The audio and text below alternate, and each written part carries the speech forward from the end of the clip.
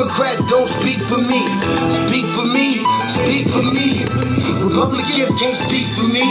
Speak for me, speak for me. A bitch ass nigga can't speak for me. Speak for me, speak for me. You coon ass niggas can't speak for me. Speak for me, speak for me. Listen here, this is a fact of life. I be rapping like Nat Turner came back to life. Grab Donald Trump by the pussy, he ain't acting right. I never run from a conflict, I be glad to fight. It's a very cold world that we living in. Somebody please tell Elizabeth you're not an Indian. You just trying to con them people to get the benefit. Just another immigrant, stealing from the Indians. That's some punk ass shit and that's too lame. Now we finna step over to Andrew Yang. And you a sucker, you could never speak for black folks. Fake ass pandemic, trying to get the black vote. The Democrats don't speak for me. Speak for me, speak for me. Republicans can't speak for me. Speak for me, speak for me. A bitch ass nigga can't speak for me. Speak for me, speak for me. You coon ass niggas can't speak for me. Speak for me, speak for me. You know your boy be high off sativa. Kamala wasn't popping, so we said bye, Felicia. She ain't had a right policy. We ain't trying to meet her. Y'all can take Biden too. Bye, we don't need him. We don't need Roland Martin or that coon out Sharpton. Didn't need Cory Booker from the start, man. I don't fuck with police and no snitch. You know I'm coming with the heat when I spit it. The Democrats don't speak for me. Speak for me, speak for me. Republicans can't speak for me. Speak for me, speak for me. A bitch ass nigga can't speak for me. Speak for me, speak for me. You coon ass niggas can't speak for me. Speak for me, speak for me. If you ever go to court and this is your luck, try not to get fucked by Benjamin Crump. I know it's hard. You and Go is hard. But who the fuck is Amy Cloak? Put her picture up on the bullseye and start throwing darts. People cut our organs out our bodies, that's a stolen heart. They can't save us from the flood like Noah's Ark. Black lives always matter, we finna go for ours. So then we savages, we don't need to pot the piss. Mike Bloomberg is suck dick with that stop and frisk. Bitch, you ain't speaking for us, we don't know you. Bernie Sanders, they get your funky ass on too. The Democrats don't speak for me. Speak for me, speak for me. Republicans can't speak for me. Speak for me, speak for me. A bitch ass nigga can't speak for me. Speak for me, speak for me. You coon ass niggas can't speak for me. Speak for me, speak for me.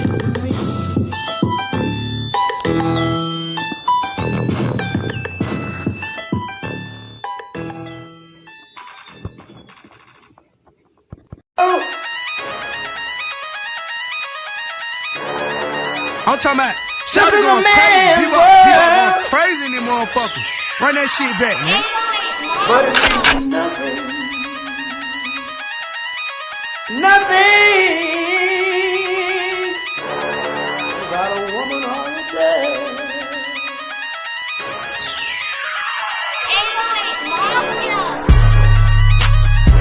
Man made the car.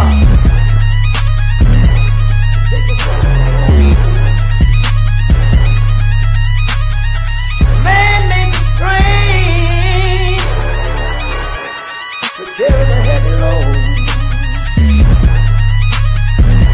Man made the electrolyte to take us out of the dark. Man made the boat for the water like the 7 Omega. Man thinks about a little bit of baby girl and a baby boy. Make them happy because man make them dark. But after man make everything we can, do you know that man makes money?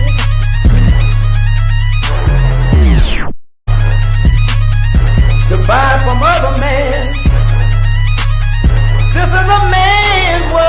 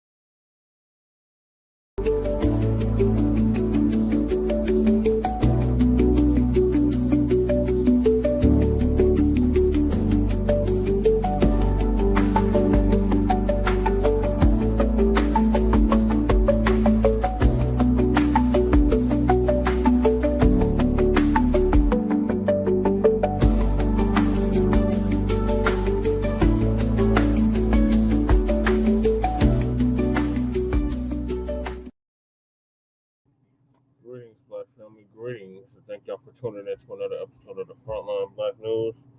I'm your host, Chan Kuma. We're joined with our other host, Lady Che, at the Black House. And on this season 5, episode 4, part 3 or part 3 of the Frontline Black News, we'll be discussing the topics we didn't get to in part 2. And that is Florida University shooter is a white supremacist. Has China exposed the luxury bag industry? Hope Francis dies at 88. She's fake ghetto. Charleston White goes off on Jasmine Croccett shit. And we got breaking Shannon Sharpe blindsided by sex lawsuit. Breaking Shannon Sharpe strikes back hard at solid allegations. Lost at Home, the true history of so-called Black Americans. The Black Indians of America. America tried to hide from you. The secret slaves America's been hiding from you. The African Empire in America, they tried to hide from you. Trump administration declassified all paperwork on MS-13. Maryland man, Kilmar, Abrego, Garcia, and our Unhoused neighbor news and illegal migrant news and local Denver news. Please join us on StreamYard, YouTube, Frontline Black News. All the links to our channels are in the chat. Greetings. I see twins in here. Yeah, Jasmine Croccett shit, Mac 285. I see Mac 285 and 20 here. Greetings to both of y'all. Say hi, Lady Che. Lady Che is here with me as well.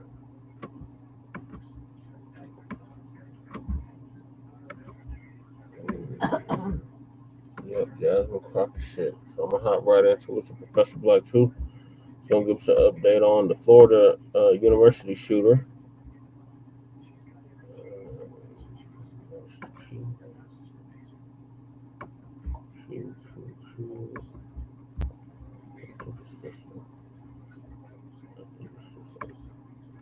Yep.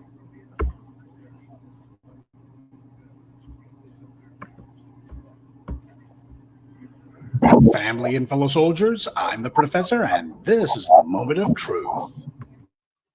All right, hands up. Who was stupid enough not to see this one coming? This morning's briefing is a follow-up to the Friday crime report.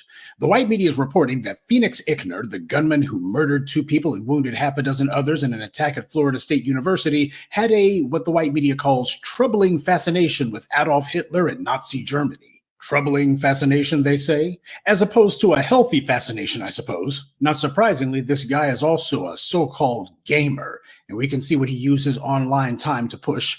He had a picture on his online gaming accounts where he used a drawing of Adolf Hitler with the word 9 in a thought bubble. For the screen name that he used on another account, he used the name Schutzstaffel, which was the name of Hitler's SS thugs. These video game networks and websites, they act as places for these racists to hang out and to act out the racist hate speech they love so much and not be punished for it. And as we all know, hate speech leads to hate crimes. But the video game companies don't mind because 99% of the time, they spout anti-Black rhetoric, and everyone knows the people who run these video game companies are as racist as their so-called gamer fans are, the Phoenix Ickners of the world. Of course, when you look at his internet searches, you see that this guy also had a troubling fascination with the Confederate flag and scientific racism, too. Another account that Ickner used had the symbol for Patriot Front. That's the white extremist group who previously called themselves Vanguard America. Back then, one of their members drove his car into a crowd of people in Charlottesville, killing Heather Heyer in the process. These days, Patriot Front runs around in rider vans doing flash mob antics, but a number of these criminals also join law enforcement. Ickner was aspiring to be one of them, but he couldn't contain his racial privilege long enough. Ordinarily, I'd say I told you so, but this is so normal, so routine. We all knew it well before the white media finally decided to admit to it. In addition to being a mass shooter and a double murderer, Phoenix Ickner was also a white supremacist too. Seems every one of these mass murderers, from the Columbine killers to Nicholas Cruz, has all kinds of anti-Black ideology that they love to spout. USA Today, the rag of record, actually gave some passing mention to this fact, even though this is the most consistent trait that these mass murderers have in common. psychopathic anti-black racism. All the things that we in the black media have reported and chronicled for you, the white media is only just now being embarrassed into admitting to it. As I've always told you, if you're not following the black media, you'll always be the last to know. But his video game profiles and his internet searches, that's what he was doing when he was online. Did his classmates at FSU know about his anti-black white supremacist leanings? Of course they did. They knew that he was expressing all of this stuff and they were calling him out on it. His classmates have talked about how he openly touted right-wing conspiracy theories and hateful ideas. Among them was his assertion that Rosa Parks was in the wrong and black people were ruining his neighborhood. One classmate said that Ickner had been part of a political roundtable club. Quote, basically our only rule was no Nazis, colloquially speaking, and he espoused so much white supremacist rhetoric and far-right rhetoric as well to the point where we had to exercise that rule. Another classmate said, I got into arguments with him in class over how gross the things he said were. I remember thinking this man should not have access to firearms. But what are you supposed to do? Yeah, everyone already knew that there's laws in place that are supposed to stop people like this, but the people who are supposed to enforce these laws won't. These race soldiers are being deliberately protected by these schools and by the state. This is what moron DeSantis and the rest of the white right think of as a well-regulated militia. The reason they don't want these racist murderers to be disarmed is because they don't want any of these race soldiers, in uniform or without, to think that the state's going to restrict their violence. They've written laws openly meant to encourage exactly this kind of savagery because the white right is waging a race war and the white left is letting them. We've seen this pattern enough times where it's undeniable. These are the warning signs. The problem isn't that the warning signs were missed. It's that the people who are giving off the warning signs are the wrong color. We've seen this from Columbine to Ethan Crumbley to Nicholas Cruz. Everyone knows these mass shooters when they see them at this point. The problem is they also know the administrators of these schools aren't going to do anything about them because their top priority is maintaining white primacy. And that means whenever these burgeoning psychopaths are getting ready to cross the line, nothing can be done to stop them. Nothing can be allowed to stop them. If a black student wears dreadlocks or their teachers or what have you say that they don't like their hairstyle, then they will forcibly cut their hair. But someone showing obvious white supremacist ideology that you know routinely precedes mass murders, and there's just nothing they can do. As soon as he began spouting that anti-black crap, he should have been kicked out of the university, not just out of a political discussions club. You got the white left and the white right who are so hot and bothered to make sure that anything that even remotely smells of anti-Semitism results in people getting kicked out of school immediately. There's no violence required and no history of violence, but it's just a matter of we got to make sure you don't say the wrong thing. Meanwhile, you got all of these school shooters who overwhelmingly have anti-black racism in common, and well, we're not kicking anybody out of school just because they say something. Even whenever they threaten people on campus or perform some act of violence, well, unless they actually pull a pistol and start gunning people down, we can't actually kick them out of school, don't you know? So the people who are actually responsible for the actual on-campus violence, you're not going to do anything about that. But somebody who says something that certain people don't like, that's all it takes. That's how you know they're protecting them. You have people who are also doing what the white media has conditioned them to do, to pretend as if these murders are some sort of anomaly or some kind of wild deviation from the norm, when in reality, they are completely normal for this society. The problem isn't that this murderer was exposed to extremism. It's that this society has made white supremacist extremism normal and always has. What's not normal is punishing these people. What's not normal is conditioning society that when these people rear their heads, they'll be expelled, fired, punished. This is why he wanted to be in law enforcement. White supremacists know that they can harm people, especially black people, violate their rights, put bogus criminal cases on innocent people, murder unarmed citizens in the streets, and not be punished for it. When these guys look at the police, they see an obvious and ready outlet for their anti-black violence, and they're right. And this stuff is also taught in the home. Are we supposed to believe that his mother didn't know what he was into? Are we supposed to believe that the apple fell far from the tree? You combine the deliberate legal immunity that the thugs in blue receive with ready, no-problem access to guns and a socially permissive environment where certain classes of people are never told they're wrong, never told no, and never punished for their behavior. And this is what you get. As we told you and keep telling you, these mass murderers are not so much a gun problem as they are a white supremacist problem. The reason that no school massacre is enough for this country to even consider limiting access to guns for certain people is because that's how white supremacy entrenched itself, through open, unpunished violence, and that's how it intends to maintain its position in the world. having armed racial zealots willing to kill any and everyone, including other white people. That's precisely what the dominant society wants. For the dominant society, they've already reduced it to nothing more than a math equation. 330 million people in the United States, with tens of millions of them going to universities and schools every single day, and only 2 got killed today and 6 wounded. Far as the dominant society is concerned, that's not even a drop in the bucket, much less a drop in the ocean. The same way that those young people at these schools and universities have been conditioned to understand that nothing's going to be done, so the rest of the society has also been conditioned to understand nothing's going to be done, because they want it this way. Groups like Patriot Front should be on a terrorist watch list. They should actually be pursued actively as terrorists because that's what they are.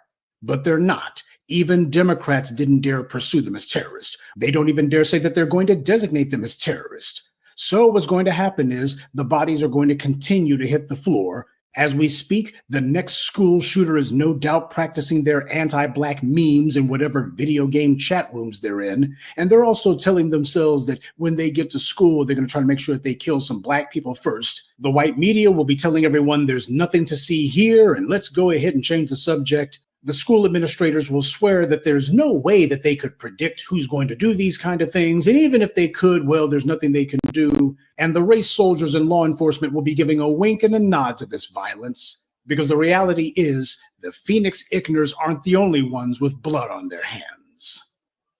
Good day and be one. I'd like to take a moment to mention some of our contributors. Left Trabia Lawson, Joe Bobo, Faith Speaks Life, Wesley Monroe, and Coco Sweets. Salute to them and thank you to everyone for listening, liking, and sharing this message. Black empowerment only exists because of you. Spanish Florida. All right, yeah, so as you can see from what the good professor just laid out, this dude is not a lone wolf. He belongs to all these white supremacist platforms and gaming sites and all of that. So the white-owned media gonna keep trying to tell us that, oh, he's a lone wolf, and they can't understand how he did what he did and why he did what he did. But like Professor Blacc said, they protected these months, both the Democrats and the Republicans. Like Twin said, Pecker was always up to no good. Yeah, stay up to no good. What are your thoughts, ladies here? I think as long as they exist in the world, they continue to do all that anti-Black hatred, anti-Black racism. As long as they continue to, exist, they're gonna find ways. I just think that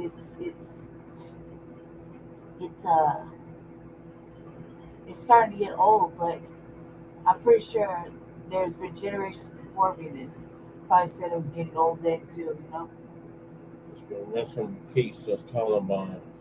Yeah. They're not alone, and there's doesn't matter, like, if you saw the signs, nobody's stopping. Surely the parents know what kind of motherfucking monster they have. They can't parent is not law know. enforcement. Law enforcement, whoever. Everybody knows Their about parent was law enforcement. Yeah, you don't think they know that what kind of monster they have? Yeah. They rear them. They Right. So and like you said, the classmates were like, yeah, he's a white supremacist, like he's a neo-Nazi, like this is. No, you didn't couldn't lock them up in the cops kid or something. Yeah.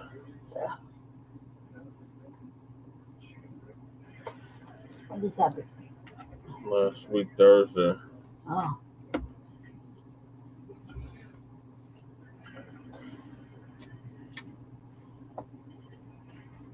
I just learned about it as you told me. Okay. Well, this is like the second or third time we covered this. This story? Mm-hmm. I don't know.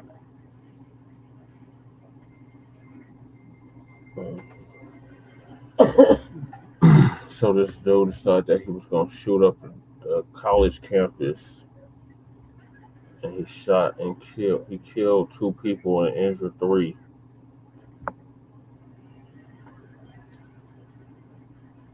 So, as usual, rinse and repeat. They're trying to paint him as a lone wolf. And we know goddamn well they're not lone wolves. And like Professor Blacc was saying, he belonged to Patriot Front and the Daily Stormer and all these white supremacist sites. And he's a gamer too, so he's down with all of that shit too. And a lot of these white supremacists, they be on these gaming sites planning their next move. And he said he idolized Hitler, and yesterday was Hitler's birthday. And always the time around Hitler's birthday, these white supremacists pull these terrorist attacks.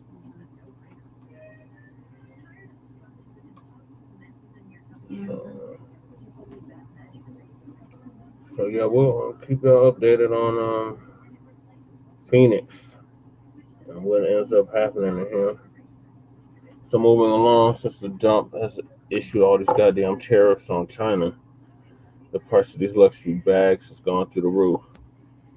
So Professor Blacc is also going to give us an update on that. That's a fun video.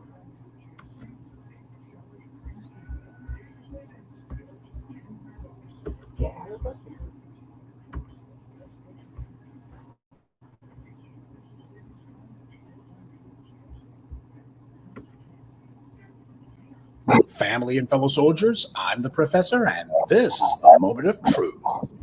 Some say as long as there's a tag saying made in China, the bag can never be luxury. However, in fact, more than 80% of the luxury bags in the world are made in China.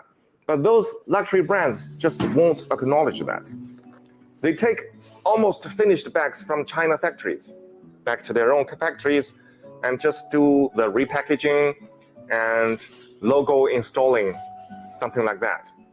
That way, the bags will appear at their boutiques as made in Italy or made in France. You know, those sophisticated European countries, which make you feel mysterious, royal, and thus luxury.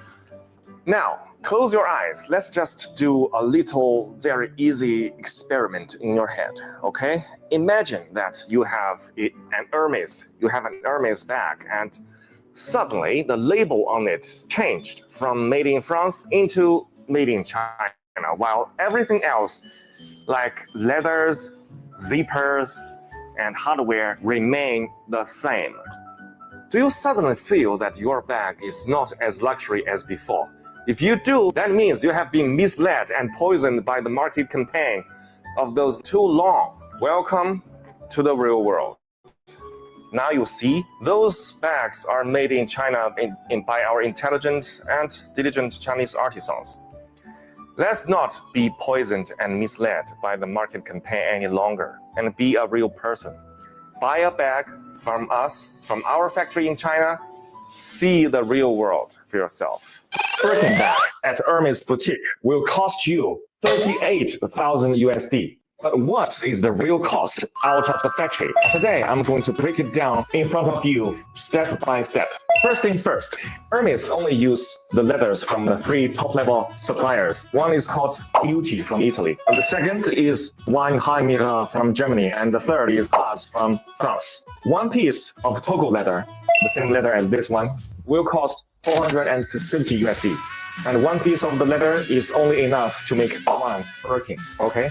The thread. And of course, for Hermes Birkin, the thread is also the best top level. It's called Fil Al Chinois from France. This is actually the Rolls Royce in thread.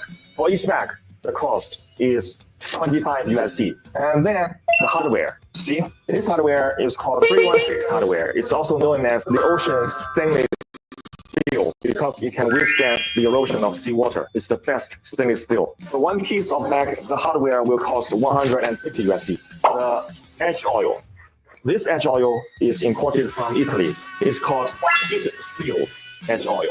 For each bag, it will cost 50 USD. The interior lining, it used lambskin imported from France. For each bag, the cost will be 100 USD. And also inside, there is a zipper from Riri brand. And the zipper for one bag is 10 USD. And then the cost of human resource. The French artisans is much more expensive than Chinese artisans. To finish one bag, the human resource cost will be 600 USD. The package, now this is not that expensive, it's 10 USD. So now to sum those up, the total cost will be 1,400 USD for one Birkin out of factory. But why Hermes will charge you 38,000 USD for one bag? That's because more than 90% of the price is paid for its logo. But if you do not care about the logo, you just want the same quality, same material, you can just buy from us. Because for our bags, we use exactly the same material, same leather, same hardware, same edge oil.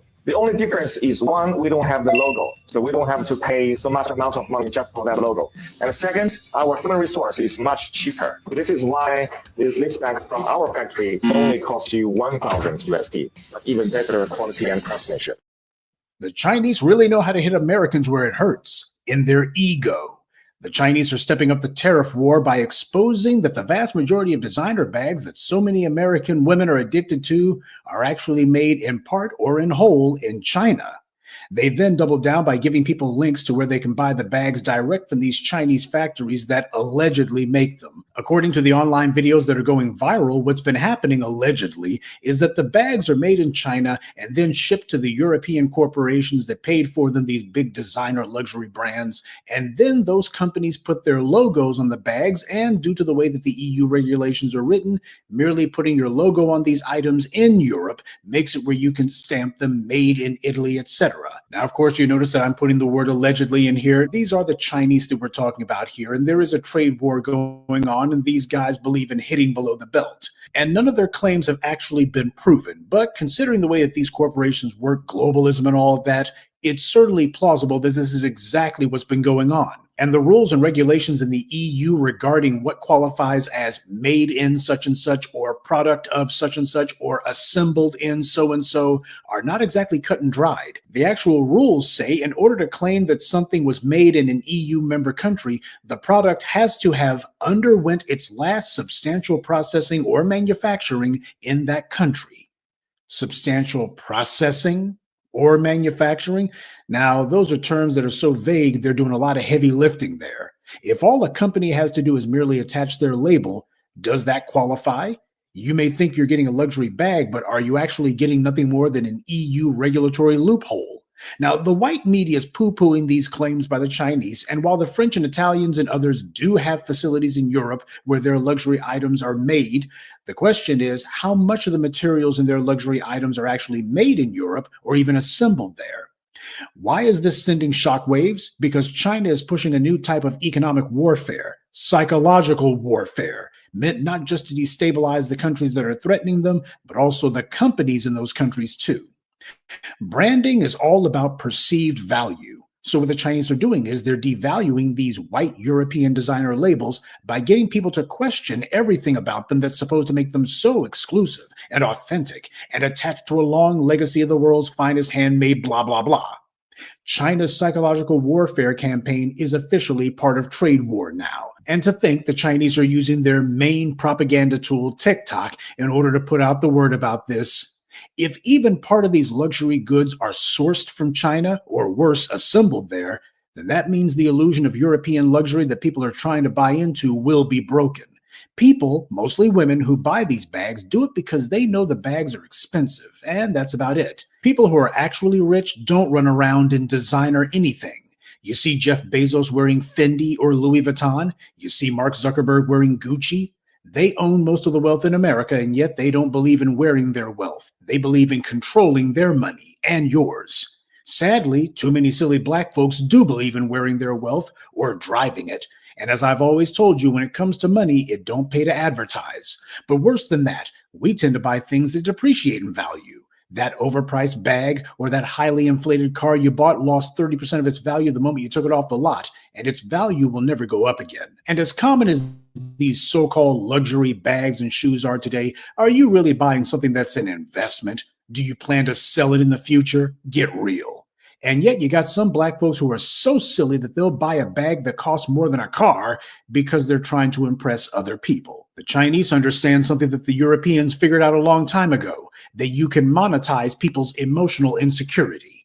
When people are desperate to be validated, desperate to be seen as a somebody by other people, they'll go to extreme lengths, stupid lengths. This is why all of these scam financial influencers you see who run around pretending to be millionaires is so proliferate.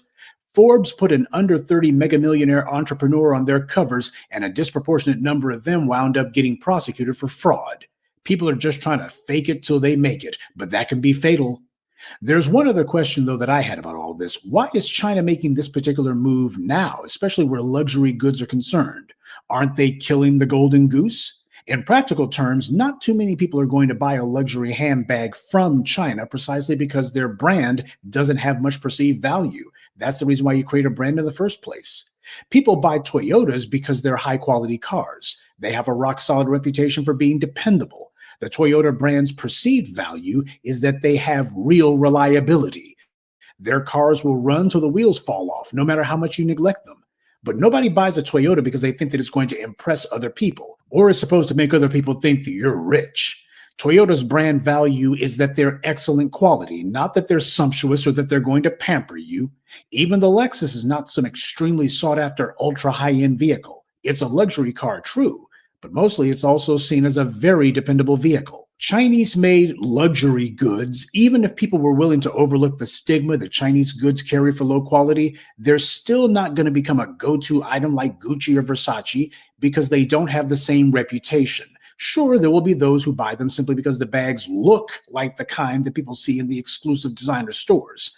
But without the well-known designer logo and the brand perception that's accrued to it, all people will think is that you have a very nice-looking purse. But then again, for how much the Chinese are producing them for, that would still be sufficient to make it worth their while. Again, it's hard to tell what exactly the end game here is supposed to be other than what it appears to be. But to return to my earlier point about why the Chinese would go scorched earth like this when they're undermining their own manufacturing too, well, perhaps the Chinese see things differently. Half of China's wealthiest buyers were the latter half of millennials and all of Gen Z. Not to mention that around last year, the Chinese government, which runs the society, has been cracking down on wealth influencers on social media. Their economy has already run into problems, so they wanted to get the rich, who the Communist Party caters to the most, to stop being so flashy, tighten their belts.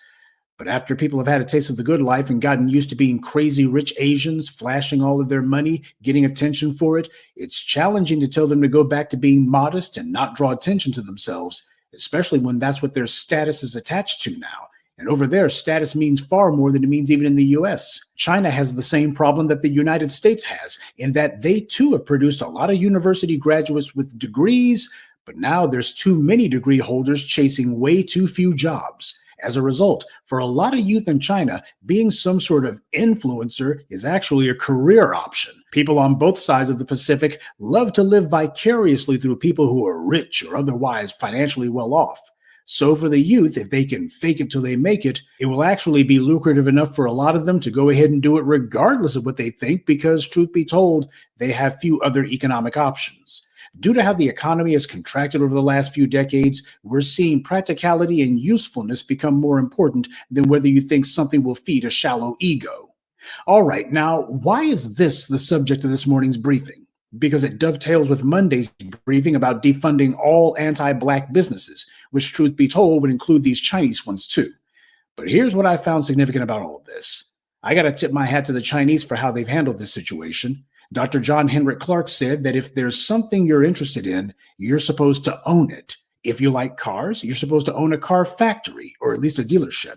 If you like shoes, you're supposed to own a shoe factory. And if you like luxury handbags, then you're supposed to make luxury handbags. You're supposed to own a handbag factory. The Chinese have done all these things. They don't just buy things, and they don't just produce them either. They own companies that make these things. The Chinese love luxury goods, so they got into the business of making them. They didn't just become customers of Gucci bags, they decided to figure out how to make them for themselves. This gave them an economic floor, but it's also provided them with leverage too, not just with the US, but with the Europeans. Too many Black people are content to be reduced to nothing more than everyone else's customer. We're trendsetters. Everybody looks to us for trends and ideas, but because we've been robbed of the financial wherewithal to produce goods, our ideas get taken by others who use the wealth that white power handed them to monetize what we create. The only reason we don't have luxury brands that we own is because we think everybody else's ice is colder. White power used rappers and entertainers to push their clothing and accessories onto us, and too many black people drank the Kool-Aid.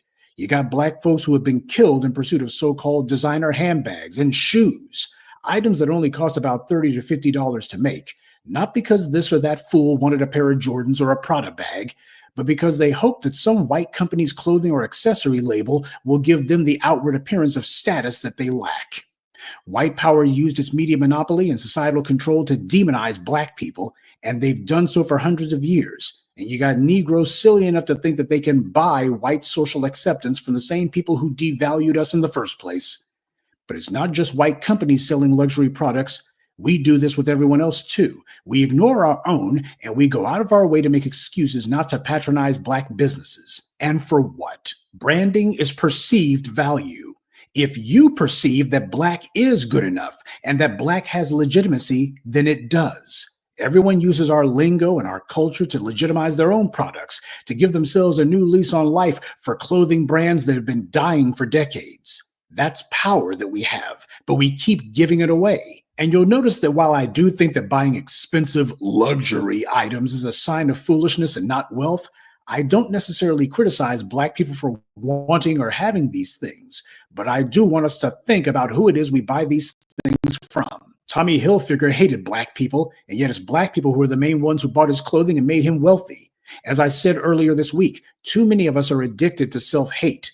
We don't buy clothing and handbags and shoes from these anti-black racists because they're of superior quality. They're made by the same sweatshops who make these knockoffs. We buy these things because we hope giving masses some money will make them like us. Or perhaps some of us hope that it will make us a little bit more like them. You can't buy whiteness, and you shouldn't be trying. People in the hood and white kids looking to rebel are constantly trying to get themselves street cred or credibility with the streets. But most people want this instantly and on the cheap. That's why looking the part is so important. What we see with luxury goods is black people pursuing white cred or credibility with white society. Luxury goods are part and parcel of elite society. These are things reserved for the select few. If you can't be rich, at least have some absurdly overpriced accessory instead. That seems to be the thinking. People are always looking for shortcuts to status. This is where the stolen valor phenomenon comes from. People who didn't get very far in the military will lie and claim that they were a Navy SEAL or something, or in many cases, people who weren't in the military at all falsely claim that they were. Because if branding is perceived value, and it is, then the idea that being white is somehow smarter, more classy, or sophisticated, well, that's the best example of perceived value imaginable. Whatever it is you're talking about doesn't actually have to be as valuable as you say it is. You just have to get people to perceive that it is, and that comes through conditioning. Once you do that, you can lead them around by the nose. You've taken a fiction and you've made it into their reality.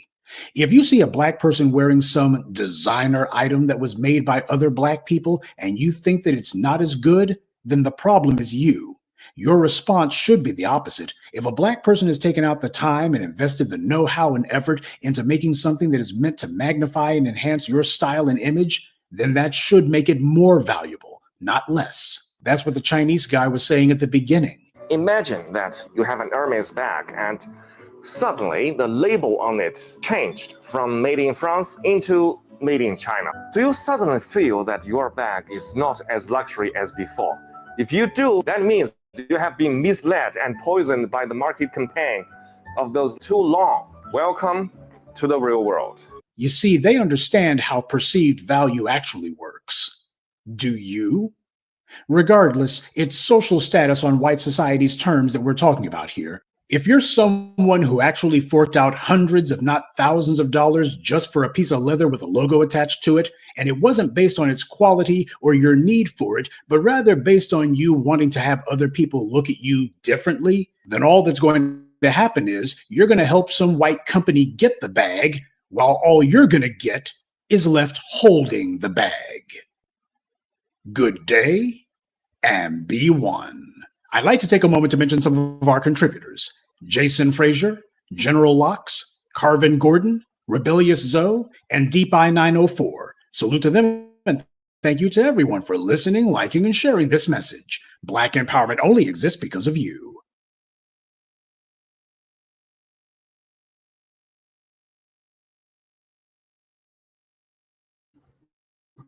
Yep. So there you have it.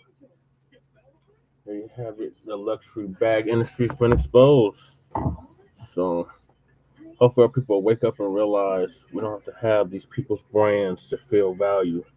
That we can support our own brands and still get that same value. As you can see, the knockoff bags and the real bags are made in the same sweatshops, and it just shows you that. So, what are your thoughts, Lady J?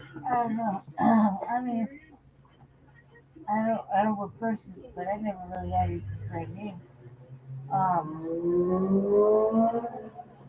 This is not unknown. Not unknown. It's not an unknown thing. But it's programming. Yeah, it's You know, definitely it's programming. That's why we scrutinize each other. We have to have this, we have to have that. We didn't have this, we didn't have that. You get calmed down, they listen to dozens. Mm-hmm. So it's just programming. Now we're like, oh no, I can't have that. And another 10 years will go right back. It's just programming. I was talking to really have name brand names. Probably because couldn't really afford it ever. And when I could, I didn't really necessarily know if I wanted it for myself. So I really didn't splurge or nothing. Yeah. But what's the point of having a name brand at the end of it when Facts. It's all a scam, man. That's just what he said. Okay. Is that it, Lady J? Yeah. That's like Twitch. Yep. It's all a scam, Act 285. It's all a scam. So moving along, Pope Francis died. We did tell y'all that last night, but Lisa's gonna give us an update on that. He died at the age of 88, and he was the first Latin American Pope, hailing from Argentina.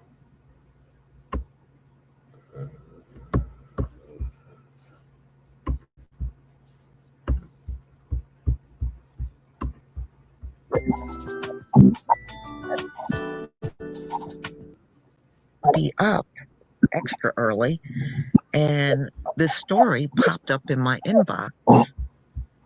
The Pope has died.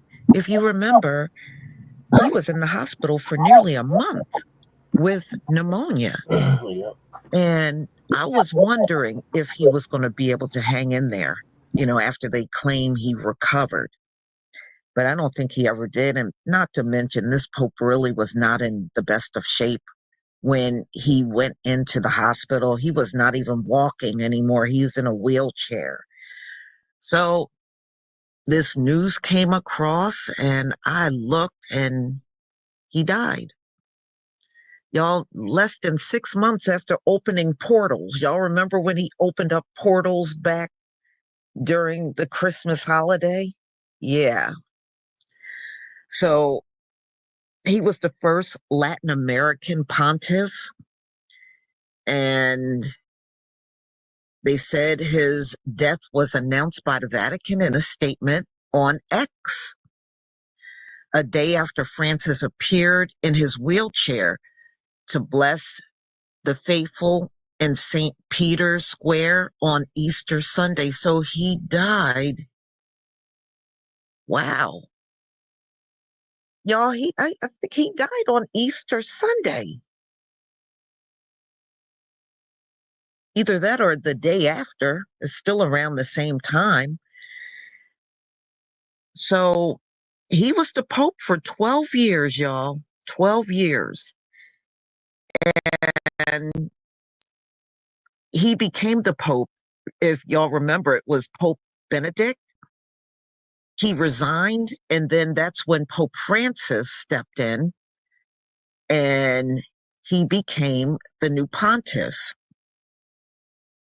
So they said, he was steadily steering the church in another direction, restocking its leadership with a diverse array of bishops. who shared his pastoral and welcoming approach.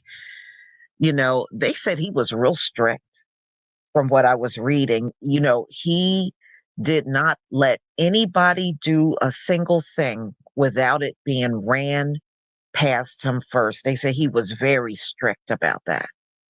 At least that's what I had read about him.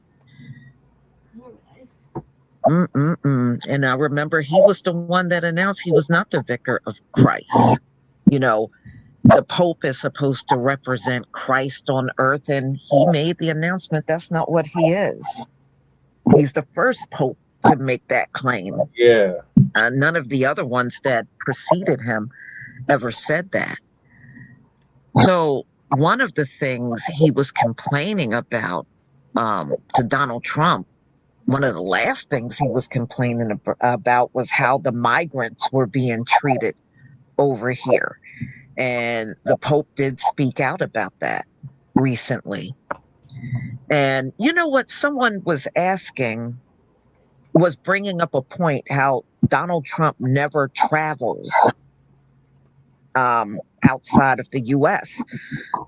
Donald Trump can't travel outside of the U.S. because he's a felon. There are a lot of countries on this earth that will not let felons in. If you notice, that's why J.D. Vance is the one always traveling and not Donald Trump. Donald Trump would not be allowed into many countries on this planet. That's why you don't see him traveling like Joe Biden and all of the presidents before him. In fact, J.D. Vance just days ago was at the Vatican. But the Pope did not meet with him. He had to meet with a bishop, and it might have been because the Pope just was not well enough to meet him. But he was well enough to be there Easter. So, and here he is gone right after Easter. So in his final years, they said he had a bad knee, intestinal surgery, respiratory problems. He often even had hard times even speaking. He used a cane and then a wheelchair. And you really literally saw this man's health declining, especially in these last few years. I remember when he was still walking, and then next thing you know, he was in a wheelchair. So he continued to travel widely. They said he went to parts of war-torn Africa, and he took a trip to South Sudan. And yeah, there's actually a picture of him in South Sudan, and he went February of 2023. So they said, actually, he was the one that embraced same-sex couples too, y'all, which no other pope would ever do before him, but he did. He did, and so he did a few things that other popes did not do. He made it clear that transgender people could be godparents and that their children could be baptized. Weird. He refused to endorse calls to deny communion to Catholic politicians. Yeah, you remember for a while, some of the bishops would not do communion with certain politicians. And I know Nancy Pelosi was one that they did not want to do communion with, because I think they did not agree with her stance on, the A word. So they did not want to do communion with her, but the Pope disagreed. He felt that even if you are a politician and the church don't always agree on your stance, they should still be entitled to communion. So he recently, during Joe Biden's presidency, he said that Biden was a good Catholic, whatever that means. So many conservative Catholics accused him of diluting church teachings and never stopped rallying against him. Yeah, I do recall that happening. So, but he was also disappointed. Many liberals who hoped that he might introduce progressive policies, his openness to frank discussions gave oxygen to debates about long taboo subjects. Yeah, but you know what he never took up? Who we are, who the real people of Israel are. He never took up that. He never took up really hard on racism. You know, that's another one he did not. He took up LGBTQ before he even ever spoke about racism. And he never did that in the 12 years he was the Pope. So we'll see what happens if they're going to elect a new Pope. I know they were talking about that even when he was hospitalized this last time with pneumonia, because there was the possibility he was not going to make it. And they were talking about electing a new Pope. So, y'all, this is a trip. This year is turning out to be something else for real.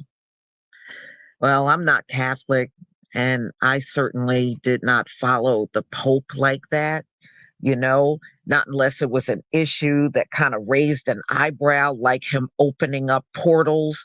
Other than that, I didn't really pay a lot of attention to this particular Pope, unless it was something that was kind of big in the news, you know, like when he said he was not the vicar of Christ.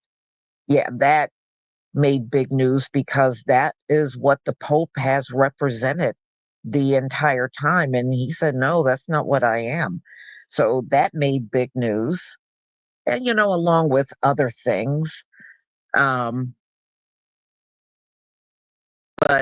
now I'm sure the Vatican will be in the news in a big way until they elect a new Pope. His funeral probably will be coming up in the next week or two. And, you know, they always broadcast the Pope's funeral worldwide. They do that all the time because there's just so many Catholics in the world. But y'all, please tell me what you think about this video in the comment section. Please leave your comment and subscribe. Don't forget to hit on the notification bell. And I'll see you on the next video.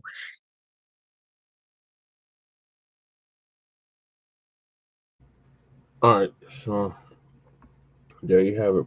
Pope Francis dead at 88. As Lisa said, he did things that most popes did not do. And yeah, he's gone. He literally said that he's not the victor of Christ, which is literally the first pope to ever say something like that. And he changed a lot of their policies on stuff like same-sex marriage and transgenderness and all that. That whole damn Catholicism is a bunch of sexual deviance. And I think the previous pope resigned because he got caught up in them allegations. So yeah, I'm not Catholic either. So whatever. All right, so I'm gonna move us along to Jasmine Croccett shit. So I gotta help Lady Trey with something real quick.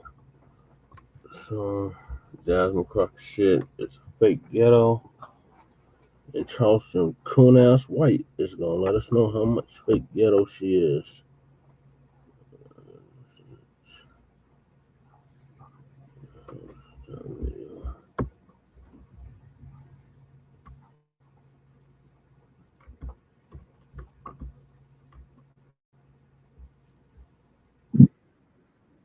Man, y'all know what time it is. I'm not ready at all. All right. But I think you guys should expect this already at this point. Y'all should expect this already. I'm going to start every stream off camera like this, never being ready to go. Okay. The original goal, right? Before we even get into the show, because I wait for my coffee to get finished. The original goal is for me to be live like an hour ago. I'm supposed to be going live on this channel at 8:30 a.m. my time. I seem to cannot be able to make that happen. Last time we morning Terry, that started 30 minutes late. This time I'm starting an hour late. And I'm not ready yet because I still got to wait for my coffee. I got to wait. The Keurig is doing this thing. But it's okay. We can just hang out a little bit, you know, until some more of you guys get into the stream as I wait for my coffee. But we're going to touch on everybody's favorite subject, right? Because I know you all are simps. You all can't stand when I talk about Jasmine Croccett. So we're going to talk about our favorite subject on this channel, Jasmine Croccett. And we're going to speak on it through the lens of another one of your favorite characters that a lot of y'all don't like I'm sure like my man DOD.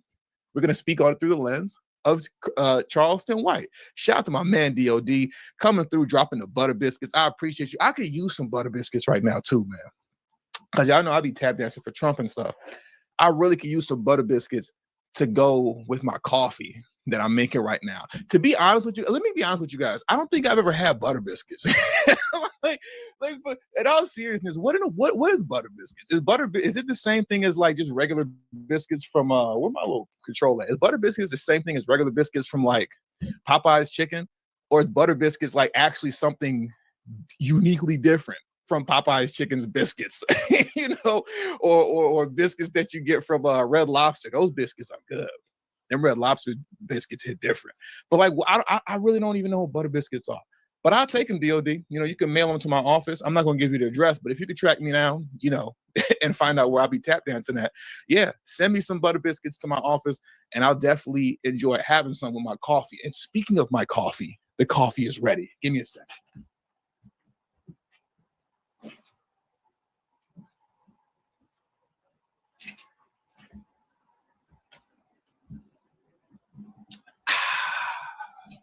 Okay, now I'm ready. I'm not gonna lie to y'all. My head is killing me. I'm trying to play it off, but right here on this side, right here, oh my God, man. This last morning, Terry, was an hour.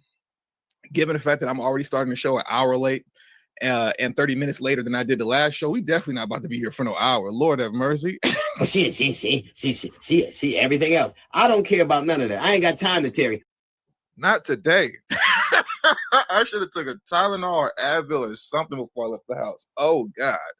All right. So let's get into it. Hit the like button, man, if you haven't already. And let's get this thing started, man. Shout out to everybody that's coming in, man. Shout out to who we got in the building so far. Big Ruck 77. What's up, bro? What's up? The Informant Media. I messed up my eye. I was rubbing on my head for so hard. Oh my goodness. I can't see. This show, listen, man, I always tell you guys, if you're new, you might have stumbled across this channel on accident. This is the show. Okay? This channel ain't about shit. Okay? This is a troll trash channel. It's not about nothing. Okay. My man Saul in the building. I appreciate you, bro, always coming through. Shout out to Saul for 5 months of service. Oh, no. That's my fault. JD Informant with 5 months of service as a channel member. Shout out to my man Saul, JR Lawson in the building. Big Ruck, I already said your name. You can't get 2 shout outs, Big Ruck. Tara, Deliri, shout out to you. Oh man. Okay. So let's get into it. Let me see. Hold on. What my man DOD say? He said, nah, bro, I don't do all that extra. I don't dox or search. Peace.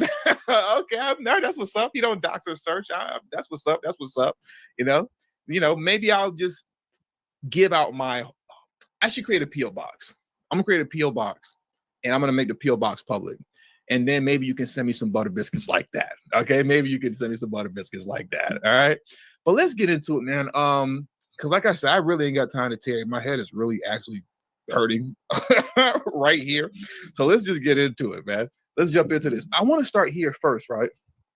I don't know what's going on with folks in Texas. When I was getting the video, the Charleston White Jasmine Croccett video, I came across this video first. Hold on, let me find this, because y'all ninjas in Texas are crazy, man. I don't know. There's something in the water over there.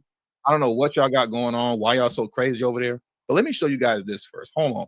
Let me go on YouTube. I know you can't see it yet, but give me a second. And hopefully I can find it very quickly. Hold on. It's Fort Worth? Yeah, Fort Worth. Yeah, Fort Worth. Okay. Please, I hope I can find it in this just by text. Hold on, guys. Hold on, please. You're not gonna you guys are gonna want to see this. Here it goes. I found it. Oh, I don't know what's going on with you guys in Fort Worth, Texas. Okay, let's get into it.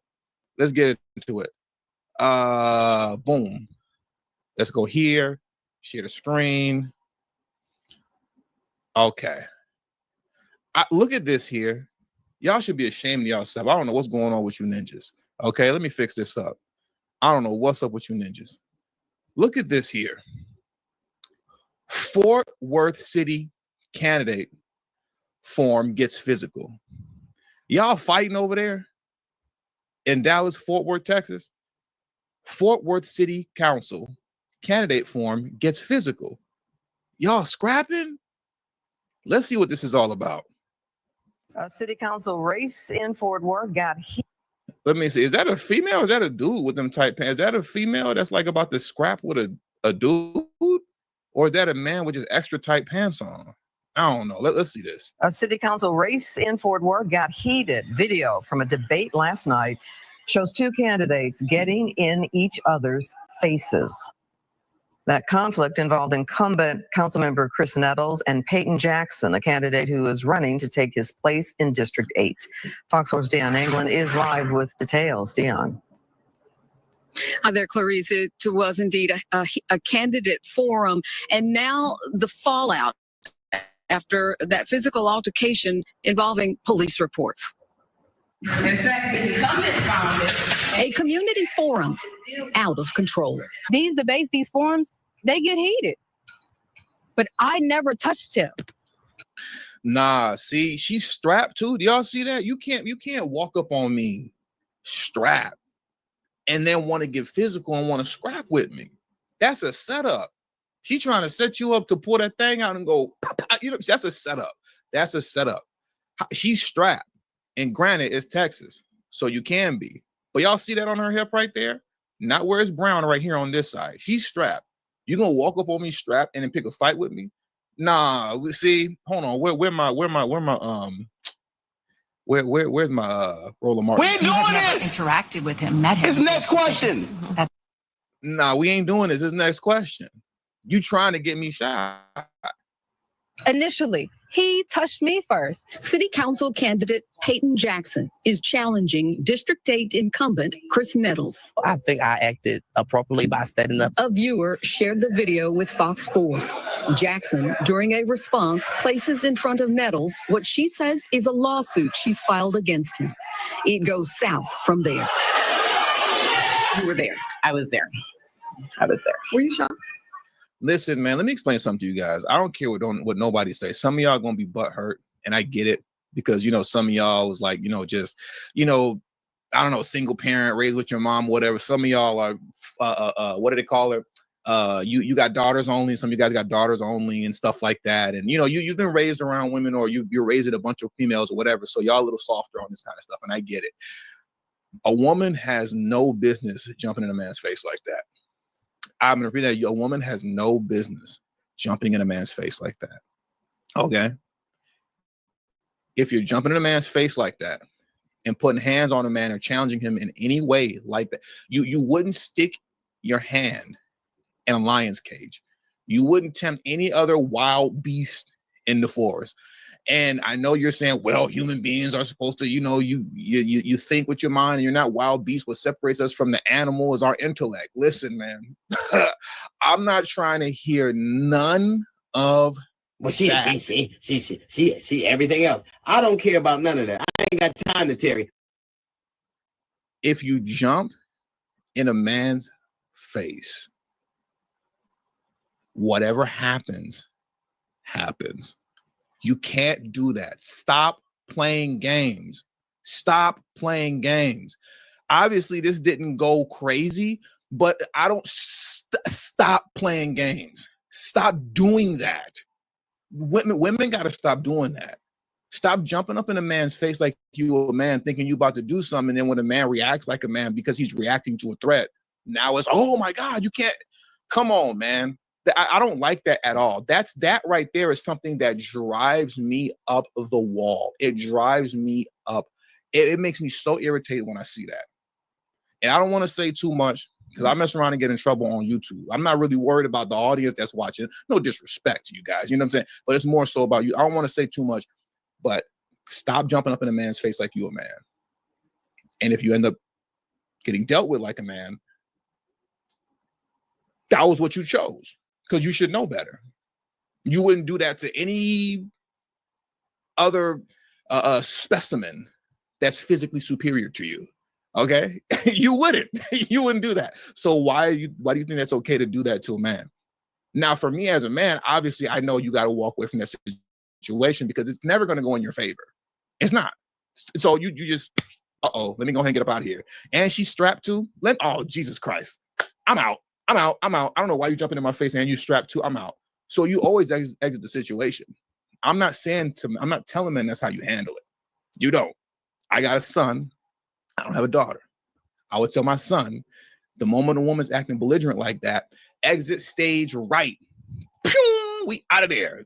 Immediately, expeditiously, run as fast as you can, because this is not going to go in your favor at all whatsoever, right? Unless she actually pulled out on you and started firing and you got the best of her. Other than that, just exit stage right immediately. But in situations like this that have nothing to do with me and anybody in my family, if old boy would have treated her like the man that she was pretending to be, I don't know what you want me to tell you. I don't know what you want me to say. I got nothing for you. I got nothing for you. Sorry. You know, sorry. But anyways, let's keep this going. Let's keep this going. Listen, and I keep having to reiterate, and she's strapped too. Come on, man. I was definitely shocked. Citizen Jessica Gomez recorded a different angle. So I stand up and I did like this. Hold on, let me clear. It looks like, okay, so it looks like she didn't have the hammer in the holster. She got the hammer on me. She didn't have the hammer in the holster when she was here. Now she got it on her here. When you look here, she got it on her. It's hard for you guys to see here, but I can see here, like the kind of, what do you call, like I can see here that she got it on her right there, you know? But when you come to this video here and I see like that good side angle, it's not in the holster. It's not in the holster. So, okay, so at least she didn't have it on her for real when she was running up on him. Because that's crazy work, man. Come on, man. You can't run up on me strapped and try to kick off problems with me. So I stand up and I did like this. Both Nettles and Jackson say they have filed police reports in the matter. You can see when we spoke to Jackson, she is wearing a holstered firearm. Prior to the forum, she was asked to give up her firearm and was only wearing the holster. Thank God that somebody there had enough sense to say, you can keep the holster on you, but you got to keep the blicky in the car. Okay? You got to keep the blicky in the car. Keep the hammer on me. You got to keep the hammer in the car. Okay? You can't bring that in here with you, because that's how dumb stuff like that. This makes me so mad. This makes me so mad. More upset than my head hurting right now. You're a female walking up on me with all that aggression, and you had the hammer on you. Let's pretend she kept the hammer on her, and you got the hammer on you, and you walk up on me crazy. All bro did was say, give me space. Y'all saw, he just went like this. He just extended his forearm out. He didn't, get up off me. He didn't do none of that. She walking up on him like a dude. He stuck his arm out a little bit, and then she got aggressive and pushed him. So God forbid if they would have let her walk in with the hammer, with the biscuit. Hey, DOD, you still here? Are you from New York? Why do y'all call, back in the day, I used to call guns the biscuit?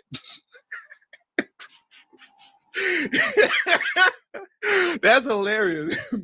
Yo, then I told my man's grab the biscuit. Why y'all call it the biscuit? Who here from New York? Why did y'all call a gun a biscuit back in the day?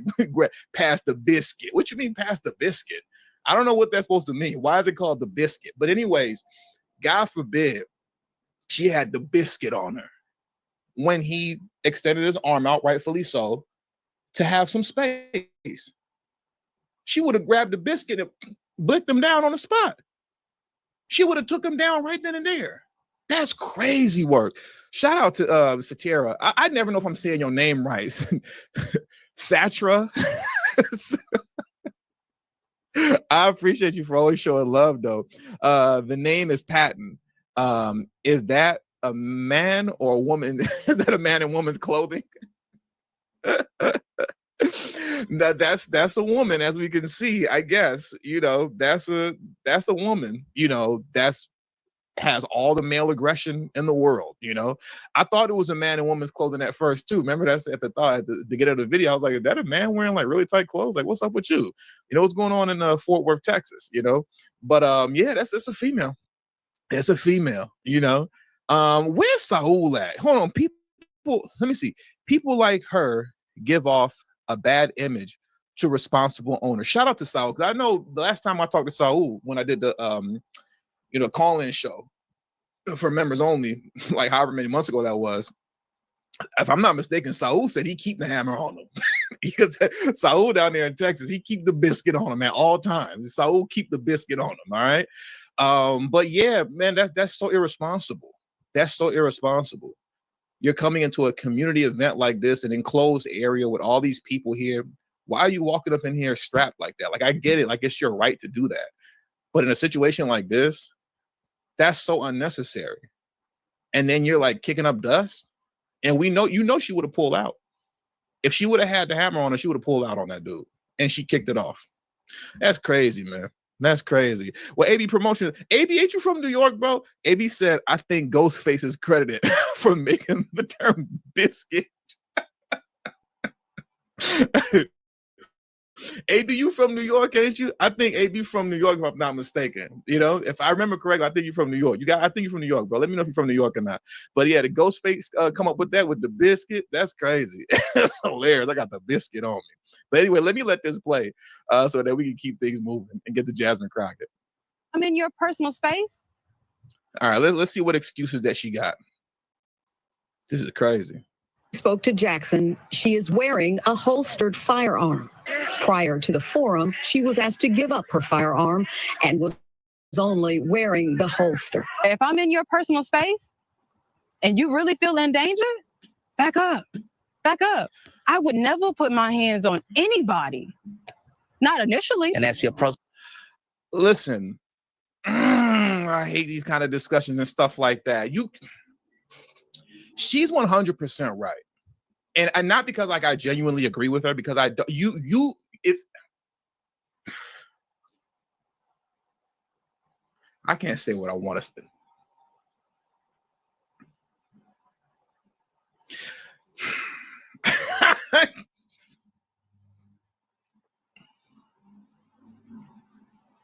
Some people deserve the equal rights that they say that they want.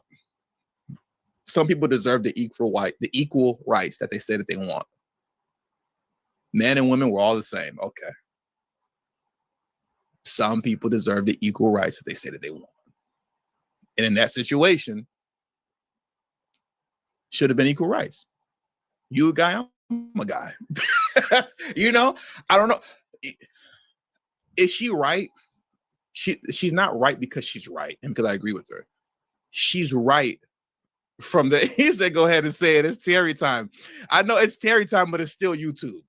You know what I'm saying? It's still YouTube. It's still YouTube. And they're like, oh, yours, you know, whatever violence against whatever, you know, I still gotta, you know what I mean? To some degree, you know what I mean? To some degree. But that's how I would respond to a situation like that. So I want to get to the point. She's right, but it's not because I agree with her. She's making up excuses for being a degenerate jackass. You know what I mean? Who was looking for trouble. And God knows that she would have took that man's life if they didn't tell her to keep the biscuit in the car. But because of crazy people like her, that's what I would teach my son.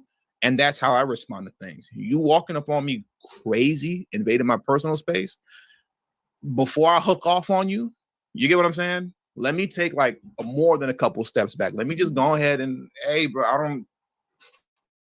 I don't know what you got going on right now, but you feel me? You got it, bro.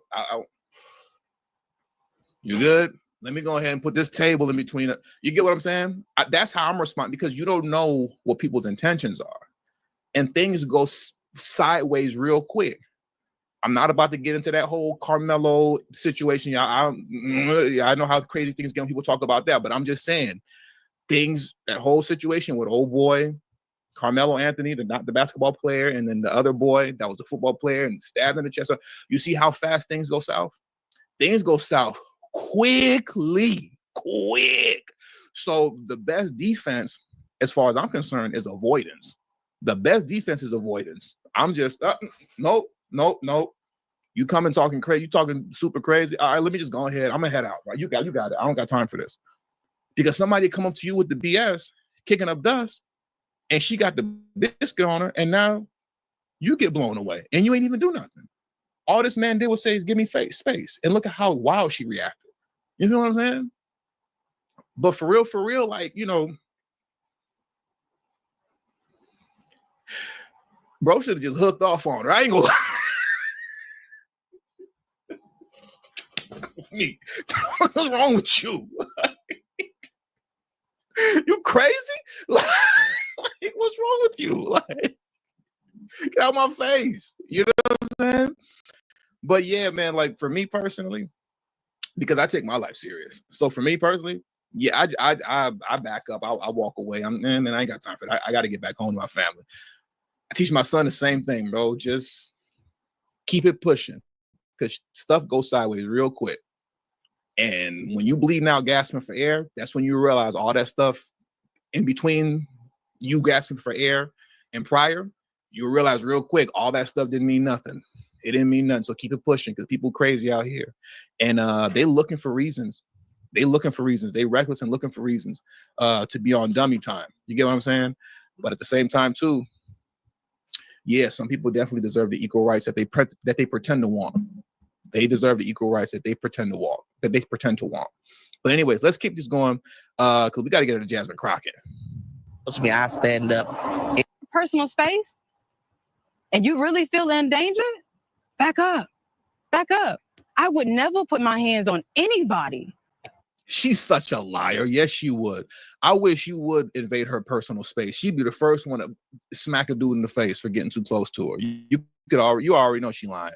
Not initially. And as she approached me, I stand up and to protect myself, to make sure that she doesn't do anything while I'm sitting down. So I think it's good to have a good debate and a good conversation, but violence is not the answer. It has made a spectacle of the race now. Business owner Arthur McCoy is another Nettles challenger in the race. He participated in the same forum. However, his stand on the issues Thursday night overshadowed by this. Let's pay attention to District 8 as a whole. Let's pay attention to District 8 about the homeless. Let's pay attention to District 8 about the infrastructure, and not make a spectacle of this. Yeah, see, old boy, he got to win off top. Y'all got to give it to him. Arthur McCoy got to win off top. When you're the only one and the main one with common sense. I mean, bro, with the dreadlocks, he didn't do nothing wrong. She was invading his space. He put his arm up like this.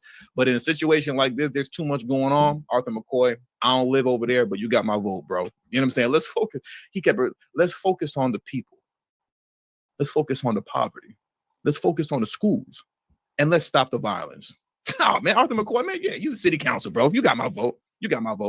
Anyways, let's move on. Let's move on to Jasmine Croccett. Y'all doing way too much over there in Texas. Yeah, y'all doing way too much over there in Fort Worth.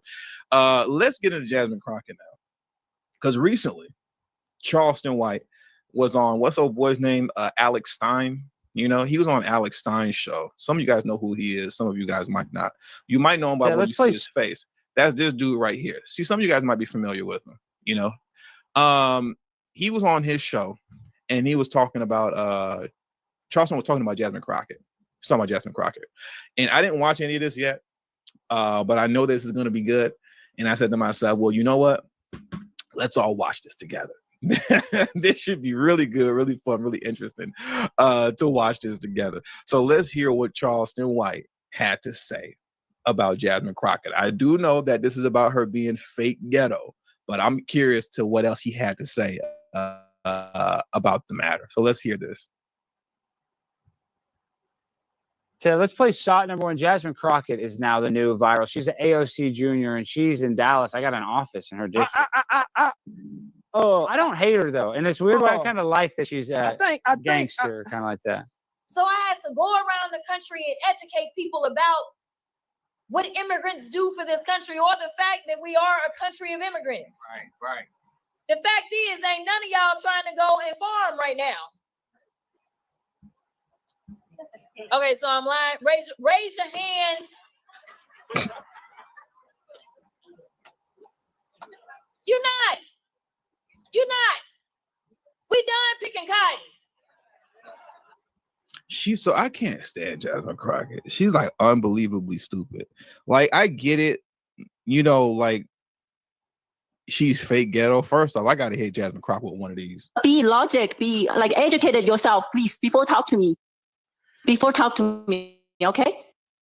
You please educate yourself before getting in front of a microphone, okay? You got be logic, be like educated yourself, please, before talk to me. Okay? Like, I get it. She has a law degree or whatever. She's a lawyer, and that she's acting, quote, fake ghetto, because she is. But I can't stand how people try to say just because she's fake ghetto, she's actually very intelligent and very smart. Pretending to be ghetto or hood or whatever when you're not does not automatically equate to being intelligent. That is not what that does.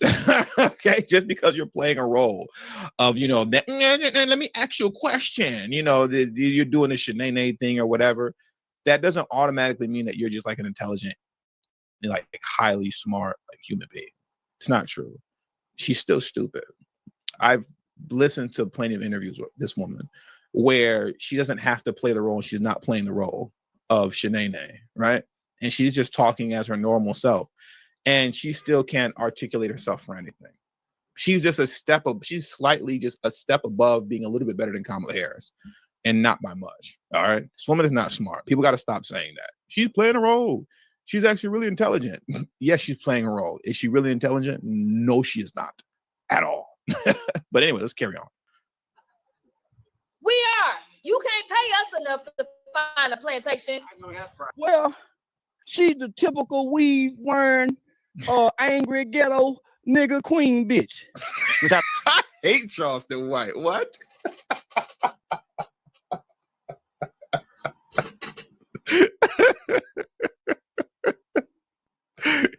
She's the typical weave wearing, angry ghetto nigga queen bitch. Which I like. I don't like.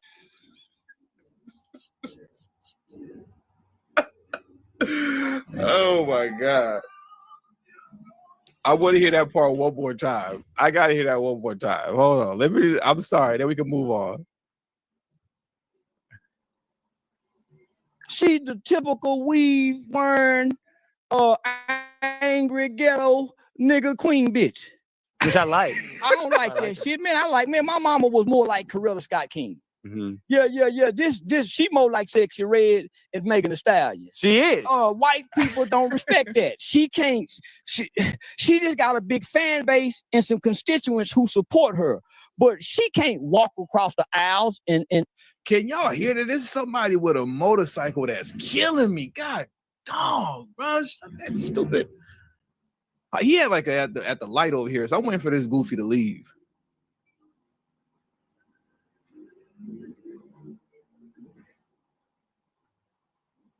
This is why I got to get up around some white people where they got noise ordinances and stuff like that. You get what I'm saying?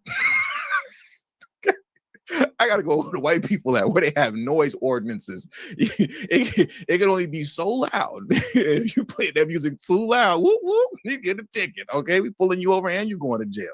You know what I'm saying? Where the noise ordinances at? That's what I need. Anyways, now that loud noise is gone, let me back this up a little bit and get back into what Charleston White is talking about, man. What are white people at? sexy red as Megan Thee Stallion. She is. White people don't respect that. She can't. She just got a big fan base and some constituents who support her, but she can't walk across the aisles and with dignity and work with a Republican. They may come from a rural area when they hear her talking the ghetto talk amongst all these white people. But is she fake ghetto, Charleston? You see how that she fake though, man. She got a law degree. Yeah, as I'm saying. Yeah, she fake, but she this is the liberals' political tactic to pander to they niggas. Yeah. They know, man. They know they To pander to they niggas. This is the liberals' political tactic to pander to they niggas. Yeah. They know, man. They know they go talk nigga, talk to them people, and they clap for them, no matter how ignorant, no matter how disrespectful. So, but when I do it, they say, "Oh man, he shouldn't say that." Man, what's the difference?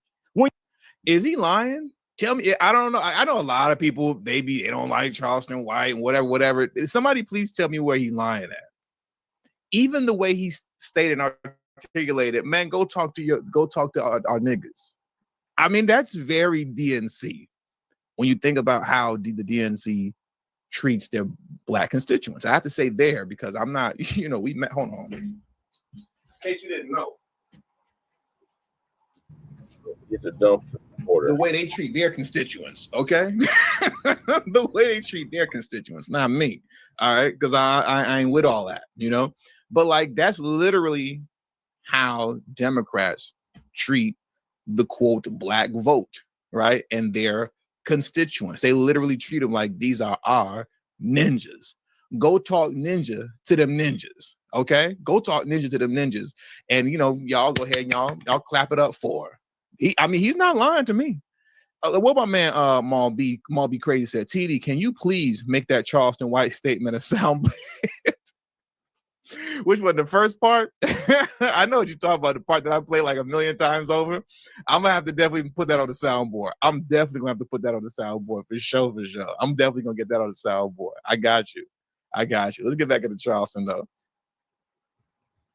She fake though, man. She got a law degree. Yeah, as I'm saying. Yeah, she fake, but this is the liberals' political tactic to pander to they niggas. Yeah. They know, man. They know they go talk nigga, talk to them people, and they clap for them, no matter how ignorant, no matter how disrespectful. So, but when I do it, they say, "Oh man, he shouldn't say that."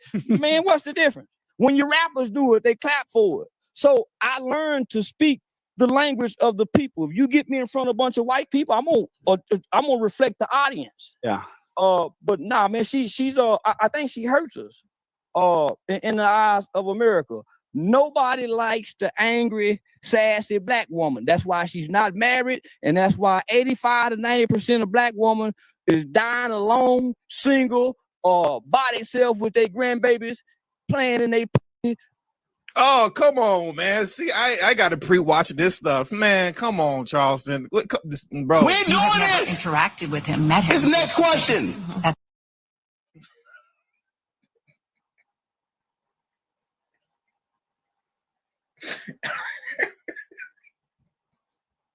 Come on, bro. I can't even rewind that part. Well, see, everything else. I don't care about none of that. I ain't got time to Terry. I'm about to cut the stream off. Charleston doing too much. He'd have got the video all the way demonetized saying stuff like that. Oh my goodness. God dog it, Charleston. Man, I gotta pre-watch these videos. I gotta pre-watch this stuff.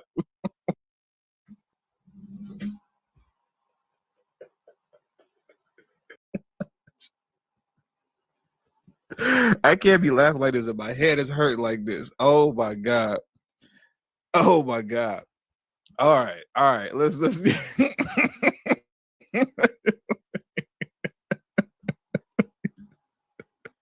You can't tell her nothing. She's sassy. Too much mouth. Bitch, shut up.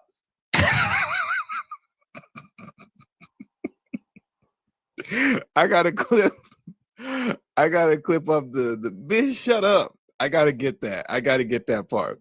There's a lot of quotable sound bites when you listen to the Charleston White, man. Oh my God. Oh man, I got to get off this live stream. I can't do this anymore. This is almost over. This is why I say you sometimes you got to slap your woman in the mouth. Like granddad and them used to do grandmama, and nobody called the police. Everybody had their win the room, and they go in there and like Cassie and Diddy did after the hallway fight. I mean, man, I guess I could have said what I wanted to say during the last segment. All this stuff that Charleston White is saying, and it's up here right here on YouTube. I'd be pissed, but you see, YouTube, they play favorites. They play favorites. And there's a thing when you on YouTube, you see, you'll watch some stuff like this where Charleston White is talking wild, and it'll be up on somebody else's YouTube channel, and it's cool. But if you say something like not even half as bad, you say something a quarter as quote bad as what he said, then YouTube want to give you problems. So I still got to protect myself. I'm not taking back the way how I was kind of censoring the last situation, but God, dog, Charleston is killing me right now. Oh man. Good after you slap the shit out of her. You didn't mean it, but you meant it. And you swear you ain't gonna do it again, and y'all do it again. And y'all to make up like ain't nothing happened. That's been traditional American marriages. Work fine for them. That is true. Sometimes you need to kind of get a little and physical. I don't support and condone domestic violence. You don't? A little bit though? Yeah. Okay, yeah. with the put on punishment from the that is a good one. One of the two. Oh God. Okay, man. God, yeah. There's certain people I do gotta pre-listen to. Certain people I gotta pre-listen to. I just can't go off the, I gotta listen to first. I gotta remember that for Charleston, man. I gotta listen to Charleston first, man. But that's what he had to say about Jasmine Crockett. But wow, that shifted real quick. That shifted real quick. Into some whole other Charleston White territory. And I'm gonna leave you guys with that, man, for the morning Terry. 38 minutes of morning Terry is more than enough. And like I said, y'all see me going like this. My dome is aching. I need a Tylenol bad. I need a Tylenol real bad, and some electrolytes or something. You know what I'm saying? So I'm gonna go ahead and head on out of here, man. 38 minutes is more than that's enough Terry in the morning. But shout out to everybody who came through and showed love, man. The Informing Media. All right, yeah. So I agree with what Charleston White said about Jasmine Crockett shit. Like, she's definitely fake ghetto. And that ratchet shit is just ridiculous. Like, I can't get with it. Especially if you're an elected official. Like, what the fuck? I'm gonna move us along. So I stayed on that topic too damn long. So the next topic is Shannon Sharpe. Breaking: Shannon Sharpe has been blindsided with a sex lawsuit. Ooh.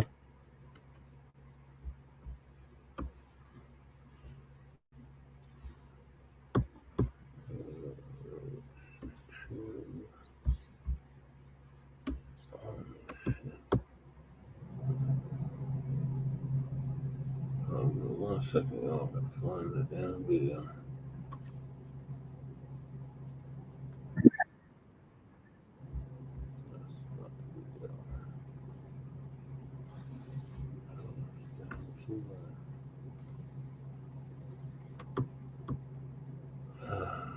Windows open.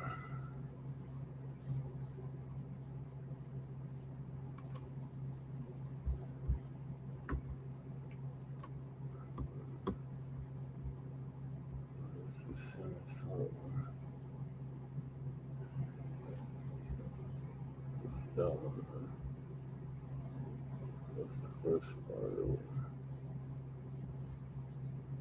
Here it is.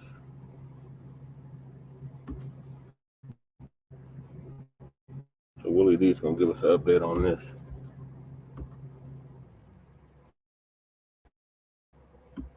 Shannon Sharpe has just been sued by a woman for allegedly, and the plaintiff in the case is asking for tens of millions in damages.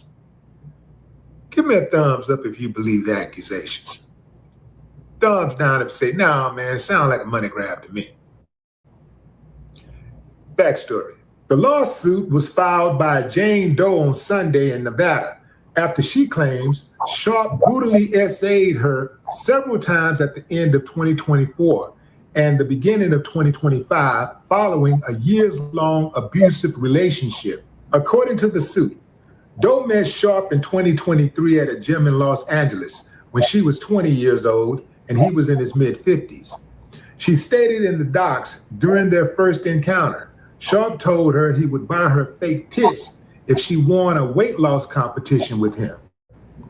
She wrote in the suit, Sharpe proceeded to pursue her relentlessly, calling, texting, and demanding she come to his Beverly Glen mansion.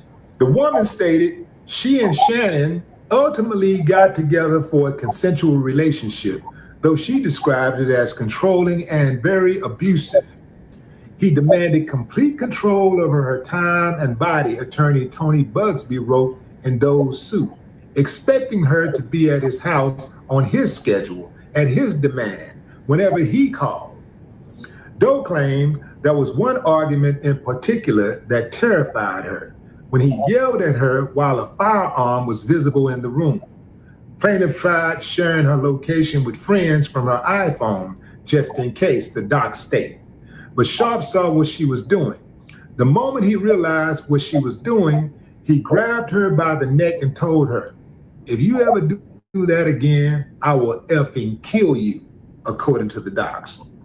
The two nevertheless continued the relationship, even following a move by both to Nevada during the summer of 2024. However, Jane Doe states in her suit, she attempted to break things off after his infamous Instagram live streaming incident, which she said led to him RAPing her. Doe states in her suit, the first instance happened in October of 2024 at her apartment. She said the 56-year-old Pro Football Hall of Famer forced himself on her while she was crying and sobbing. The second instance, the suit alleges, happened a few weeks later in January 2025. Doe claims Sharpe came over to her house with promises of delivering a Christmas and birthday gift to her, but instead violently SA'd her once more. She's suing for over $50 million. $50 million. Her attorney, Tony Bugsby, said it takes a great deal of courage to stand up to those with power, fame, and money. How much courage does it take to just sue those with power, fame, and money? Because a lot of this stuff, fam, I just quite frankly think is a money grab. I find this hard to believe. For starters, the woman said she met Shannon at a Los Angeles gym when she was 20 and he was in his mid-50s. He offered to buy her some fake tits if she was to join him in a weight loss competition. Next thing you know, he's calling, texting, and demanding that she visit him at his Beverly Glen mansion. Ladies, and ladies only. Fellas, take a break on this one. Ladies, I gotta talk to y'all. Come on in. I mean, this is a question I think that y'all should be unanimous on. What would you do if you just met a guy and he is demanding you do things? What would you do?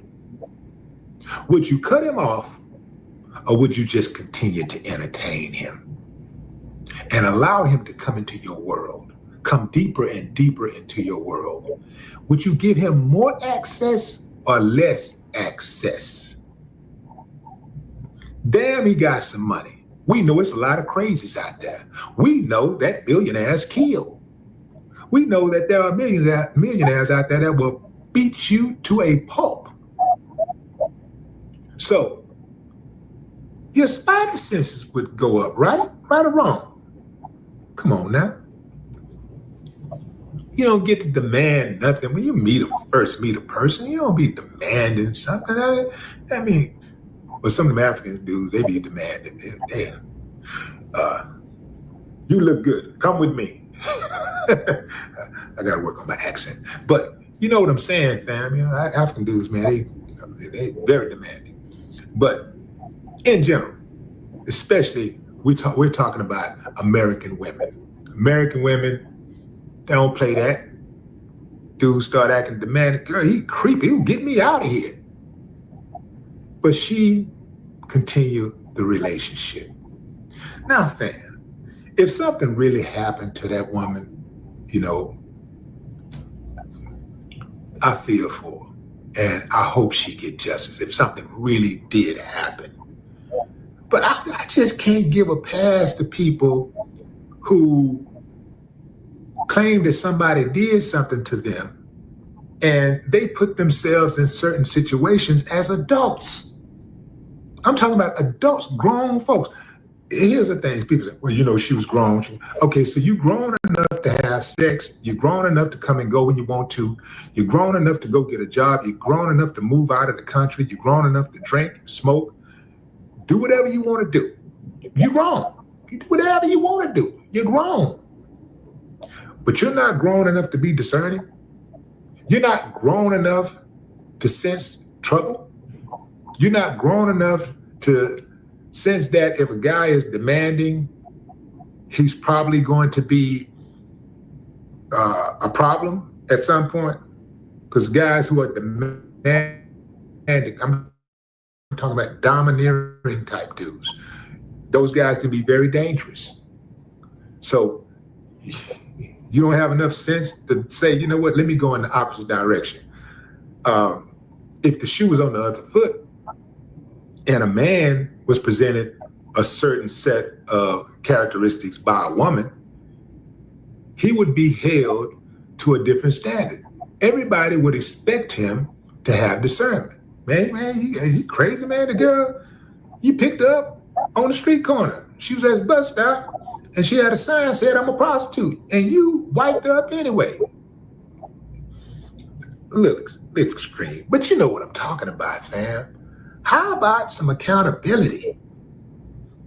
All these grown people talking about how grown people made them do stuff. They didn't have a gun to their head, they were just scared. Man, if I could just walk around and scare people, give me some money. Give me look here. Walk up to somebody I don't know, and say, hey man, when you get paid, the next time you get paid, I want you to send everything you got to me with no explanation. Just send the money to me. How many of you would do that if you could just walk by people and tell people to deposit their checks into your account with no threat? You ain't making no threats to them. They just doing it. Ain't no threats to them. I'm not buying it, fam. I'm not buying it. Especially when you start talking about, lawsuits and stuff like that, but you ain't talking about criminal charges. I'm not buying it, fam. But what say you? Drop a comment. I'd love to hear your thoughts. No more talk. Yeah, it definitely sounds like a money grab. Big time. All right, so Shannon clapped back. Play that video next. That's me down.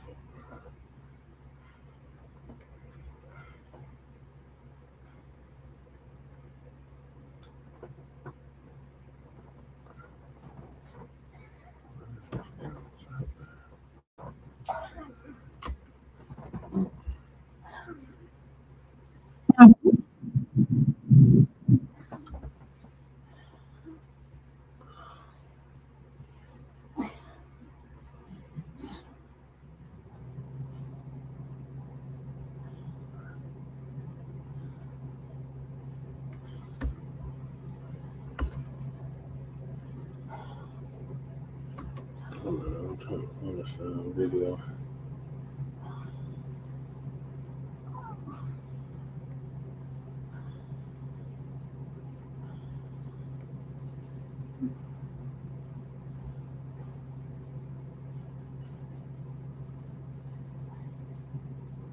Shout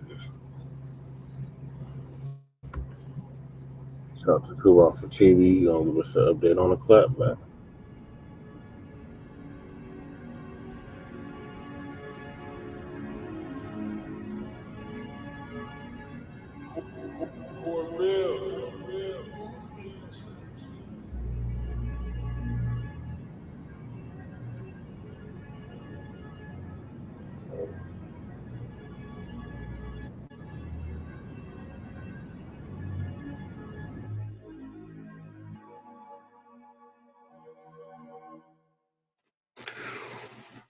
What's up, YouTube? This is Too Raw for TV.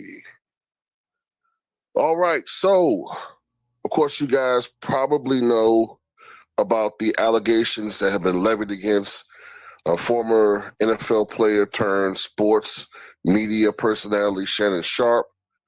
These allegations were levied against a former lover, I guess. She, the woman who previously until now was anonymous, had some very startling allegations against Sharpe, including allegations of grape. That's code on YouTube. And she said that he assaulted her, assault and battery. Okay.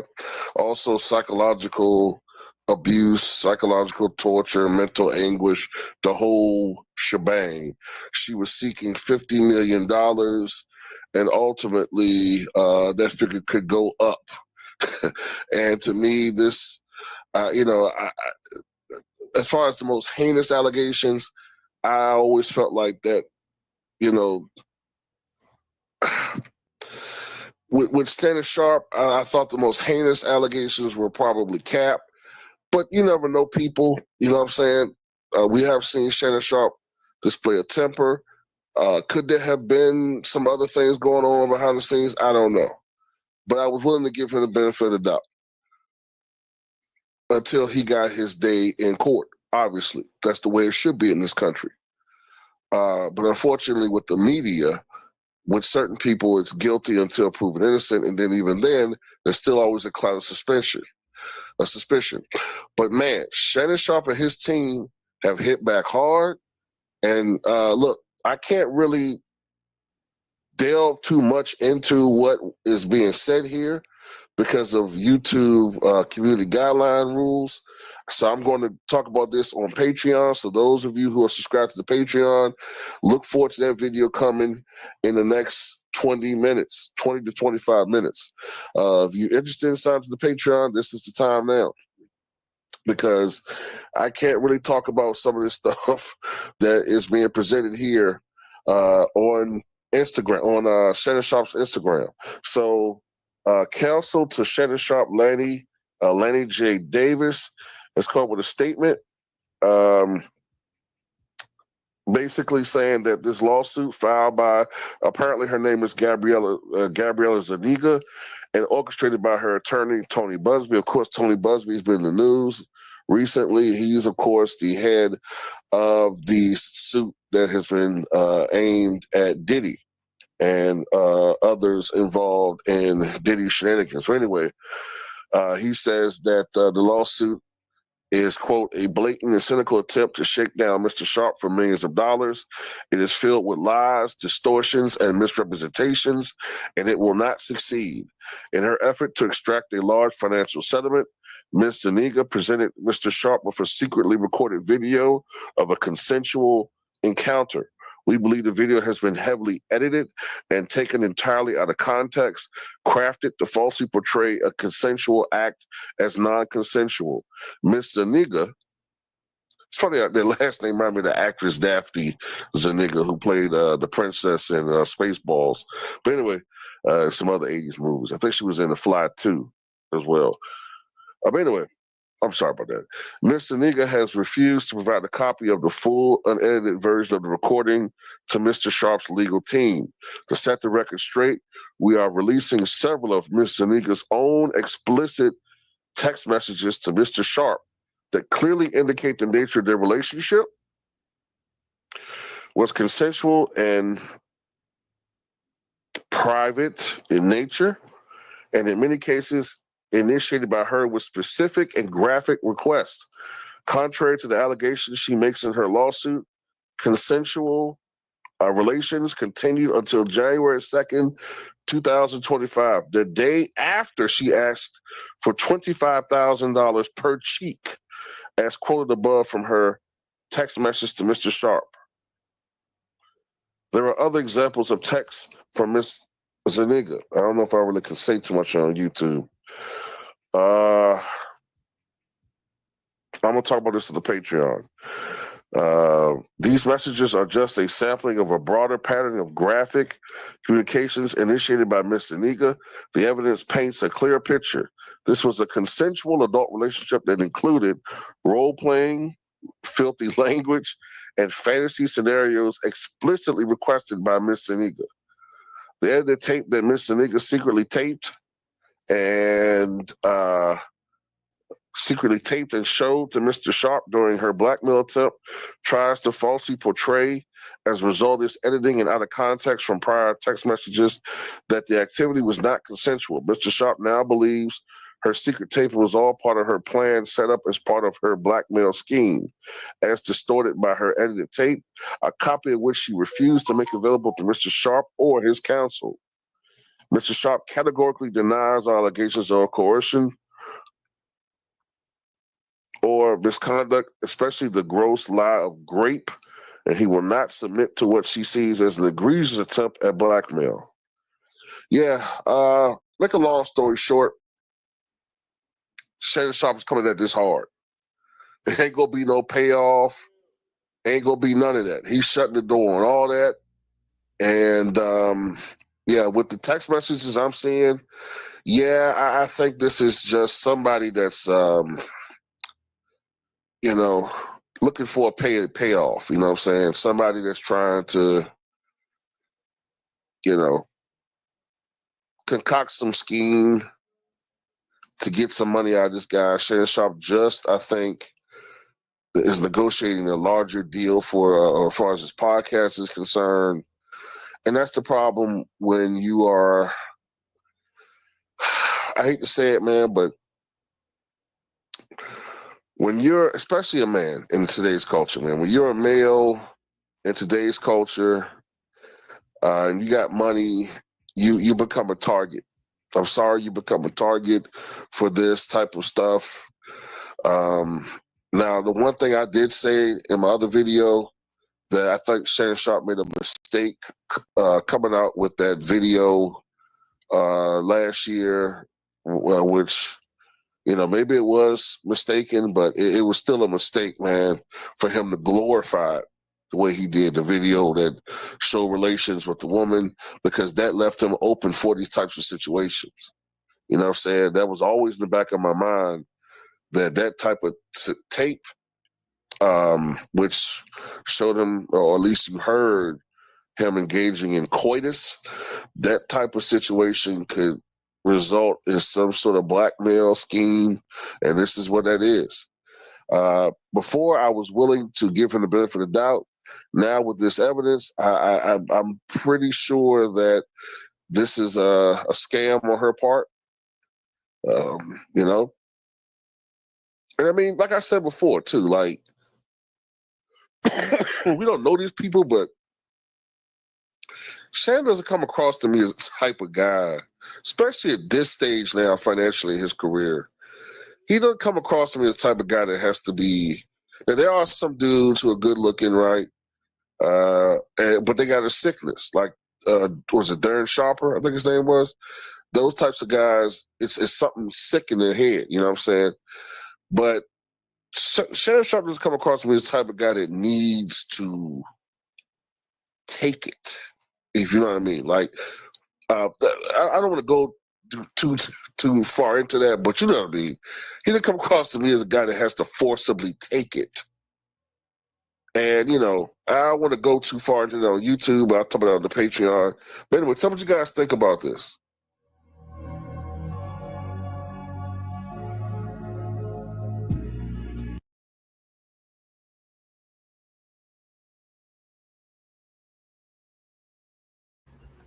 Yeah, so I agree with Too Raw for TV. I believe this is a money grab, and it's not gonna work. All right, so moving along, we got the Lost at Home, the true history of so-called Black Americans.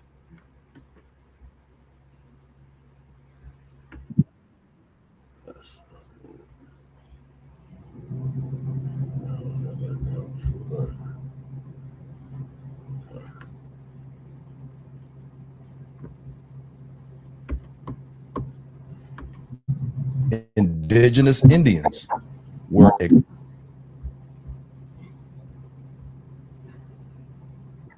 up for my religious beliefs, even if it means facing machine gun fire. That thing, I will face it before denouncing it.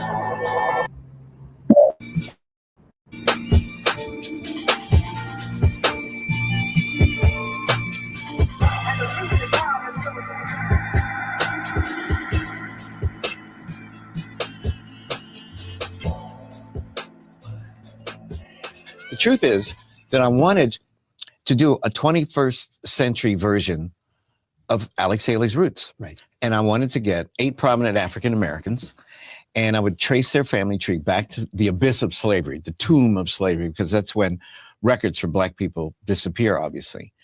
And then what I call reverse the Middle Passage through DNA and find out what ethnic group they were from in Africa, like Alex Haley claimed that he did. So I got Oprah Winfrey, Chris Tucker, Bishop T.D. Jakes, Quincy Jones. It was an experiment, and it was a big hit. And so PBS asked me to do a sequel, and we called African American Lives too. And we did Morgan Freeman, a man who played God and the President. You had to do him. Yeah, gotcha. Maya Angelou, God bless her soul. But these are Chris all people Rock. that are famous and celebrities, and Yeah. And the idea is what, that their lives will be more interesting to people. Yeah, well, viewers, real people who tune in, want to look over your shoulder. Which is the and reason they get read these gossip. family stories. They want to know about people who are famous. Right, and this is an archival form of gossip. But here's when the brand changed. I get a letter, Charlie. I started getting all these letters from people. And I get a letter from a Russian Jewish woman who said, "Dear Dr. Gates, I've always admired your career and your stance on multiculturalism and cultural diversity. But after watching 2 seasons of African American Lives, I've decided you're a big fat racist because you only do Black people." So, my whole identity is African American studies. That's my day job. I've been a professor of that since I was 26 years old. Yeah, Yale, Cornell, Duke, now 26 years at Harvard. Glorious years at Harvard. This is Dr. Henry Louis Gates Jr.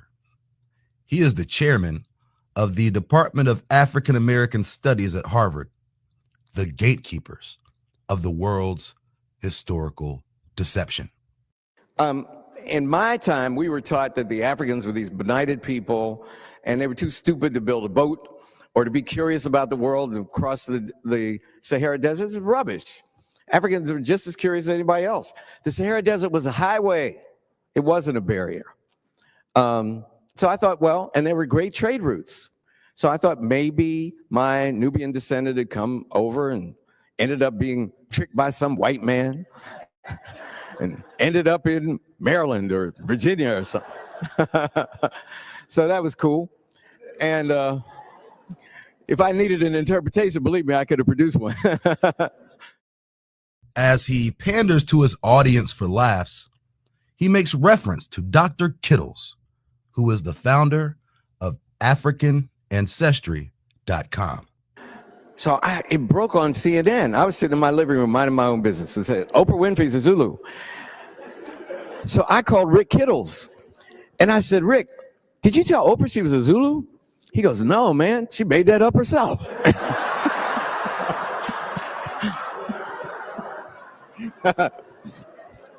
It's a true story. It's a true story. I would lie to make you laugh, but I'm telling you a true story. Gates goes on to reference the process by which Kittles collects genealogical information, jokingly, as if the process he uses to collect information is completely fraudulent. So I said, "Rick, are you in your lab?" He said, "Yeah." I said, "Is anybody there?" He said, "No." I said, when the results come in, make her Zulu, man. You know? I said, you back there making it up anyway. Nobody believe you can take some spit and figure out a tribe? What are you, crazy?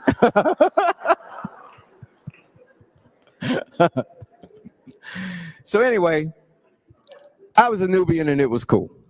Gates is probably one of the most decorated scholars in the world.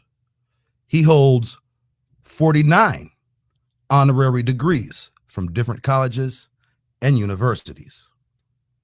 In addition, Gates is also the host of a show on PBS in which he takes celebrities like Chris Rock, Morgan Freeman, Tina Turner, and Don Cheadle and strains at attempts to connect them to certain tribes in Africa based upon genetic commonalities with African haplogroups, all while deceptively disconnecting them from their true indigenous American heritage.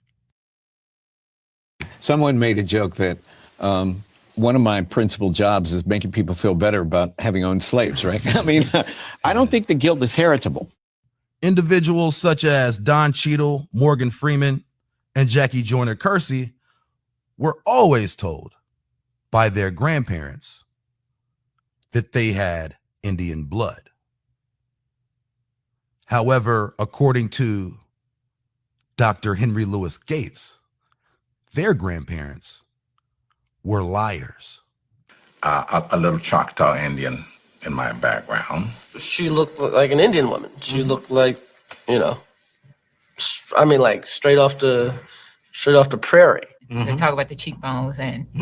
Yeah, you do have high cheekbones. Yeah. She always had long black hair, and so, you know, that's Indian hair. But I've long been suspicious of these stories. How could so few Native Americans sleep with so many African slaves? Especially in the cases of Don Cheadle, Jackie Joyner Kersee, and Morgan Freeman, who had all been told they were Indian. Gates makes sure to invalidate and refute any claims that they would have to indigenous genealogy. In the most disrespectful way possible, Gates confounds some of the most important lessons taught by their elders and dismisses oral family history as complete nonsense in such a way that these people no longer believe that their elders even know what they were talking about, further driving a wedge between generations. Hair down to her knee. I thought she looked, you know, like a Native American. And that's, like I said, that was my mom, and she wore 70s headbands. Oh, it's your mom? In the 70s. Oh, she your looked mom's like, cool. Everyone thought she was Native American. I have a little Choctaw Indian in my background. She looked like an Indian woman. She looked like, you know, I mean, like straight off the prairie. They talk about the cheekbones and. Yeah, you do have high cheekbones. Yeah. She always had long black hair, and so, you know, that's Indian hair. But I've long been suspicious of these stories. How could so few Native Americans sleep with so many African slaves? Tina grew up believing that two of her grandparents were part Native American. But you're only 1% Native American. You know how your family has always thought that you had all this Native American heritage? Yes. It was white heritage that you had. All this time, I've been thinking Indian. I was dying to find out what tribe it was. You're from the tribe of Europe. Wow. And I'm 3% Native American. So I got just a little Indian. You got a little Indian in you. 0% Native American. And 0% Native There American. you go. And 0% who were Native American. I'm gonna have to tell the Choctaw Nation in Oklahoma now that I misrepresented myself. Even concealed within this great deception, there is truth. The confusion comes from a Eurocentric method of classification based upon appearance, more commonly skin tone, which was used as a method of dividing the masses into the social totem pole of the American caste system. The injection of Caucasian DNA into indigenous blood provided a method of genetic segregation. The majority of anyone who is considered a government paper-backed Indian belonging to the 5 civilized tribes does in fact have European ancestry. The only reason these tribes are even in existence after 1866 is because they submitted under the will of Europeans. And by then, tribal membership was used by white men as a ploy to acquire vast amounts of native land. The title freedman was a reclassified label given to Negroes or dark Indians who had either been free brown people of the land or slaves to one of the 5 civilized tribes. Indigenous Indians were excluded from membership. So in a sense, Gates is telling the truth. Did you read those results? 20% European. You're 1/5 white. Wow. Oh, man. I'm horrible in sports, so maybe this explains that. My jump shot is horrible. 19% European. Are you surprised to know that you have that much European ancestry? I guess so. As dark complected as I am. It means you're 1/3 white. Well, that's surprising. Surprising. Surprising. You are 33% European. I'm 50-50. To my horror, the chairman of African American Studies at Harvard at the time was a half a white man. Surprising. Surprising. Surprising. Surprising. Look, these are real. Here is a prime example of how disgustingly low the world will go to hide who you truly are. They hire their porch monkey propaganda puppets at institutions like Harvard and make them Dean of the Department of African American Studies. In 100 years, academia will support the idea that blacks are descended from Europeans and Native Americans no longer exist. But why isn't Native American DNA showing up in test results? Go to Google right now and check out the hundreds upon thousands of complaints from people claiming that they have Native American ancestry. But the results came back and they were sitting there with the Don Cheadle face. All these Native American grandparents, well, according to Ancestry.com and MyHeritage and 23andMe and a slew of other DNA charlatans, your grandparents lied to you and everybody about who they were and about who you are. According to them, your grandparents are liars. And their DNA test proves that. So what's the real reason Native American ancestry doesn't show up on any DNA tests? Just as with anything else, money, power, control. Fact, Native American tribes are discouraged from sharing their DNA with any research company, and nearly all tribes have declined participation in such studies. Imagine millions more people claiming indigenous heritage, and think about the amount of money, land, and resources the federal government would have to commit to those people on their behalf.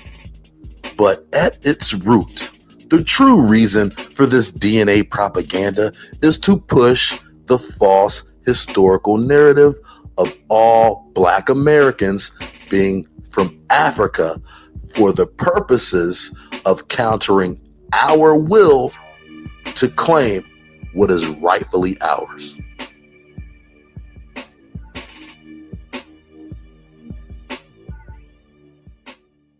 Well, when I went to Harvard in 1991, I raised money to count the slaves. There were a group of scholars who were trying to count the number of Africans brought to the New World, the entire New World in the slave trade.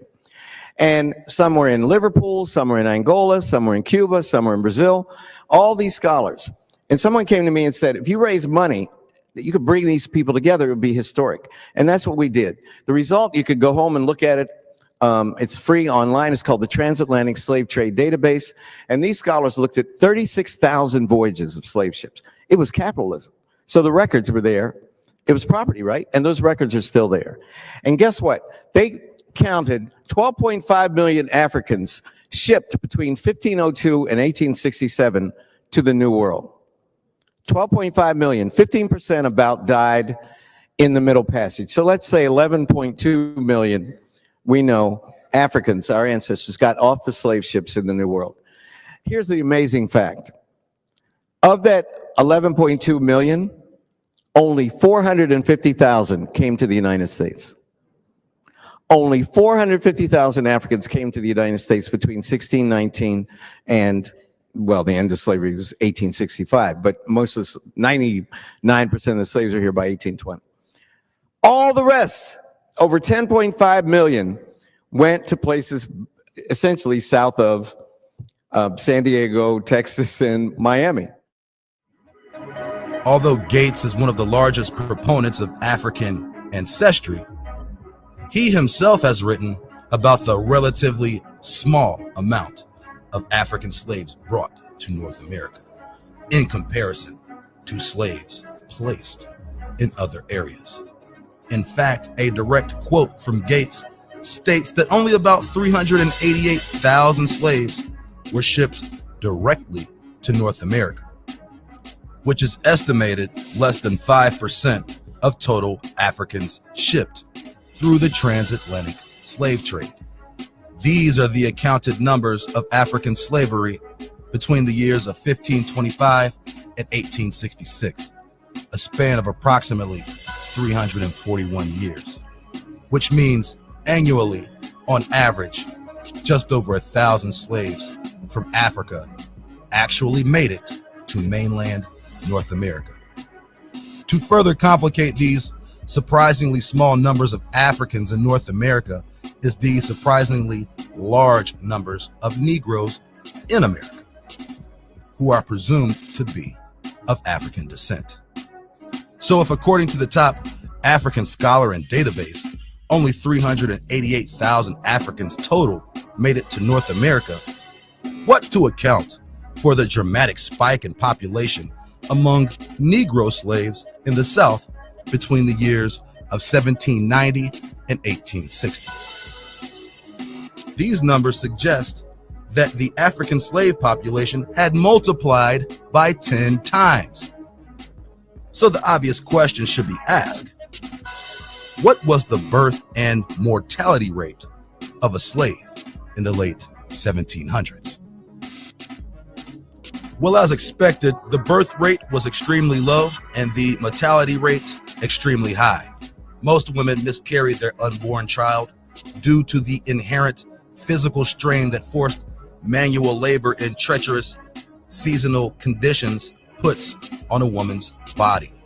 As well, most women preferred to miscarry rather than to birth a child into a life of pain and captivity. In addition to the excessively low birth rate of enslaved captives was the extremely high mortality rate among the enslaved.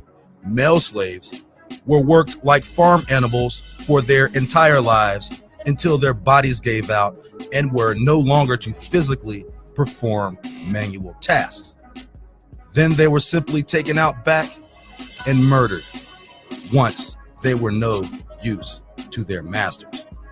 For male slaves, This happened around the age of 25, if they were lucky enough to live that long. Because according to records, the life expectancy of a male slave was around 23 years old, and the life expectancy of a female slave was a bit longer, due to the fact that some women worked domestic duties that weren't as physically strenuous as working in the field, therefore allowing them to live longer lives. However, these extremely short life expectancies and high mortality rates are in direct contradiction to the increased slave numbers in the South. At no point during captivity were enslaved peoples ever multiplying in numbers via new birth rates. So how could numbers of slaves increase if they weren't being born on the plantation and not being newly shipped from Africa after 1808? We can clearly see the increase in population, but that population cannot be related to normal population growth or the arrival of new Africans. So where did these 4 million new people come from? Of course, they were already here and being forcibly removed from their homelands by the invading heathens from Europe. From the earliest remnants of the earliest colonies to survive, such as Jamestown, and until the Civil War, indigenous Indians were being conquered, captured, and reclassified into the words and hands of their enemies. And the word American takes on a totally new image than its original personification.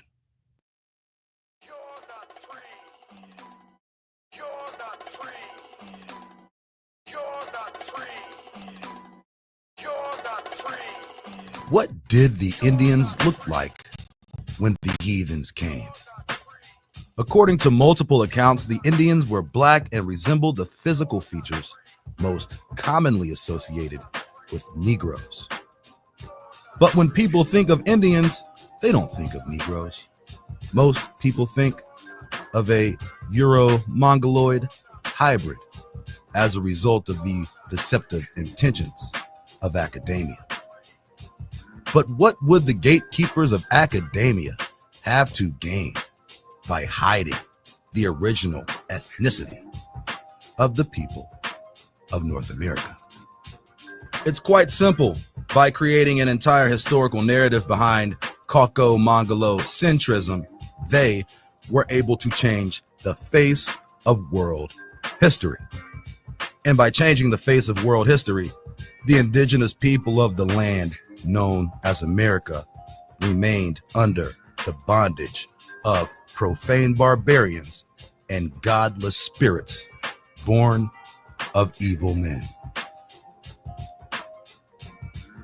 When we take a closer look at the transatlantic slave trade database, it appears that the vessels with the most slaves were shipped between different destinations in the Americas rather than from the continent of Africa to America.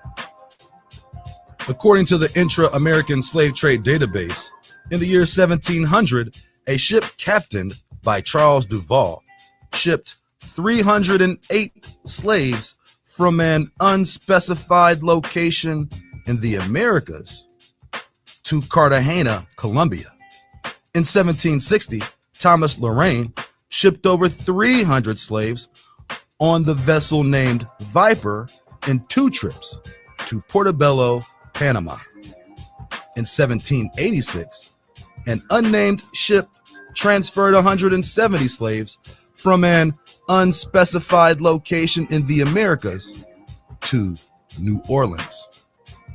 From this examination, it is clear to see that there was a well-ingrained practice of capturing groups of indigenous people from different territories in the Americas and displacing them in foreign enclaves.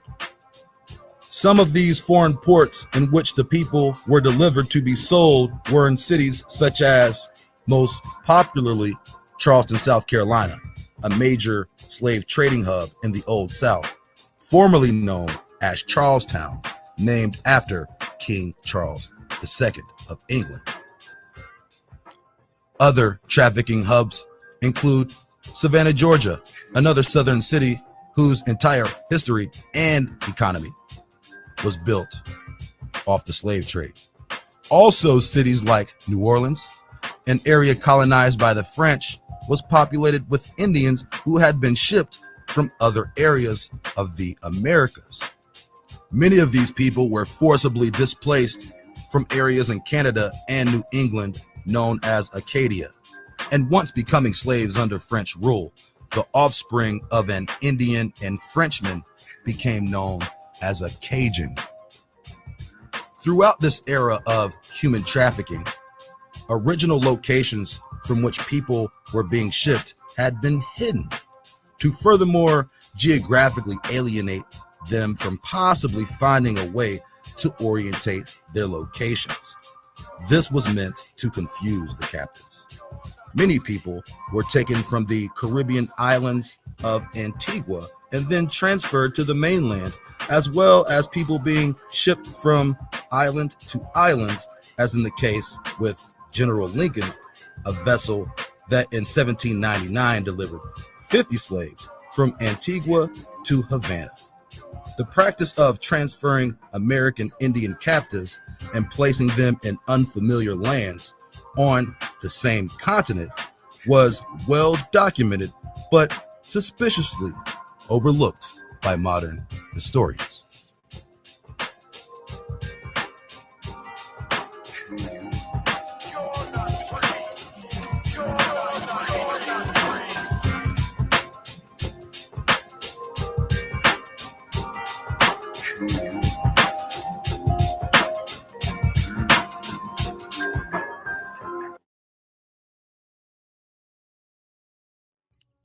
We all know that the discovery of America is a historical misnomer, based totally within the foundation of white supremacy.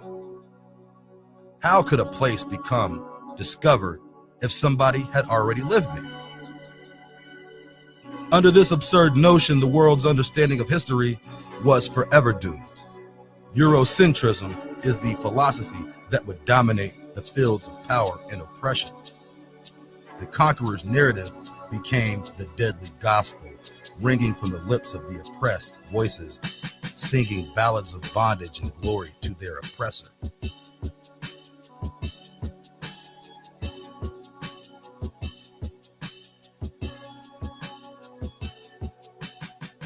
Aimlessly toiling under the sun in their father's land in search for their own identity, a people without a nation.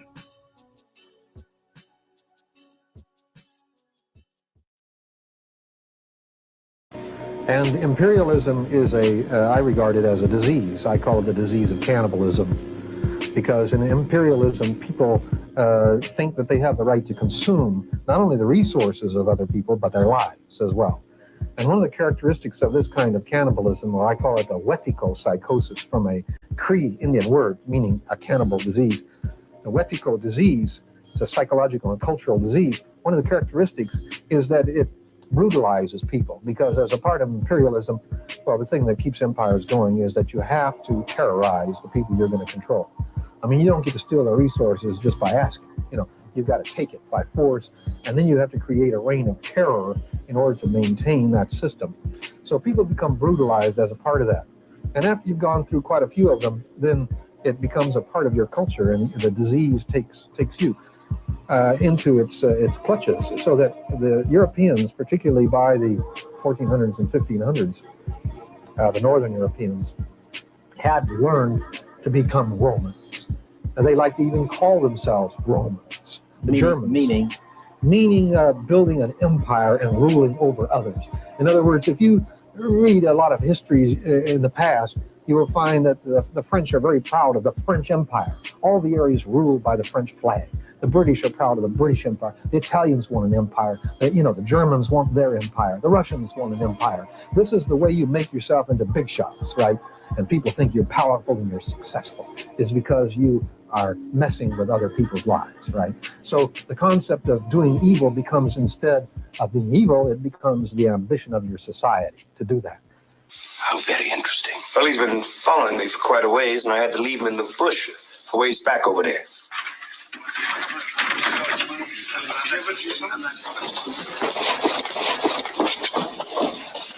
You dirty, no-account, mangy little black Indian. I'm gonna knock your head off. Gentlemen, please. Poor violence here. Is this the lawman you left in the brush? What? What lawman? Yeah, lawman!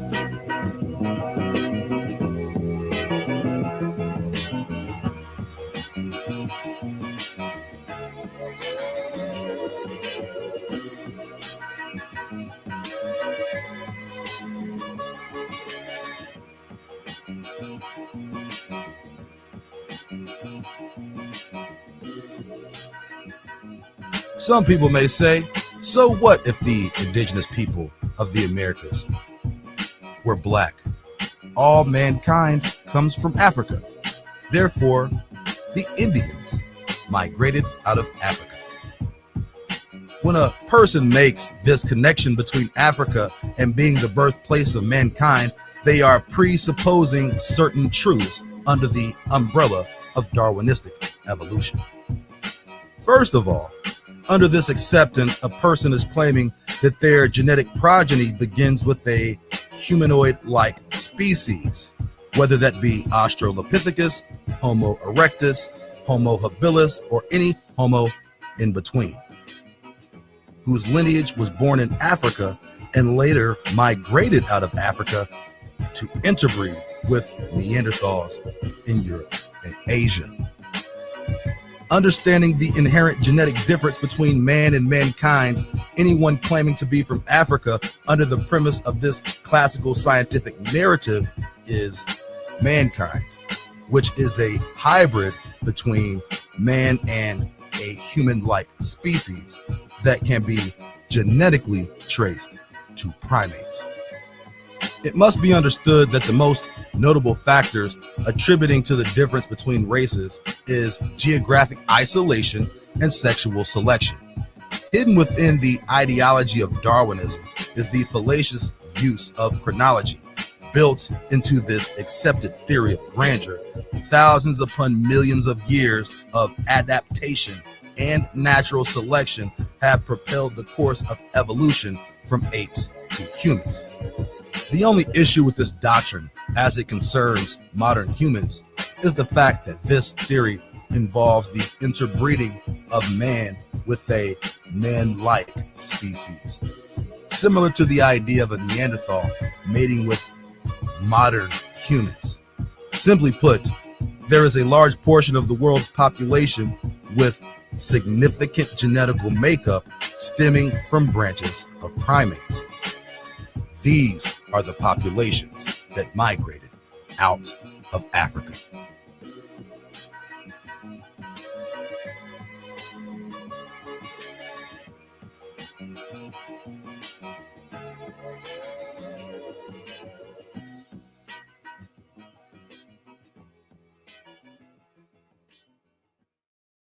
This world wasn't so new to the nations who had dwelt in the lands since the beginning. The term New World is a false designation manufactured by thieves and their disciples for the purposes of hiding their crimes in a veil of counterfeit credibility. Behind this erroneously fabricated school of immorality are the keys to the true identity of the so-called Black Americans, whose history does not begin with slavery nor end in destruction. Once recognized, the truth about world history will be acknowledged forever. But until then, the fight for our fathers and our creators will continue.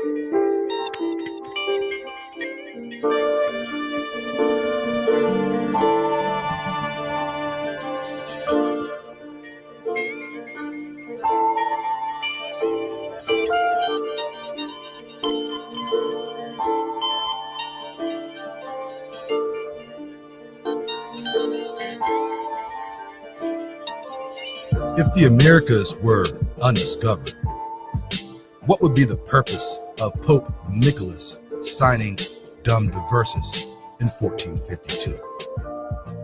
It was written that certain families in Spain and Portugal had free reign to murder, conquer, and deliver into slavery any non-Christian.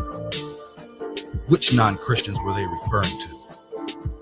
If the idol formerly known as Jesus Christ had been dead for 1400 years, why hadn't the New Testament been created until 1456? Just a few years after the enactment of Dum Diversas in 1452.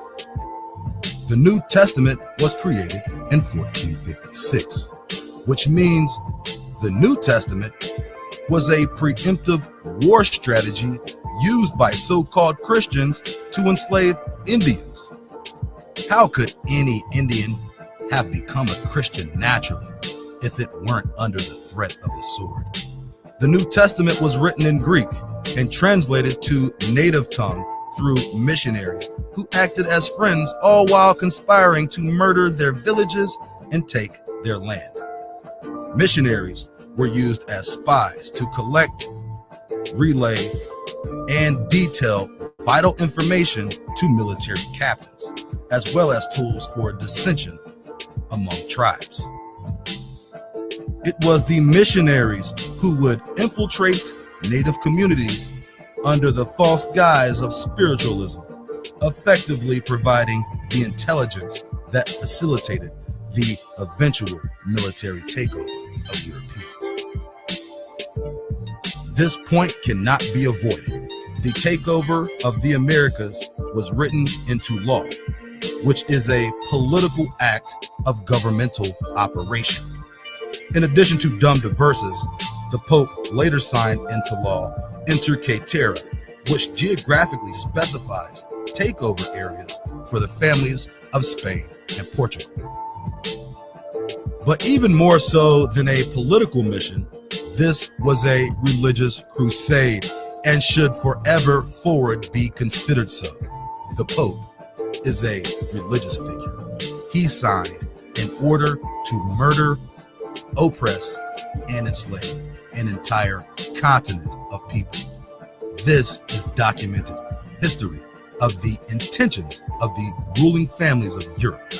The idea that the Americas were some unknown innocent discovery is a flat-out lie. This land was and has always been well known and the gem of nations. Let it not be mistaken.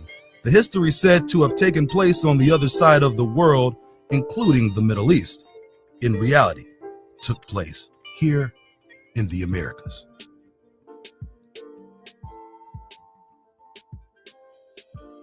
Quote from Wikipedia, the free encyclopedia. Scientific and scholarly responses to other claims of prehistory, pre-Columbian contact have varied. Some of these claims are examined in reputable peer-reviewed sources. Many others, especially those based on circumstantial or ambiguous interpretations of archaeological evidence, alleged out-of-place artifacts, supernatural cultural comparisons, comments in historical documents, or narrative accounts have been dismissed as fringe science, pseudo-archaeology, or pseudo-history. End quote. From Wikipedia, the free encyclopedia.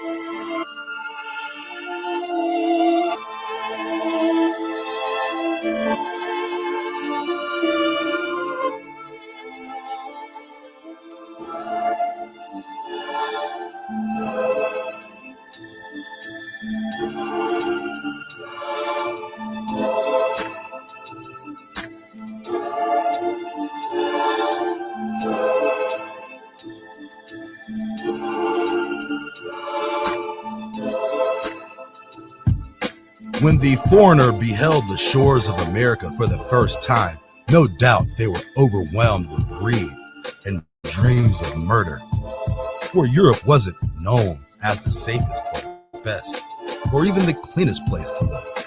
Many men ventured from Europe to escape persecution. Of those said to be under the stress of persecution were the so-called Jews of Spain. One of these so-called Jews from Spain, by way of Genoa, is a man known as Cristobal Colon, aka Christopher Columbus, for which several places in the Americas are named. Some people may ask the question, how could Columbus be a Jew and push Christianity? According to scholars, Columbus was a converso, which means he publicly practiced Catholicism, but practiced Judaism in secrecy. An even more astute person would ask, if he was supposed to be expelled with all other Jews from Spain, why was he financed by King Ferdinand and Queen Isabella? This inconsistency presents gaping holes in their historical narrative and is the key to uncovering indigenous identity.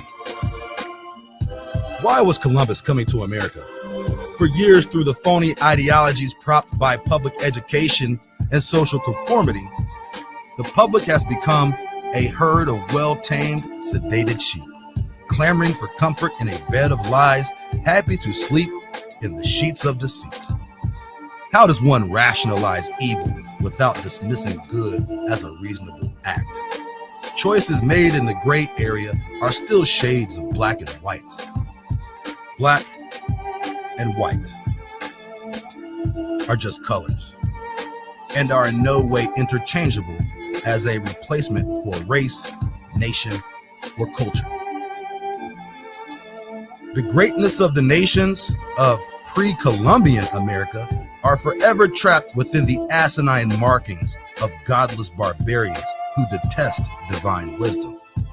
But the realization of our identity is a self-fulfilling prophecy whose age has risen gracefully upon the present day. And with each faithfully intended pursuit, we redesign the map to our promised land.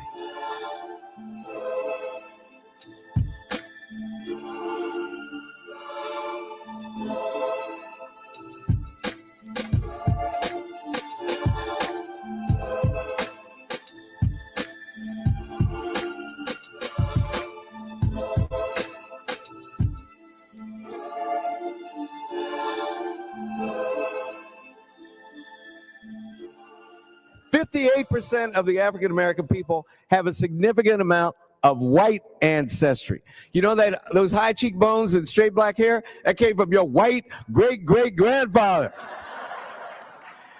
The average African American and the average Native American never saw each other. I don't know about you all, but you can't sleep with, the internet can do a lot, but you can't sleep with somebody you can't see. The average admixture for African Americans is the average black person is 77% black, 17.5% European, and 5% Native American. Now, I was telling the students this morning, I went to see LeBron lose against the Celtics on Tuesday night. I'm very happy to say. Yeah. And I was thinking, if I did the DNA of all the black men on the court, which was everybody on the court when I got this idea, if I did the DNA of all the black men on the court or all the black men in this room, 1 in 3 of you descend from a white man. Descend from a white man. Descend from a white man.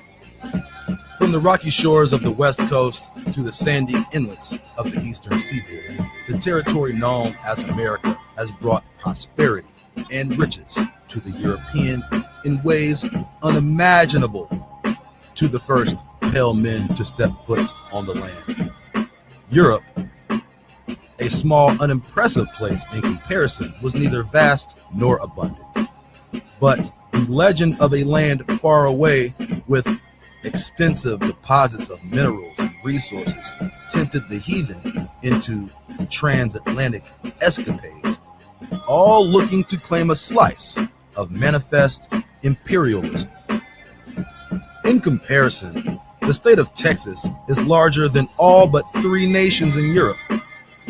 But when you account countries such as Canada and Brazil, both colonized after 1500, the territories in the Americas as a whole are far more valuable in natural resources than the countries they were colonized by. The astronomical size of the Americas represented unbounded potential. Within 100 years, the families of Portugal and Spain had seized an area much greater in value than anything previously held by the families of Aragon and Castile. These families shared the space of an area approximately the size of Texas, but by 1592, Spain virtually controlled the entire western seaboard, and the Portuguese controlled the entire east coast of Brazil.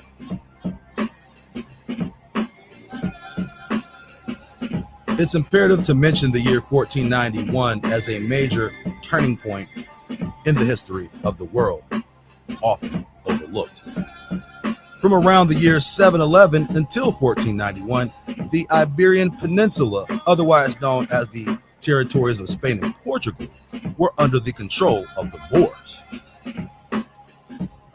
According to the Dictionary of the Middle Ages, the lineages of Castile can be traced as far back as the year 850, and unofficially quite further. House Aragon arose a few centuries later, as it is written after the death of Sancho III of Navarre. The kingdom was subsequently divided. So the houses of Aragon and Castile had been feuding with Muslims for centuries before the year 1491, when the Moors were finally expelled from Europe. But let's analyze the relationship between Moors and Europeans on a genetic level. The Moors, by many accounts, represented the darker races of northern Africa, while Europeans represented the pale races of northern Europe. But were these the only genetic differences between the two groups? As reported by the top genetic researchers, the people of the northern horn of Africa above the Sahara and the people of Europe come from the same lineage, and the differences in the appearance between these groups are a result of geographic isolation and sexual selection. If the Moors were genetically the same as Negro Indians, how could they survive smallpox, a disease of pandemic proportions spread through the Americas like wildfire, killing damn near every Indian who came in contact with a European? And if the indigenous people of the Americas were of a Mongoloid stock, why were they wiped out when they carry the same immunities to the disease as Caucasians? Most people would be surprised to know that Aboriginal populations of Northern and Eastern Europe, as well as Russia, are all of a Mongoloid phenotype, and that the Caucasian is generally a part of the same family tree that can be traced to interbreeding in the caves of Central Asia. If the Moors were from a completely different family tree, then modern genetic analysis would at least find a trace of another bloodline in the geographic region. But there is none. Speaking of bloodlines and regions, in agreement with current genetic exploration, studies have shown that the Basque region of Spain has the highest population of Rh negative DNA in the entire world. But how did genetics play a role in the conquering of the old New World?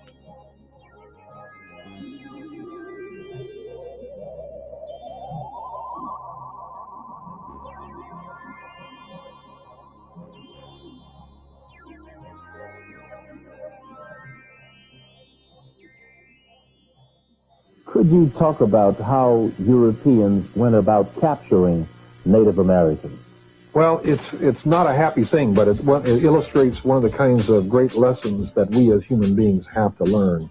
And that lesson is to be very astute and not allow ourselves to be used against our brothers and sisters. Not allow ourselves to be dupes and to be used in brutal ways against other human beings.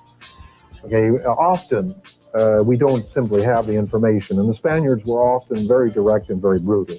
They just went in and captured thousands of people and rounded them up and took them to market. But in other cases, the colonialists were much more clever. For example, the Portuguese conquered Brazil basically by Portuguese men intermarrying with native people, particularly powerful tribes living along the coast, powerful chieftains.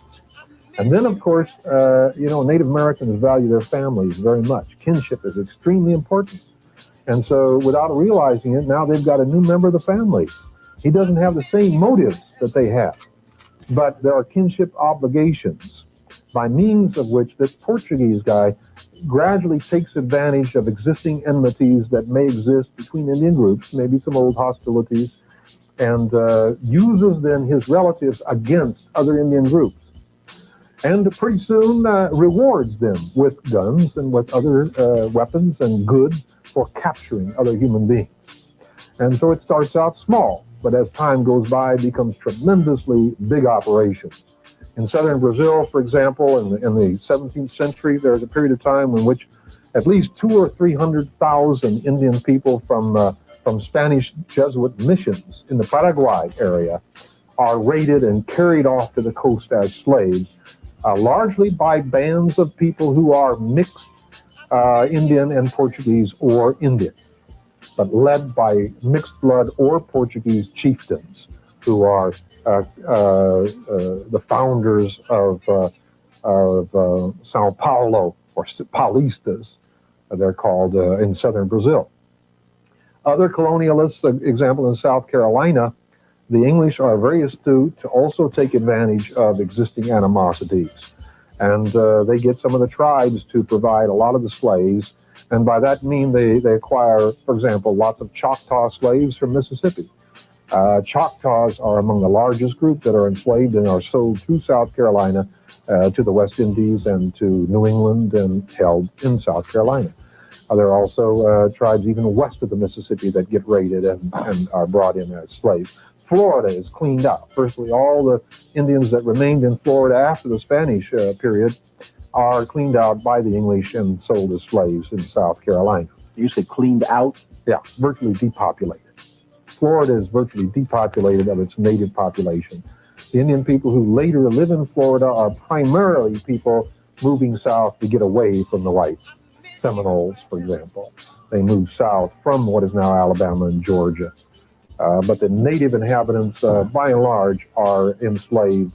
They're Christians, they have Spanish surnames, but they're brought north here to South Carolina and become part of the slave population. You mentioned Alabama and Georgia, these names that we now know for these places, and you probably don't know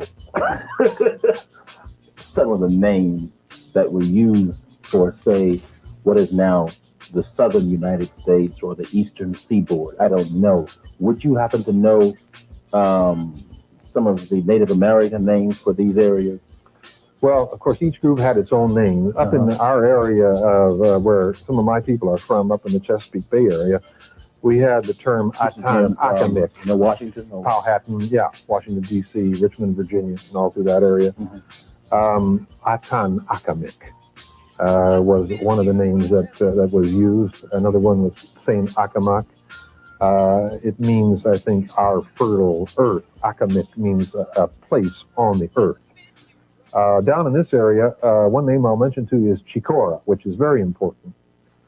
South Carolina should probably change its name to Chicora, or some people would write it Shakori or Shakora. The reason for that is because the first Africans were brought to Chicora by the Spanish in the 1520s. They accompanied a Spanish expedition, which was basically looking for slaves, but also intended to establish a settlement. And it so happened that the Africans rebelled and the Spaniards left. They had some fighting with the native people in the area, and the Africans rebelled and remained behind. This was in the 1520s. So these are the first permanent non-Native American settlers in continental North America, long before St. Augustine and long before Jamestown. Quote from the U.S. National Library of Medicine and the National Institute of Health.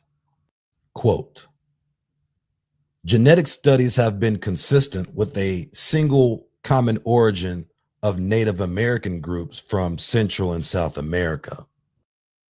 However, some morphological studies have suggested a more complex picture whereby the Northeast Asian affinities of present-day Native Americans contrast with a distinctive morphology seen in some of the earliest American skeletons, which share traits with present-day Australasians, indigenous groups in Australia, Melanesia, and Southeast Asia.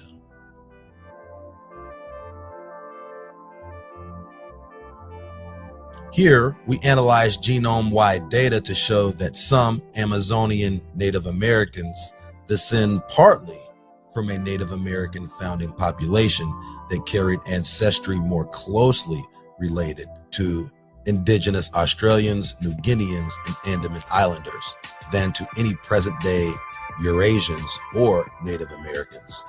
This signature is not present to the same extent or at all in present-day Northern and Central Americans, or a 12,000-year-old Clovis genome, suggesting a more diverse set of founding populations of the Americas than previously accepted. End quote.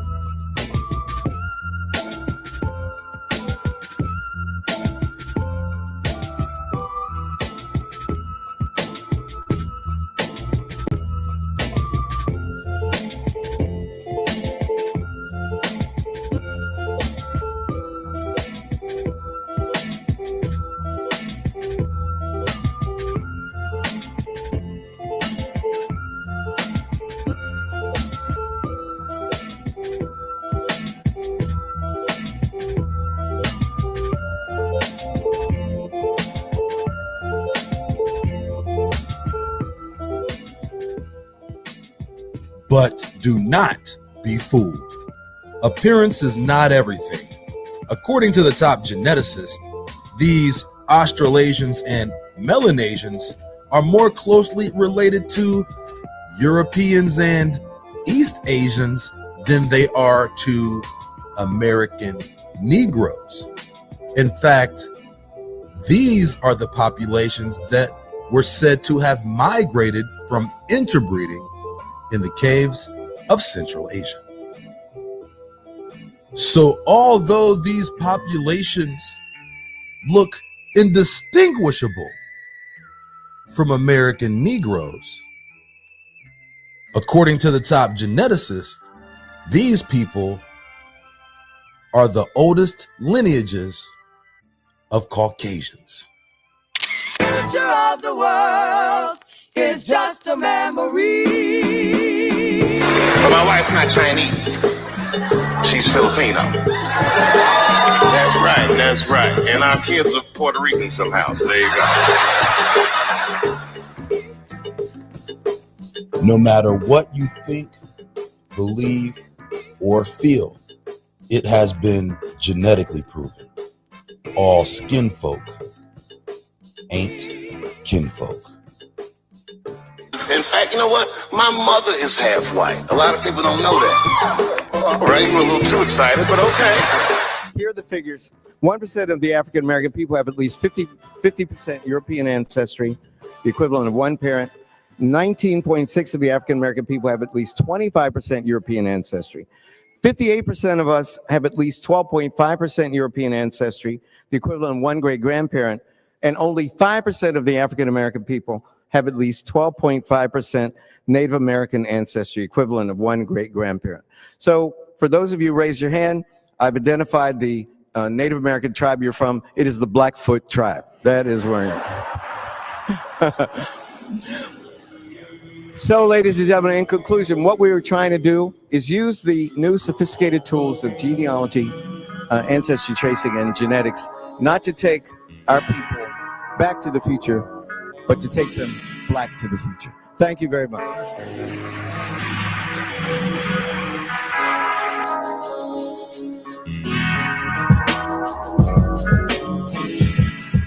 The books we read in school often report complete fallacies about history, sometimes by mistake, but often by design. We have always been taught that among the ways the Indians were subdued into catastrophe was due to the diseases brought by Europeans. Of those diseases, one mentioned most commonly is smallpox. However, according to several modern and ancient forensic geneticists and anthropologists, the real cause was never smallpox. The real disease Europeans brought to the Americas was salmonella, which is a literal horse of a different color.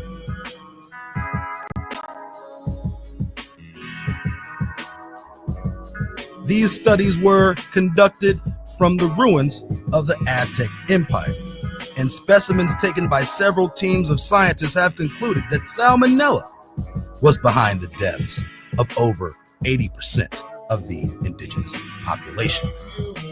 Europeans lived in close proximity with animals, sharing the same food and sleeping in the same quarters. Salmonella is a consequence of cross-contamination.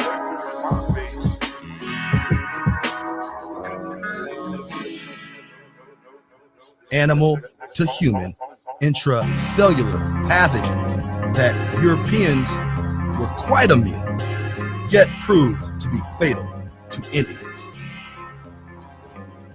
The outbreak, once contracted by the Indians, was a death sentence and also extremely contagious. The feral epidemic transferred from Europe was zoological in nature. In a realm of spirits, they were the beasts who sought to destroy, kill, and conquer by any depraved scheme necessary. There was no measure of righteousness within their intentions. Only wrath, gluttony, pride, greed, and lust were their aims. They thirsted for pleasure and relished the opportunity to enslave the children of Israel. We have all heard the story about how Christopher Columbus thought he was sailing to India, but ran into the West Indies and started calling them Indians because he thought he was an Indian. Well, as we got older and learned more, or so we thought, more about history, we begun to adopt any reason whatsoever to discredit Christopher Columbus from the discovery of America. But somewhere lost in the manufactured rhetoric is a complete lie, which is the implication that Columbus had no idea where he was going or what he was doing is a complete lie. Not only did Columbus know exactly where he was going, he had a specific purpose and mission: to enslave the children of Israel and capture Jerusalem. Columbus was on an well-acknowledged religious crusade. First conceived in the year 1452 by Pope Nicholas, the trip to the supposed New World had already been written into law over 40 years before the first records of conquistador Western exploration began to emerge in the historical record. But in the Moorish historical record, trade had been established by Muslims in the Americas as early as the year 932. So if the Moors had known about the Americas at least since 932, and the Moors were run out of Spain in 1491. How is it possible that the kingdoms of Rome and Spain and Portugal had no knowledge of the Americas? The classical historical narrative even states that the Vikings settled in Vinland in the year 1000 and went on to conquer several areas throughout Europe, including Kiev and the Iberian Peninsula. How could the same bloodlines that ruled Europe have no knowledge of a land that had been settled by their ancestors 500 years before? Quite simply, it's all lies. These people are all family. All are in cahoots to keep us in the dark. But why do they want to keep us all in the dark? What does our ignorance have to do with their prosperity?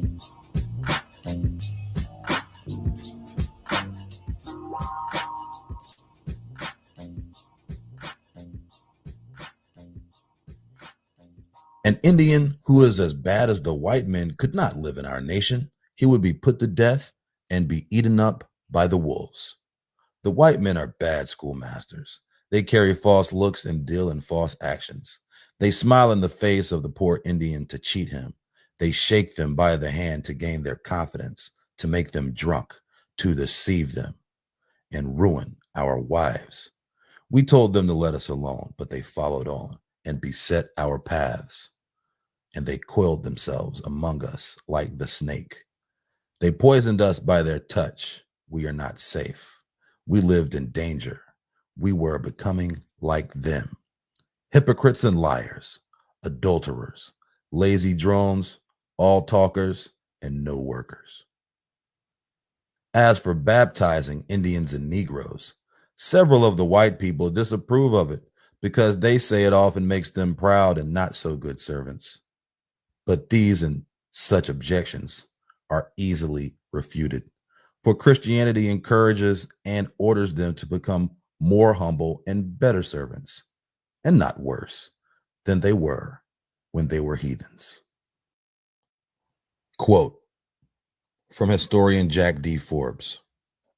In 1719, South Carolina decided who should be an Indian for tax purposes, since American Indian slaves were taxed at a lesser rate than African slaves. The act stated, quote, and for preventing all doubts and scruples that may arise, what ought to be rated on musties, mulattoes, etc., all such slaves are not entirely Indian shall be accounted as Negro, end quote. Forbes found this to be significant. He said that at the time, musties and mulattoes were considered persons of Native American ancestry. He wrote, my judgment, to be discussed later, is that a mustie was primarily part African and American Indian, and that a mulatto was usually part European and American Indian. This act also significant because it asserts that part American Indians with or without African ancestry should be counted as Negroes, thus having an implication for all later slave censuses, end quote.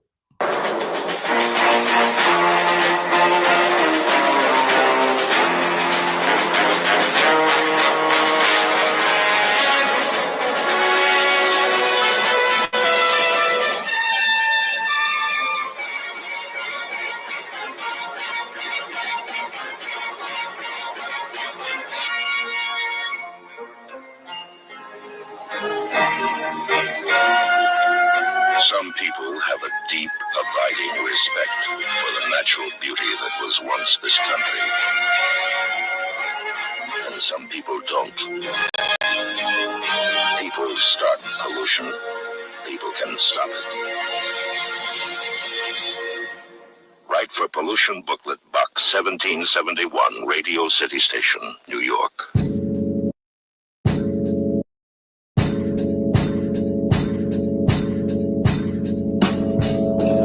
Old Iron Eyes Cody. aka the Crying Indian. Iron Eyes Cody is known for being the face of an American Indian. With over 30 movies and television shows to his credit, he became the face of an American Indian. How are you, Iron Eyes? You look great. How have you been? Oh, I'm doing fine. Iron Eyes, your father, Silent Films. His name was? Plume Cody. Thomas Plume Cody. Thomas Plume Cody. Do you remember the first, he was a technician for, he was a technical MGM advisor at MGM Studios? Yeah, he brought me out here when I was about almost 8 years old to teach a boy in a thing called Squaw Man with Lupe Velez, and she's gonna marry an Englishman. Although surprising as it may sound, old Iron Eyes wasn't actually a Native American. In fact, it came out later that he was of Italian ancestry. Many films. Oh, yes, John I made Wayne. about 8 with John Wayne. At Republic Studio, about 8. About 4 of them. I wonder how they could have ever figured that out. And it is serious with Randolph Scott. Yeah. Working with these great stars, looking back at your career. Oh, I liked them all. They treated me perfect. I liked them all. I was never shy. I was one of them guys that speak up. You know, I like what I'm saying. You know. There was no racial, no problems at all. What? I was never Did she nervous. just say what I thought she said? I was never nervous in anything I did. All the 5 movies I made with Disney, like Ernie Goes to Camp 3 years ago, I did all of that. Not nervous, and I got a bad back. 200 films you've done, I got 285 films. 285. That's definitely more than 30. Drinking. Did you guys used to drink together? I knew him when he Cody managed to keep up this ruse throughout most of his professional career. He denied being Italian until his death. However, after he died, it was revealed that he was not a Native American at all. Fox picked him up, took him over to Fox, and I'm over there with Fox with him, whatever. Then I went forward with him, whatever thing. John was a guy that was an easy man to get along with, but If he really liked you, right? Oh, yes. But you were going to say something. Go ahead. Like what? He liked everybody if they like him, and they got to listen to him. This image of an American Indian has been remanufactured to appear as a European. This deception is by design.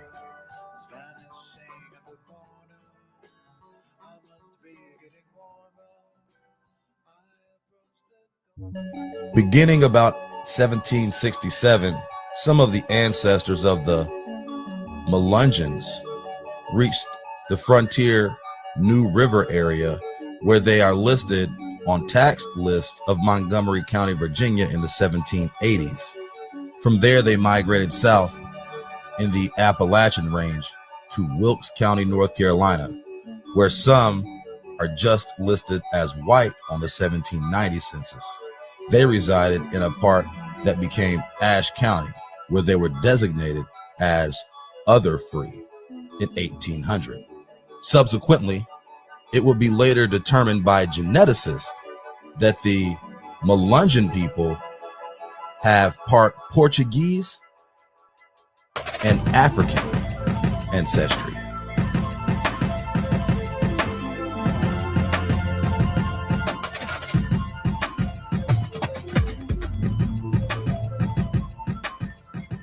Quote, the historian Valmiki notes that in ancient times, a race of people had arrived and settled in regions of Tibet.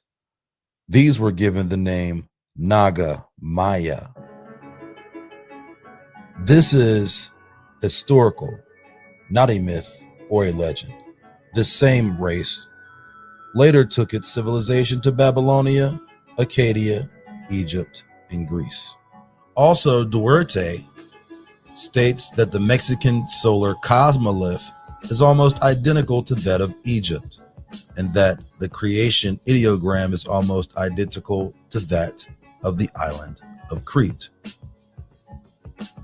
James Churchward, quote, "A notable fact is that we can find Mayan words in all of the languages of the world. In Japan, 20% of the Japanese language has Mayan roots. In India, a great portion of the spoken languages come without a doubt from the Maya. And all of the European languages are permeated with Maya, especially the Greek, the alphabet of which is made up of Mayan words. A Mexican Indian and a person from Japan can understand each other without the use of an interpreter. There are many common roots in both languages." End quote.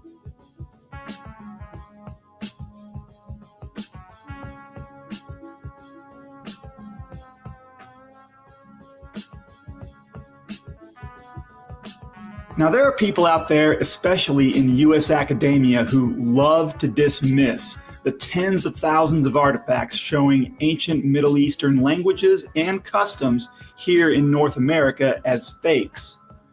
But then how do they explain some of the Middle Eastern languages and customs, particularly Hebrew, that are still preserved among some Native American cultures? Is it just coincidence? Of course not. And I'm going to show you a few examples. Now, I'm not saying that all Native Americans have Hebrew or other Middle Eastern ancestry, but there definitely are some. Now, if you're a Native American watching this video, it may or may not apply to you, depending on what tribes are in your ancestry. If it does apply to you, I'd love to hear what you have to say. So let's get into it. I'm going to start with the name of God. Here are two columns. One column shows the name of God in Hebrew and various pronunciations of it. The other column shows various pronunciations of the name of God or Creator, as he is more often called, in various Native American cultures. Look at his name. Coincidence? No. Next, I want to show you a list of Algonquin words and phrases from a book printed in 1825 called View of the Hebrews by Ethan Smith. Now, like many books in this time period of the United States, it calls the Native Americans savages, which I don't agree with. Just because the Native American tribes had different cultures than the European settlers doesn't mean they were savages. But anyway, be prepared to see that term in old books like this. So here's a list of words and phrases from View of the Hebrews shown in 3 columns. The first column is in English. The second column is from Algonquin tribes originally from the eastern United States before the government took their lands and forced them onto reservations. The third column is Hebrew or Chaldaic, which are both Semitic languages. Obviously, columns 2 and 3 are spelled out with English letters so that the reader can try to pronounce them as they actually sound. Look how similar these words and phrases are that have been preserved in the Algonquin languages. Some are exact, some are near exact, others are very similar. And look at the type of words and phrases. A lot of them are biblical. This is the real deal. Linguistics like this are not coincidences or fakes. View of the Hebrews is a very informative book, and I suggest you read it. It has many more examples of language, customs, and beliefs preserved among Native Americans that tie into Middle Eastern ancestry.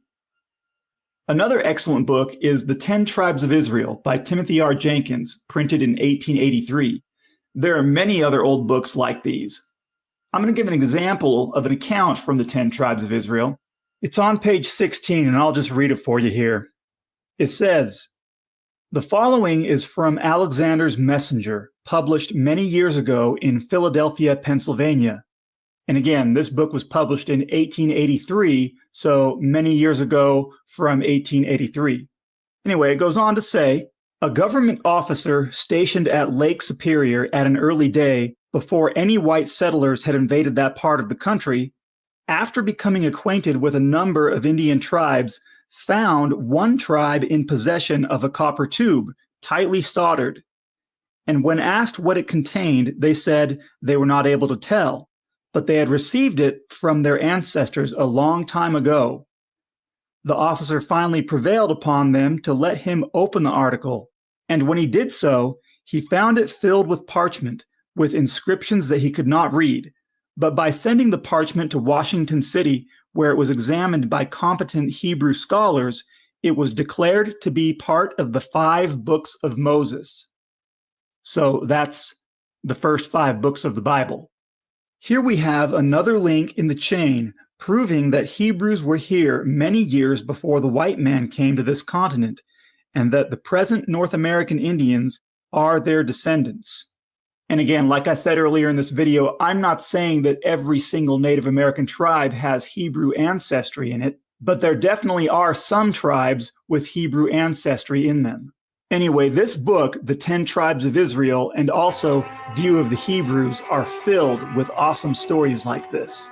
And like I said, there's many other old books like these out there. You just got to go looking for them and read through them. Quote from William Penn.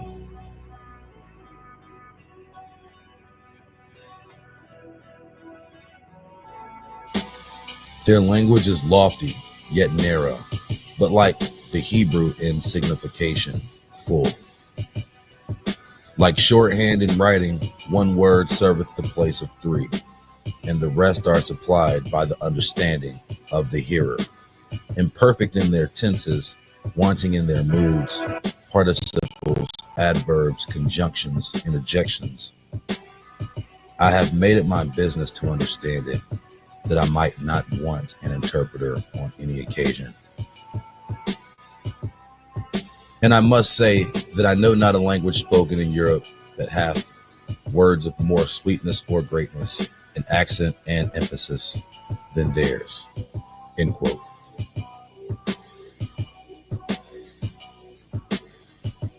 Quote from The Word, Volume 17, by Harold Waldwin Percival.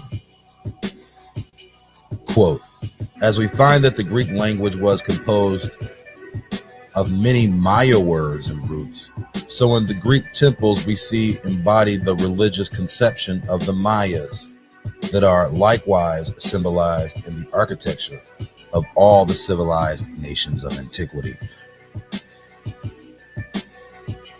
So it has come to pass that the ancient Maya architecture culminated in that of Greece, which serves as a model for many of our public buildings. End quote.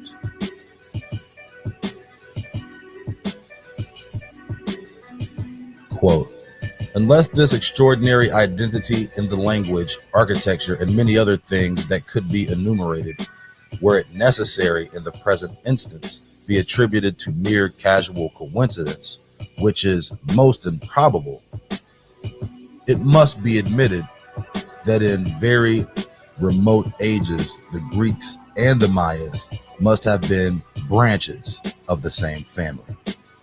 End quote.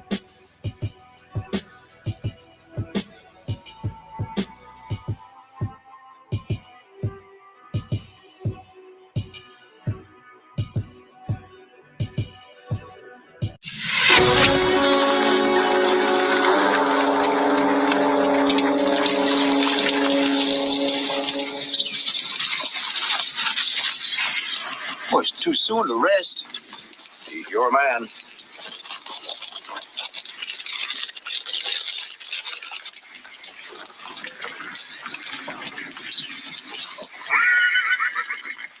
What now? Well, I'm trying to figure out where those that took them horses of yours are going to meet up with those that took your daughter. Now, if I was an Indian, and you ain't far from it,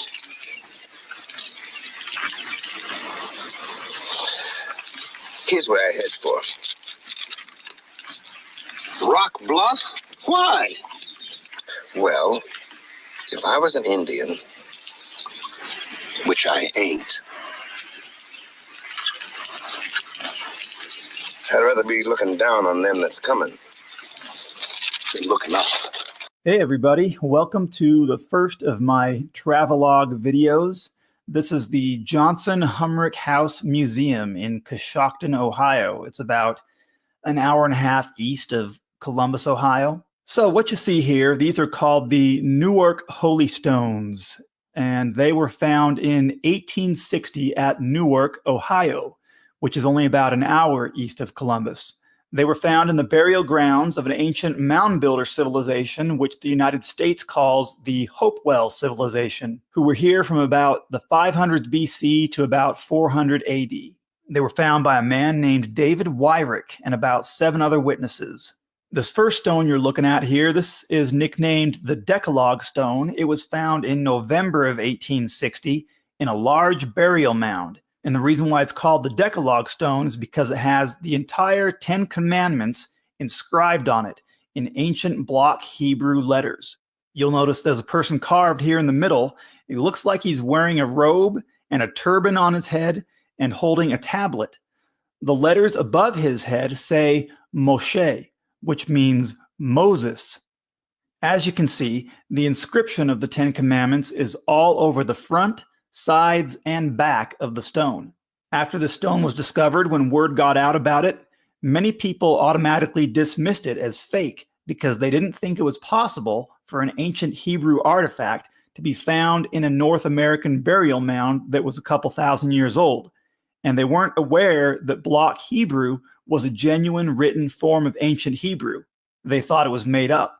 Now, if you notice behind the Decalogue Stone, you have the case and the lid, which the stone was found in. And as I mentioned before, David Wyrick had witnesses with him. They dug up thousands of wagon loads of dirt and stone, and at the very bottom and center of the burial mound, they found a wood coffin. When they opened it up, there was a skeleton inside that soon crumbled to dust, as ancient skeletons often do when they're exposed to air. There was a stone found with the skeleton, and when they picked it up, they could hear rattling inside of it when they shook it. And it turns out the stone was a stone case cemented together with something inside of it. They couldn't get the case open, so they cracked it open with a shovel, and that's when they found the Decalogue Stone inside of it.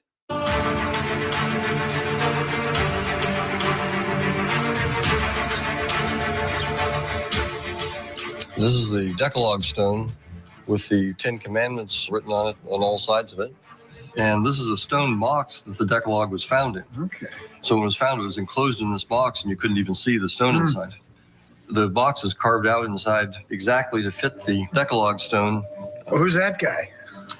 Well, this figure here on the front that's wearing a robe and a turban and holding either tablets or a breastplate, and over his head in these Hebrew letters it says Moshe or Moses. Oh. So must be Moses. Okay, that's Moses, all right. Who delivered the 10 Commandments. 10 Commandments, okay, well. It seems to pass the scrutiny of the skeptics as far as the Hebrew text in the language, so now I'd like to try to add some evidence to this whole discussion.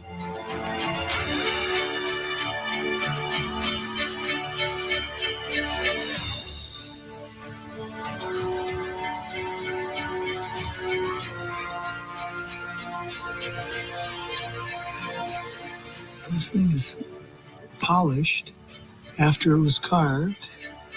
It's scratched like I would expect. But it fits snug. So the box in itself took an awful lot of work. I mean, if it was really a forgery, you wouldn't go to all that much trouble to make a box for it. So I think that speaks to its authenticity, that someone really this was very important to someone. This is a lot of work, and it's polished. It's got the detailing of the grooves. It wasn't made, as far as I can tell, from modern machinery. Geologically, I don't see any problems here that would make these things obvious hoaxes. So the skeptics have rejected this. Well, that's been a factor, but Hebrew is an odd thing to find here. The fact that it's odd doesn't mean that it's not genuine. What it boils down to is really the problem with these artifacts is that the academics don't like them because they don't fit the paradigm. And unfortunately for them, you can't dismiss things simply because you don't like them. Right. And so the evidence to me seems clear. There's no reason not to accept these as genuine, legitimate artifacts. I hope you have sorrow in a sober.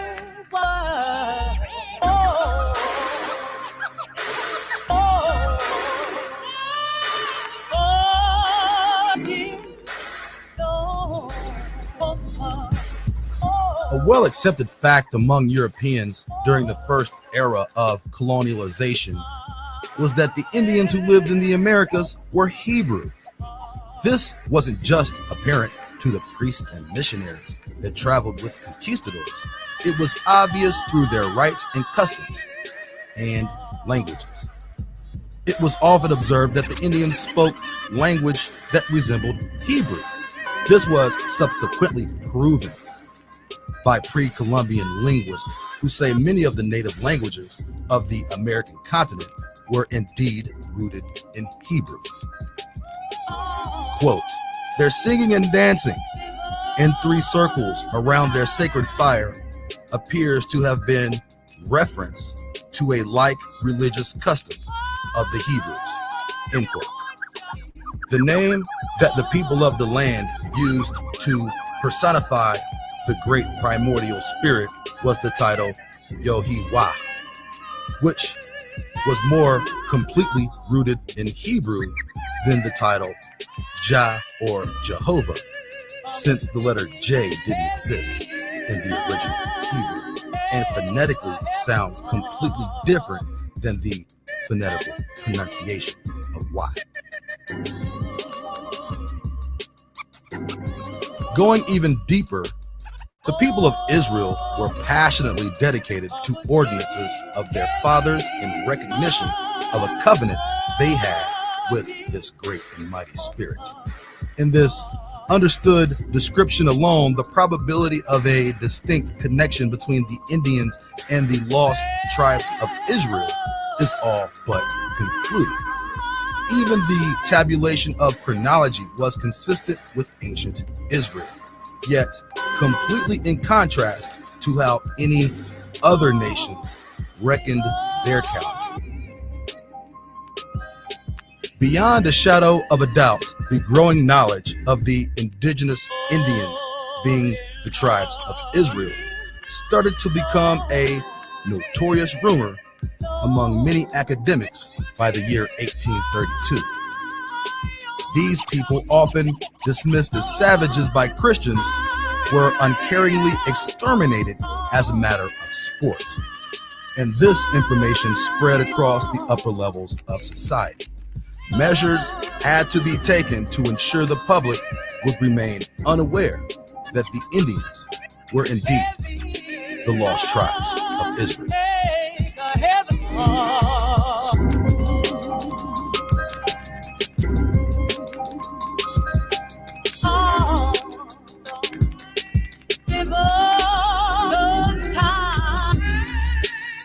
Along with this new information grew the reluctance by some Christians to continue killing Indians and pushing them off their land. And many whom had supported the position that the Indians were savages changed their stance.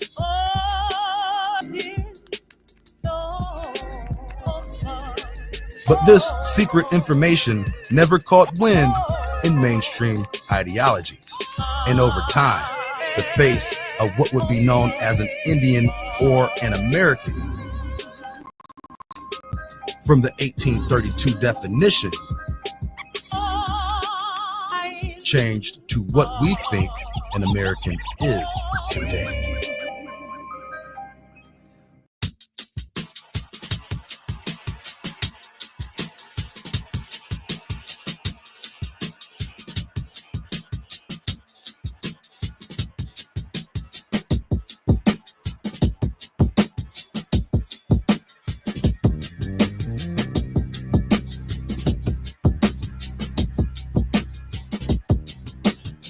There is nothing new under the sun, and this parallel history is tattooed across the facade of the American landscape.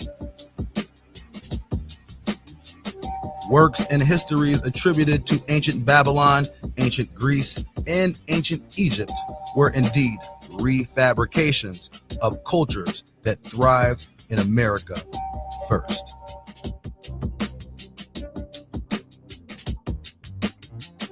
The connections between ancient Egypt and the Mayan civilization are undeniable. The histories between Egypt and Greece have long been intertwined, and the roots of those empires are steeped in the lost history of the Mayan civilization. How could the roots of ancient languages such as Greek and Hebrew have more targeted origins and use and definition in the Americas than their modernized uses in Europe?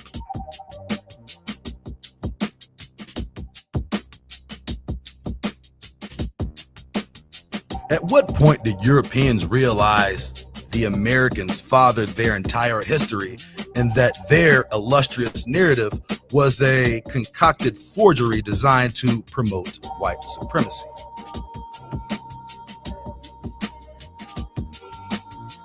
The smartest of them quite possibly had already known the secret of the ages and likely cooperated alongside the machine of deceit to further suppress the truth.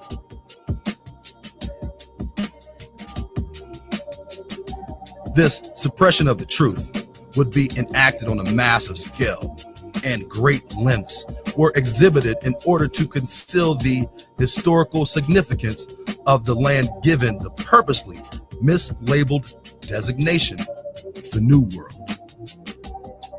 The elimination of pre-Columbian American achievements were of the utmost importance to the invading heathens. Let's destroy everything they created, enslave them, displace them from their homelands, and teach them to worship our God, and whip away their native tongue. And all while we do these things, we will steal their land, knowledge, and achievements and claim them for our own. Let nothing be left to remind them of their fathers. If this thing be accomplished, may we rule the earth forever.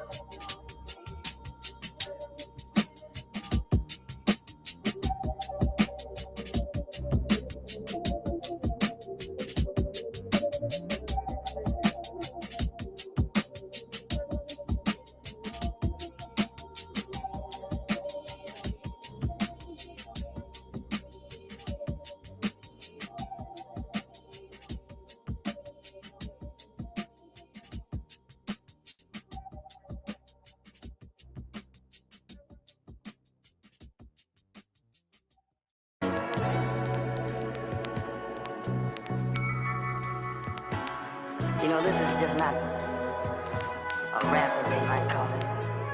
I'm trying to really comfort my soul with this, because I want you to really believe and really feel what I'm trying to say. You see, because this is that moment in my life that I'm giving my very soul to you. Our story will not be written by anyone but us. His story has confounded nations into servitude. Their story began when ours ended. That story will end when ours continues again. Until then, we diligently prepare for truth to reside in our hands, that we may understand the cause behind our calamity. The transgression behind the cause falls at our feet. A debt was to be paid at the cost of our freedom. Our freedom never dwelt within the hands of the heathen. But in their words we became corrupted, and in their laws we grew wicked. And in their ways we strayed. So far away, wisdom vanished into the wilderness of wickedness. Stones and idols, swine and serpents, scribes and pens, schemes of treachery, consciousness of beasts.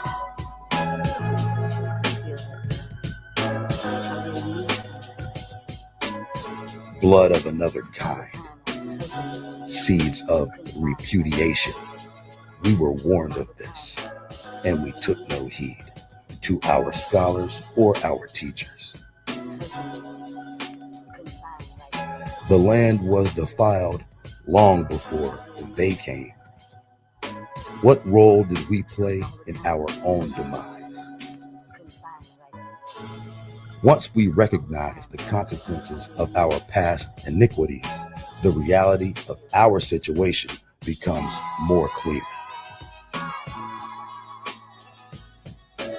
In a land once ruled by our fathers, we have become servants to a nation of foreigners.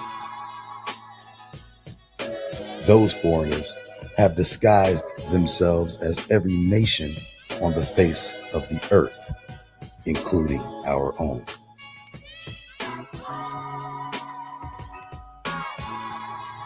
They would like us to believe that we are all the same, but they know this isn't true.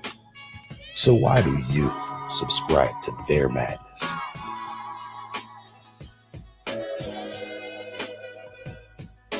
Their intentions are neither wise nor righteous. Their words are deceptive and their compass immoral. Their fear is our only salvation. The truth.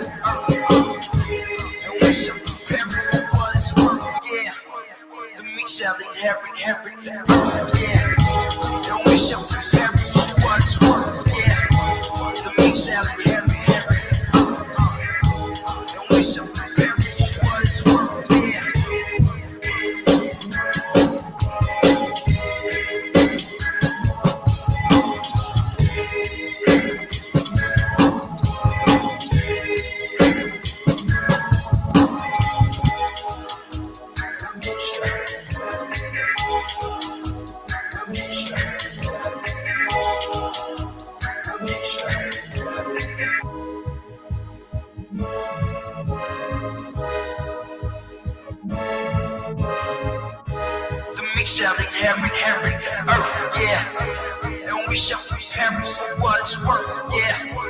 The mix out like Harry, the earth, And we shall prepare for what's work, yeah. The mix out like Harry, yeah.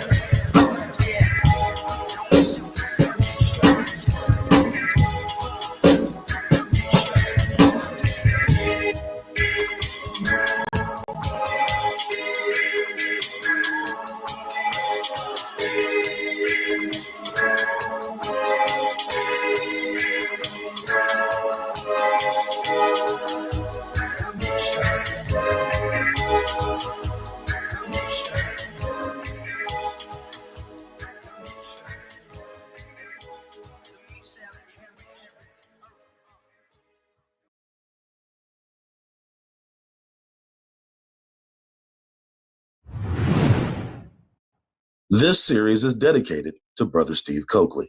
How Jesse got to Martin in 65 and to be in SCLC in Chicago had to do with Samuel Proctor, who was the head man at North Carolina A&T, eventually the main pastor at Abyssina Baptist Church in New York. In fact, he gave way to Calvin Butts.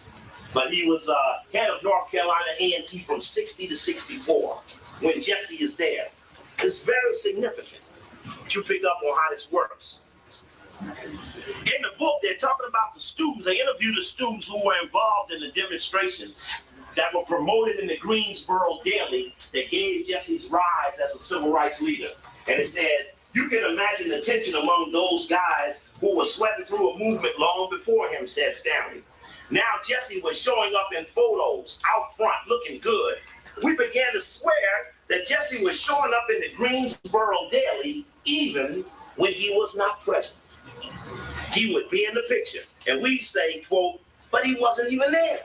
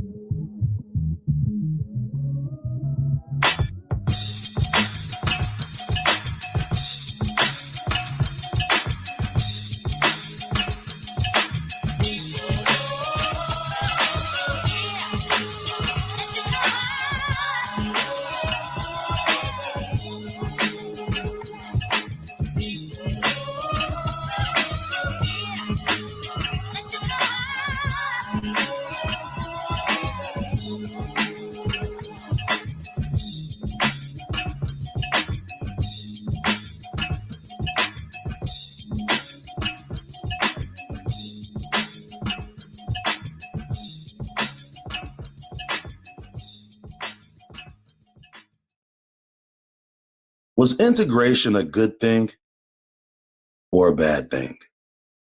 The commonly used slogan during segregation was the phrase, separate but equal. And although the races were separate, they were far from equal. But how achievable is true equality? Or is even the idea of equality a false concept in itself? One major objective behind the call for integration was to promote this idea of equality among the races. Negroes were considered second-class citizens in comparison to their white counterparts who were free to eat at any counter in any parts of the country, north or south. But was that what this movement was really all about?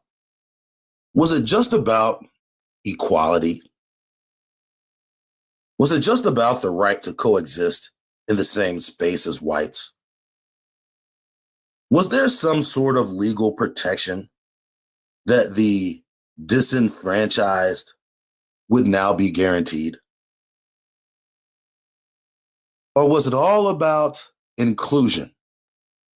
And did that inclusion benefit the future conditions of Negroes overall? I'm just in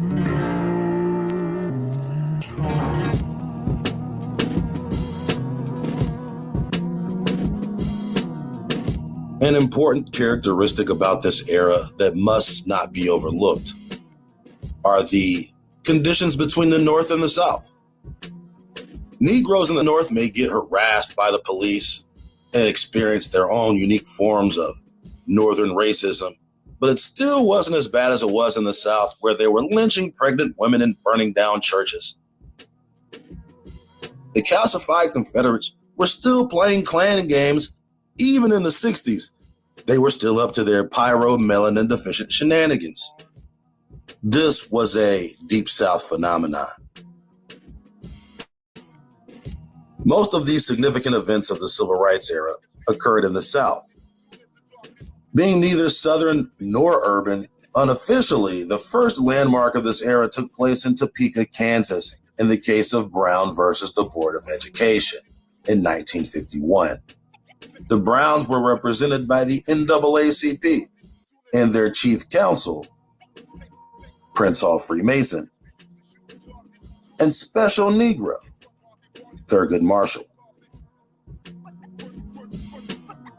Thurgood Marshall is best known for being the first so-called African American on the Supreme Court and one of the most exceptional Negroes in American history.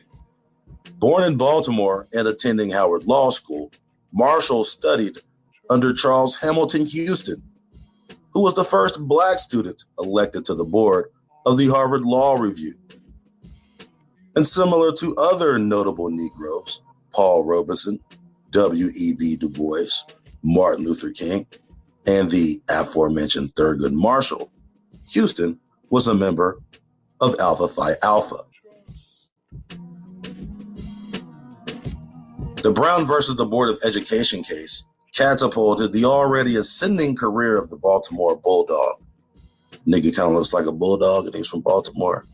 Baltimore Bulldog. I don't know that they called him that. The details of this case hinged upon the earlier precedent set by the 1896 Plessy versus Ferguson case, which legalized the separate but equal doctrine. Under this separate but equal scheme, as long as each race is provided equal accommodations such as housing, education, Medicare, transportation, and employment, segregation is deemed fair and constitutional. However, the interpretation and implementation of this deal was left in the hands of the states. And ultimately, niggas didn't get shit. But was that a bad thing? This case followed the second Morrill Land Grant Act in 1890 that would establish many of the first historically Black colleges and universities, which were created to be purely segregated institutions. This land grant particularly targeted the southern states where segregation was heavily enforced, and higher education for indigenous Americans was basically non-existent. Thus, why most HBCUs are located in southern states. Howard University in Washington, D.C., being an exception, it was established after the Civil War, but before the 1890 Land Grant Act. Situated in Washington, D.C., the school is located south of the Mason-Dixon line, but not so far south as to actually be considered Southern. The university is named after Oliver Otis Howard, a Union Army general. Historical opinions vary on his performance as a general during the Civil War, but overall, Howard is considered a hero and an advocate for freedmen. He was the president of the Freedmen's Bureau, and we know how well that was run. In the case, the NAACP actually recruited several plaintiffs in the Topeka, Kansas area, headed by plaintiff Oliver Brown, to file a class action lawsuit against the city school system. Thurgood Marshall, the Howard graduate, helped to essentially reverse the separate but equal doctrine. As you know, the Supreme Court of the United States has decided that separate public educational facilities for the races are inherently unequal, and therefore compulsory school segregation laws are unconstitutional. Our personal opinions about the decision have no bearing on the matter of enforcement. The responsibility and authority of the Supreme Court to interpret the Constitution are very clear. Local federal courts were instructed by the Supreme Court to issue such orders and decrees as might be necessary to achieve admission to public schools without regard to race and with all deliberate speed. During the past several years, many communities in our southern states have instituted public school plans for gradual progress in the enrollment and attendance of school children of all races in order to bring themselves into compliance with the law of the land.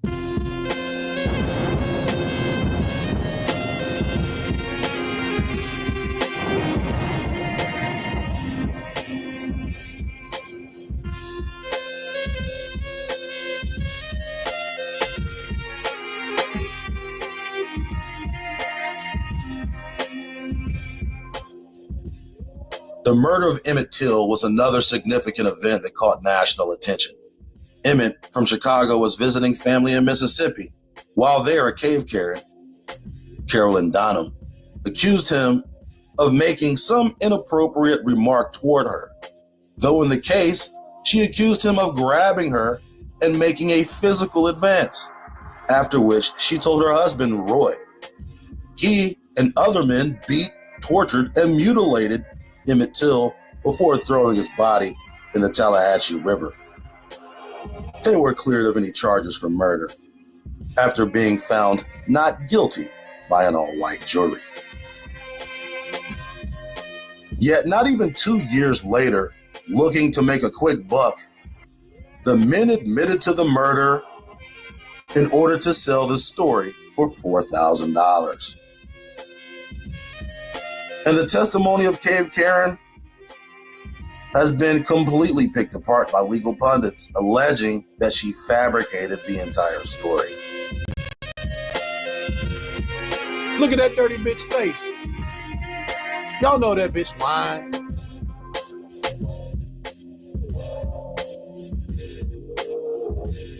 The main reason that this case got so much attention was because Emmett's mother, Mamie, had an open casket funeral back in Chicago to show the brutality that had been committed to her son. Images of the mutilated teenager were seen all over the national press.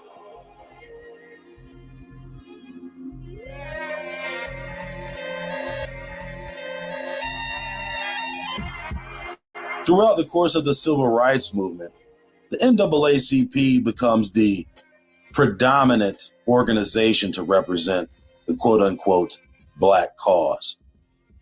They were heavily involved in the movement to integrate schools, but also in the next milestone event of the civil rights movement, the Montgomery bus boycott.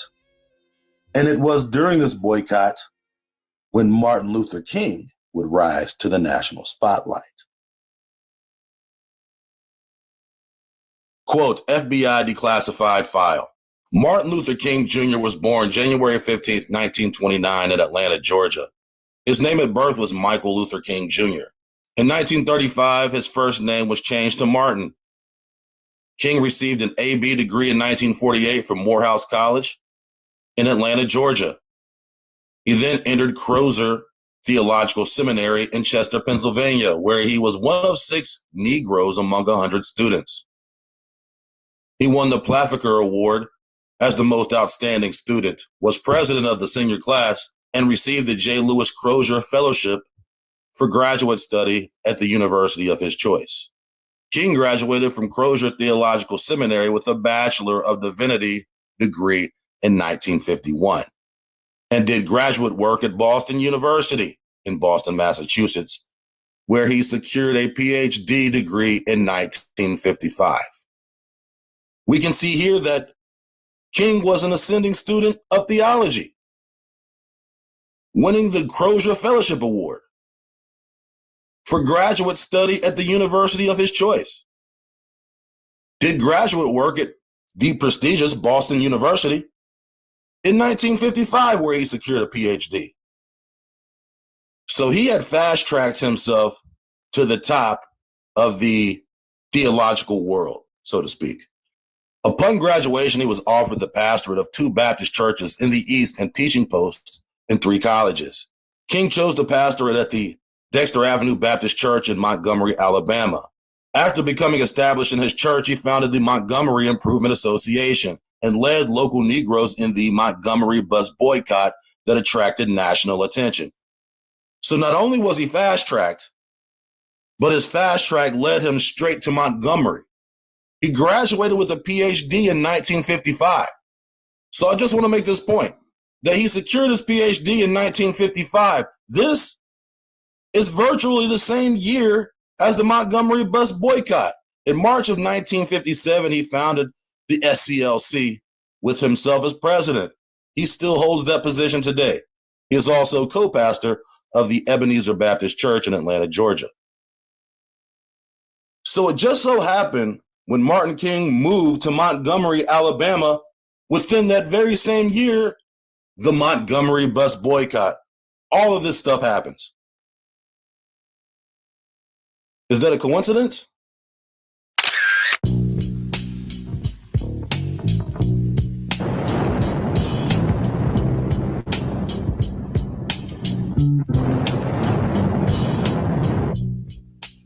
Contrary to what most people think, it wasn't Rosa Parks who first refused to give up her seat to a white woman on a segregated bus. It was a young lady named Claudette Colvin. But even she probably wasn't the first. Her arrest initially led to the boycott. But unfortunately for her, she was the wrong face for the movement.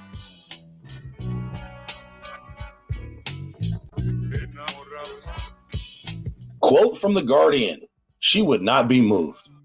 Quote, Rosa Parks is a heroine to the United States civil rights movement, yet months before her arrest on a bus in Montgomery, Alabama, a 15-year-old girl was charged with the same crime.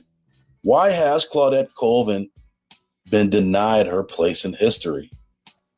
Gary Young investigates. I'm just reading this to give you a little background information on the Claudette Colvin story, because I do think there are interesting elements. And the main reason that I'm reading this is to prove the bigger point of how the NAACP works and how many of these organizations work. You can see the agenda behind who gets to be a hero and who doesn't get to be a hero. Continuing, quote, this much we know. On a Thursday, December 1st, 1955, Rosa Parks, a 42-year-old black seamstress, boarded a bus in Montgomery, Alabama after a hard day's work, took a seat, and headed for home. The bus went 3 stops before several white passengers got on. The driver, James Blacc, turned around and ordered the black passengers to the back of the bus so that the whites could take their places. Move, y'all, I want those 2 seats, he yelled. The bus froze. Blacc persisted, y'all better make it light on yourselves and let me have those seats, he said. 3 black passengers sitting alongside Parks rose reluctantly. Parks stayed put. Blacc approached her. Are you going to stand up, he asked. No, said Parks. Well, I'm going to have you arrested, he replied. You may do that, said Parks. It was an exchange later credited with changing the racial landscape of America. Parks' arrest sparked a chain reaction that started the bus boycott and launched the civil rights movement that transformed the apartheid of America's southern states from a local idiosyncrasy to an international scandal. It was her individual courage that triggered the collective display of defiance that turned a previously unknown 26-year-old preacher, Martin Luther King, into a household name. But somewhere en route, they mislaid the truth. Rosa Parks was neither a victim nor a saint, but a long-standing political activist and feminist. I want to stop here. Rosa Parks was a political activist and a member of the NAACP. Moreover, she was not the first person to take a stand by keeping her seat and challenging the system. 9 months before Parks' arrest, a 15-year-old girl, Claudette Colvin, was thrown off a bus in the same town in almost identical circumstances. Like Parks, She too pleaded not guilty to breaking the law. And like Parks, the local Black establishment started to rally support nationwide for her cause. But unlike Parks, Colvin never made it into the Civil Rights Hall of Fame. Just as her case was beginning to catch the nation's imagination, she became pregnant. To the exclusively male and predominantly middle-class, church-dominated local Black leadership in Montgomery, she was a fallen woman. She fell out of history altogether. States, Laura, are separate but equal. I was sitting in the area that was reserved for Black pensioners. At that time, we didn't even want to be called Black because Black had a negative connotation. We were called colors. So I was sitting in the colors section. But because of Jim Crow law, the bus driver had police force. He could ask you to get up. And the problem was that the white woman that was standing near me, she wasn't an elderly white woman. She was a young white woman. She had a whole seat to sit down by opposite me in the opposite row, but she refused to sit down because of Jim Crow laws. A white person couldn't sit opposite a colored person. And a white person had to sit in front of you. The purpose was to make white people feel superior and colored people feel inferior.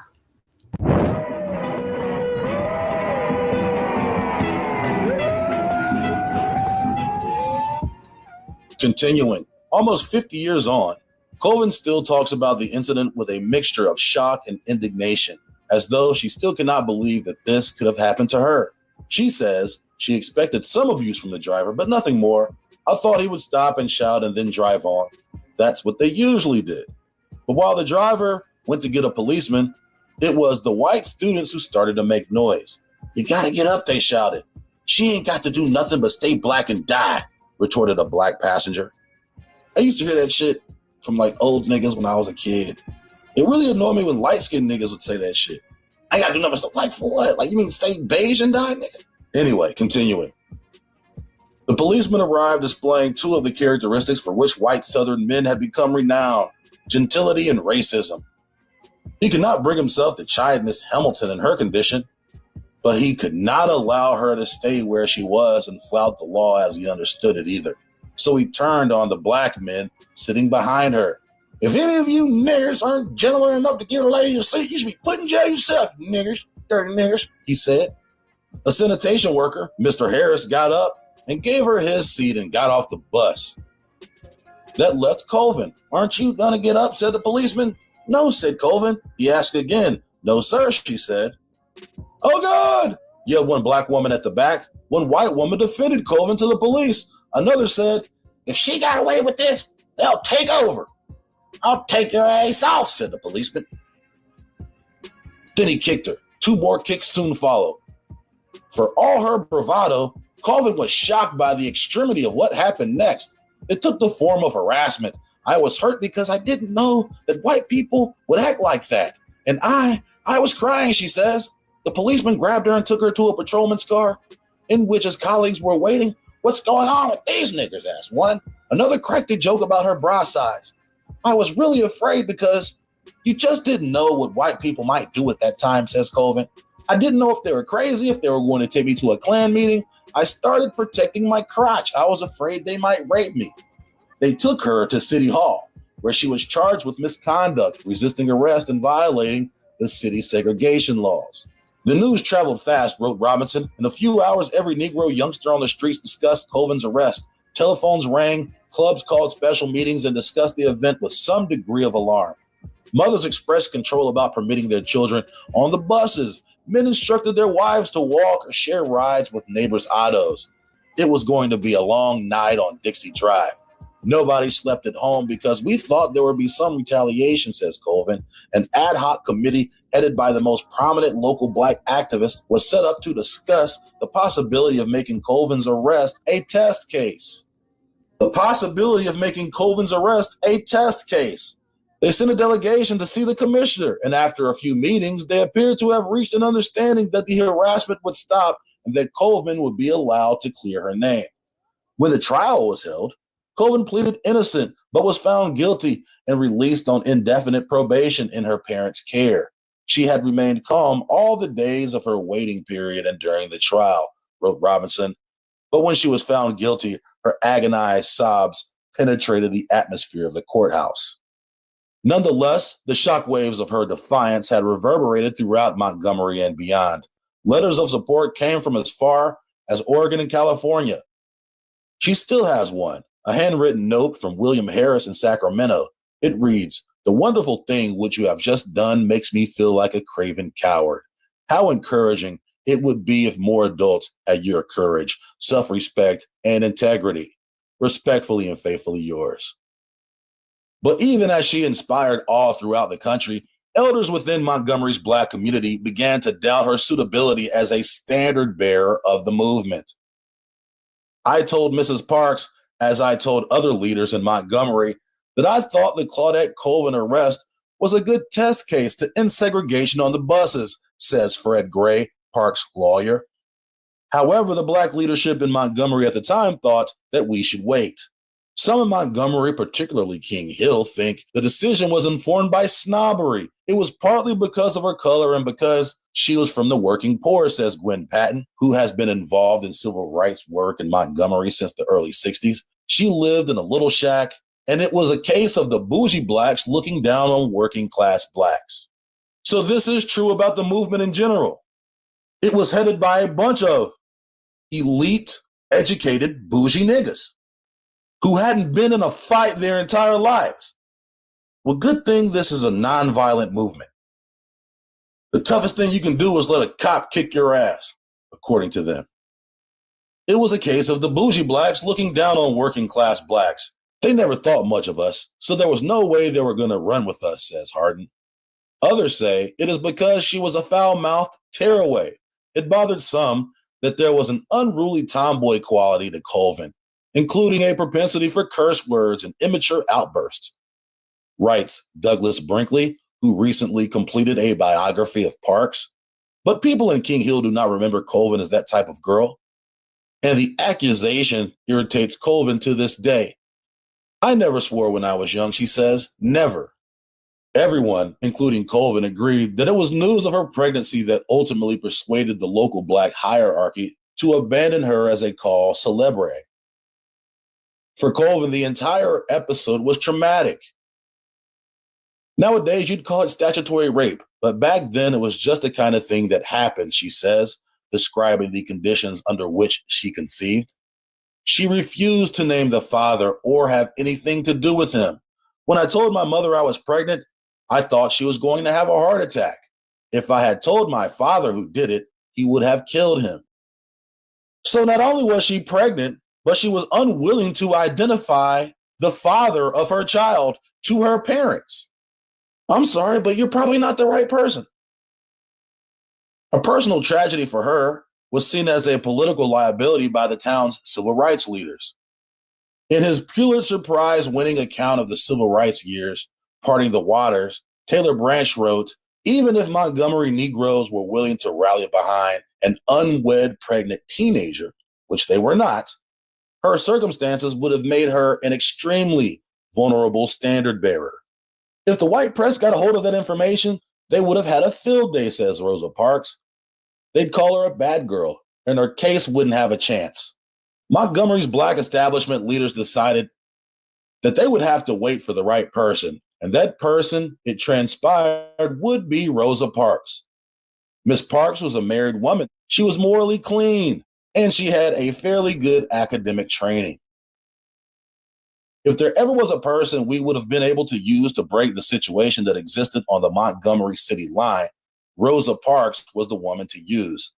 I probably would have examined a dozen more before I got there if Rosa Parks hadn't come along before I found the right one. So to put this in context, they were always looking for someone as a test case. And Claudette Colvin, of course, was the wrong test case. But Rosa Parks had the right personality. She had the right background. Continuing, Montgomery was not home to the first bus boycott any more than Colvin was the first person to challenge segregation. 2 years earlier in Baton Rouge, Louisiana, African Americans launched an effective bus boycott after drivers refused to honor an integrated seating policy, which was settled in an unsatisfactory fudge. And like the pregnant Miss Hamilton, many African Americans refused to tolerate the indignity of the South's racist laws in silence. Nor was Colvin the last to be passed over. In the 9 months between her arrest and that of Parks, another Black woman, Mary Louise Smith, suffered a similar fate. Smith was arrested in October 1955, but also not considered an appropriate candidate for a broader campaign. Ed Dixon claimed that it was because her father was a drunkard. Smith insists he was teetotal. But there are two things about Colvin's stand on that March day that made it significant. First, it came less than a year after the U.S. Supreme Court had outlawed the separate but equal policy that had provided the legal basis for racial segregation. What had been a custom and practice in the South for generations was now against federal law and could be challenged in the courts. Second, she was the first person, in Montgomery at least, to take up the challenge. She was not the first person to be arrested for violation of the bus seating ordinance, says J. Mills Thornton, an author and academic, but according to the commissioner, she was the first person ever to enter a plea of not guilty to such a charge. It is a rare and poor civil rights book that covers the Montgomery bus boycott and does not mention Claudette Colvin. But it is also a rare and excellent one that gives her more than a passing dismissive mention. However, not one has bothered to interview her. Most Americans, even in Montgomery, have never heard of her. She has literally become a footnote in history. While this does not happen by conspiracy, it is often facilitated by collusion.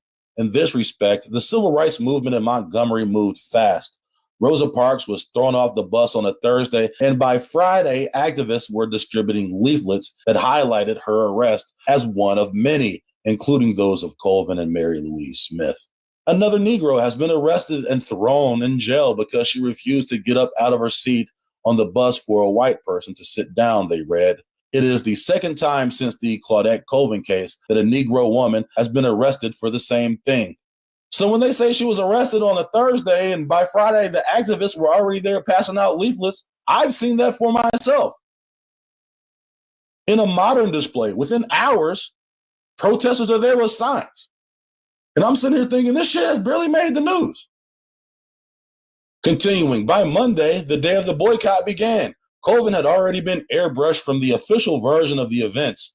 Meanwhile, Parks had been transformed from a politically conscious activist to an upstanding, unfortunate everywoman. Parks had been transformed from a politically conscious activist and member of the NAACP to an upstanding, unfortunate everywoman. And since it did happen, I'm happy it happened to a person like Mrs. Parks, says Martin Luther King from the pulpit of the Holt Street Baptist Church. For nobody can doubt the boundless outreach of her integrity. Nobody can doubt the height of her character. Nobody can doubt the depth of her Christian commitment and devotion to the teachings of Jesus. Though he didn't say it, nobody was going to say that about the heavily pregnant Colvin. Colvin is not exactly bitter, but as she recalls her teenage years after the arrest and pregnancy, she hovers between resentment and sadness and bewilderment at the way she was treated. They just dropped me. None of them spoke to me. They didn't see if I was okay. They never came and discussed it with my parents. They just didn't want to know me. She believes that if her pregnancy had been the only issue, they would have found a way to overcome it. It would have been different if I hadn't been pregnant, but if I lived in a different place or had been light-skinned, it would have made a difference too. They would have come and seen my parents and found me someone to marry. That is a crazy out-of-pocket statement. They would have found you someone to marry? While you were pregnant? With a child whose father you refused to identify? If you had been light-skinned or lived in a different place, yeah, that would have made a difference, but you were pregnant and refused to identify the father. I'm wondering if it was one of these NAACP niggas who knocked you off. Promised that you were going to be the next big thing. They would have found me someone to marry. That is a crazy statement. That statement alone makes me understand exactly why they dropped you. When the boycott was over and the African American community had emerged victorious, King, Nixon, and Parks appeared for the cameras. It is interesting that Claudette Colvin was not in the group and rarely, if ever, rode a bus again in Montgomery, wrote Frank Sikora, an Alabama-based academic and author. After her arrest and late appearance in the court hearing, she was more or less forgotten. Later, she would tell a reporter that she would sometimes attend rallies at the churches. I would sit in the back and no one would even know I was there. The upshot was that Colvin was left in an incredibly vulnerable position. A poor single pregnant Black teenage mother who had both taken on the white establishment and fallen foul of the Black one. It is this that incenses Patton. I respect my elders, but I don't respect what they did to Colvin. She says, for a while, there was a real distance between me and Miss Parks over this. Colvin was a kid. She needed support. If that weren't enough, her son, Raymond, whom she would give birth to in December, emerged light-skinned. He came out looking kind of yellow. And then I was ostracized because I wouldn't say who the father was, and they thought he was a white man. He wasn't, she says. She became quiet and withdrawn. I wasn't with it at all. All I could do is cry. End quote. The Guardian. Claudette Colvin refused to give up her seat on a bus before Rosa Parks, but she was the wrong face for the movement and indeed a liability for their cause. However, Rosa Parks was the right face and personality for their movement.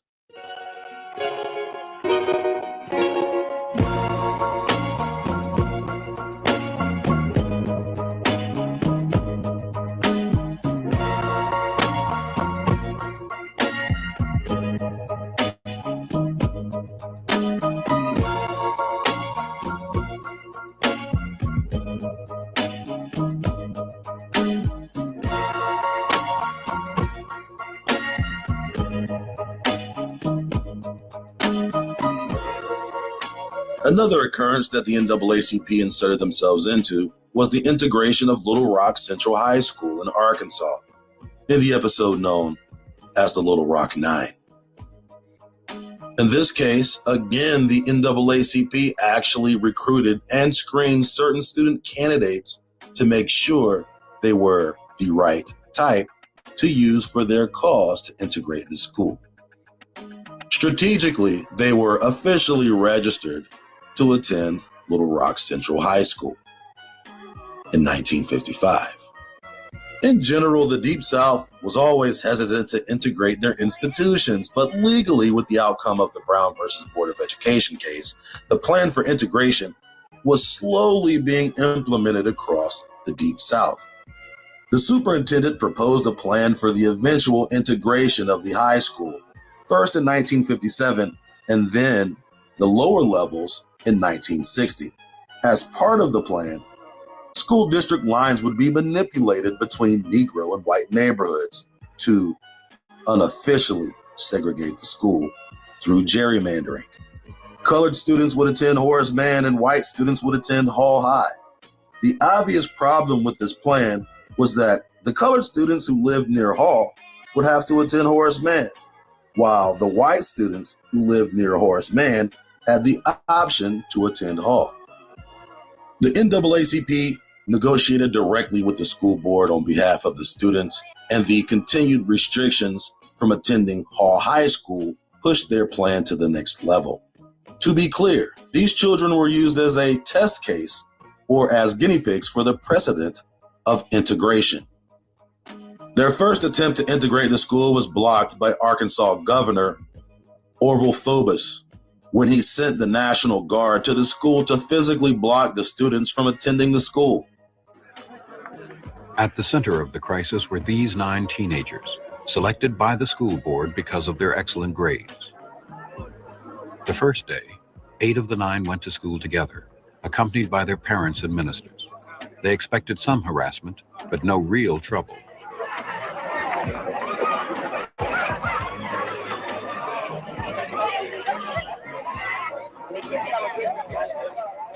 The 8 children and the adults with them were turned away by the National Guard. The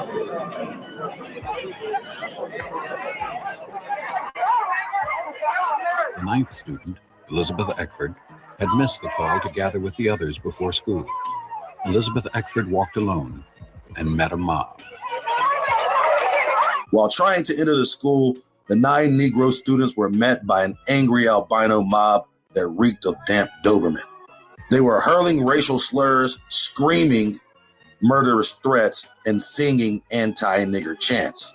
All while this is going on, Jerry Jones in the back posted with this curious look on his face, thinking to himself, I wonder how long that nigger's dick is. 8.5 inch dick.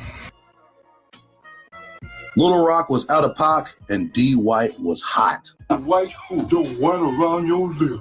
Eisenhower, that is. Phobos got called to the principal's office for an emergency meeting by then President Dwight Eisenhower, who basically told him to get your crackers under control. But the governor had no intention of corralling his crackers. Instead, he called the president's bluff and removed the National Guard, who had been blocking the students from entering the school.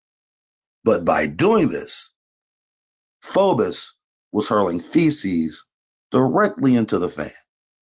Now the students would be facing an angry milk mob without military presence. Although the National Guard was blocking them from entering the school, the presence of soldiers was a deterrent against mob violence. With no National Guard on site, the students didn't have any protection against the milk mob, except for the local pigs, who really didn't even want to protect the little jits anyway. The unruly marshmallow mafia went unchecked, and the scene became more chaotic. And the president knew something had to be done to put down the Ritz renegade immediately. In that city, under the leadership of demagogic extremists, disorderly mobs have deliberately prevented the carrying out of proper orders from a federal court. Local authorities have not eliminated that violent opposition. And under the law, I yesterday issued a proclamation calling upon the mob to disperse.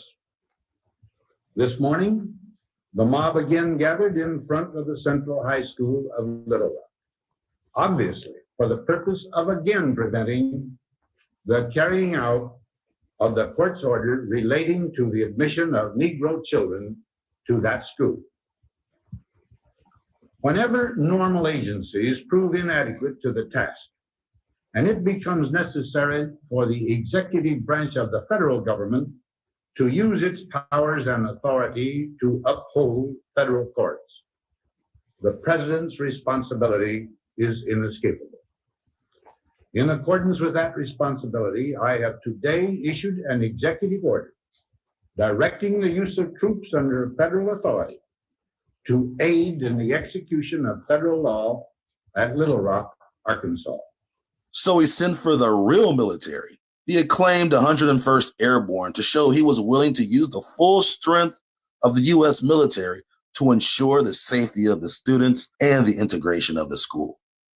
The military stood guard outside of the school and escorted the students to class. And due to in-school bullying, each student had 2 military escorts assigned to them throughout the day.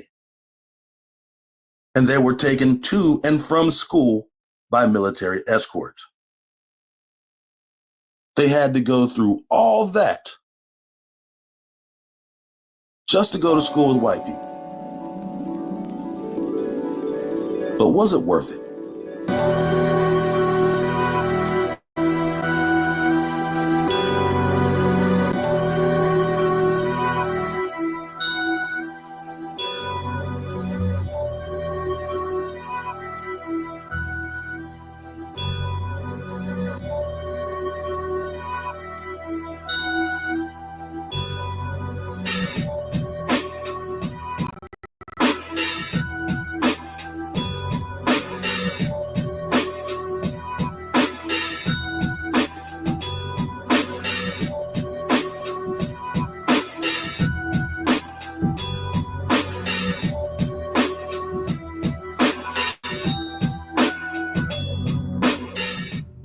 The battle to integrate schools was at the forefront of the civil rights movement, but the second line was integrating businesses and city services.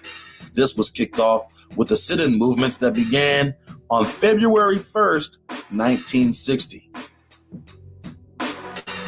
The sit-in movements were kicked off on February 1st, 1960, when 4 students from North Carolina A&T held a sit-in at F.W. Woolworth Company store after they had been denied service at the lunch counter. It is important to note that this wasn't the first sit-in initiated by Negroes during segregation. Several more had previously happened before, in the decades before, in places like Chicago, Baltimore, and Kansas. But this one sparked a national movement after it caught national headlines. In 1950, only 1 in 10 households had a television. But by 1960, 9 out of 10 households had a television. This evolution in media helped the movement catch national attention. The Greensboro Four, after their first sit-in for the full day until the restaurant closed, would return the next day with more students. And day after day, they continued the sit-in, with the number of students swelling into the hundreds. By this time, the scene had reached the media, which galvanized other students at other universities to hold sit-in movements of their own over the next few months, especially in areas with historically Black colleges and universities. I still feel a little bit of a chill. I heard someone say, we've just received a phone call that there are 4 of young men from A&T sitting in at Woolworth's. And somebody said, it's too late to get film, we'll try to cover it tomorrow. And I had the distinct feeling at that time, and it proved to be true, that was a moment the universe changed. Within weeks, the sit-in phase of the civil rights movement spread to 64 cities in 9 states. To have thousands of people in the street was not an unusual thing in the days that followed the sit-ins.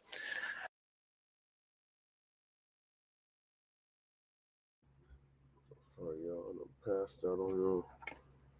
Oh, I'm at the end. It's already 3:30 in the morning here. Oh my God, it's 4.5 hours. I'm at the end of y'all. All right, I appreciate y'all tapping in. I'm definitely going to have to end it. All right, I'll catch y'all. Yes.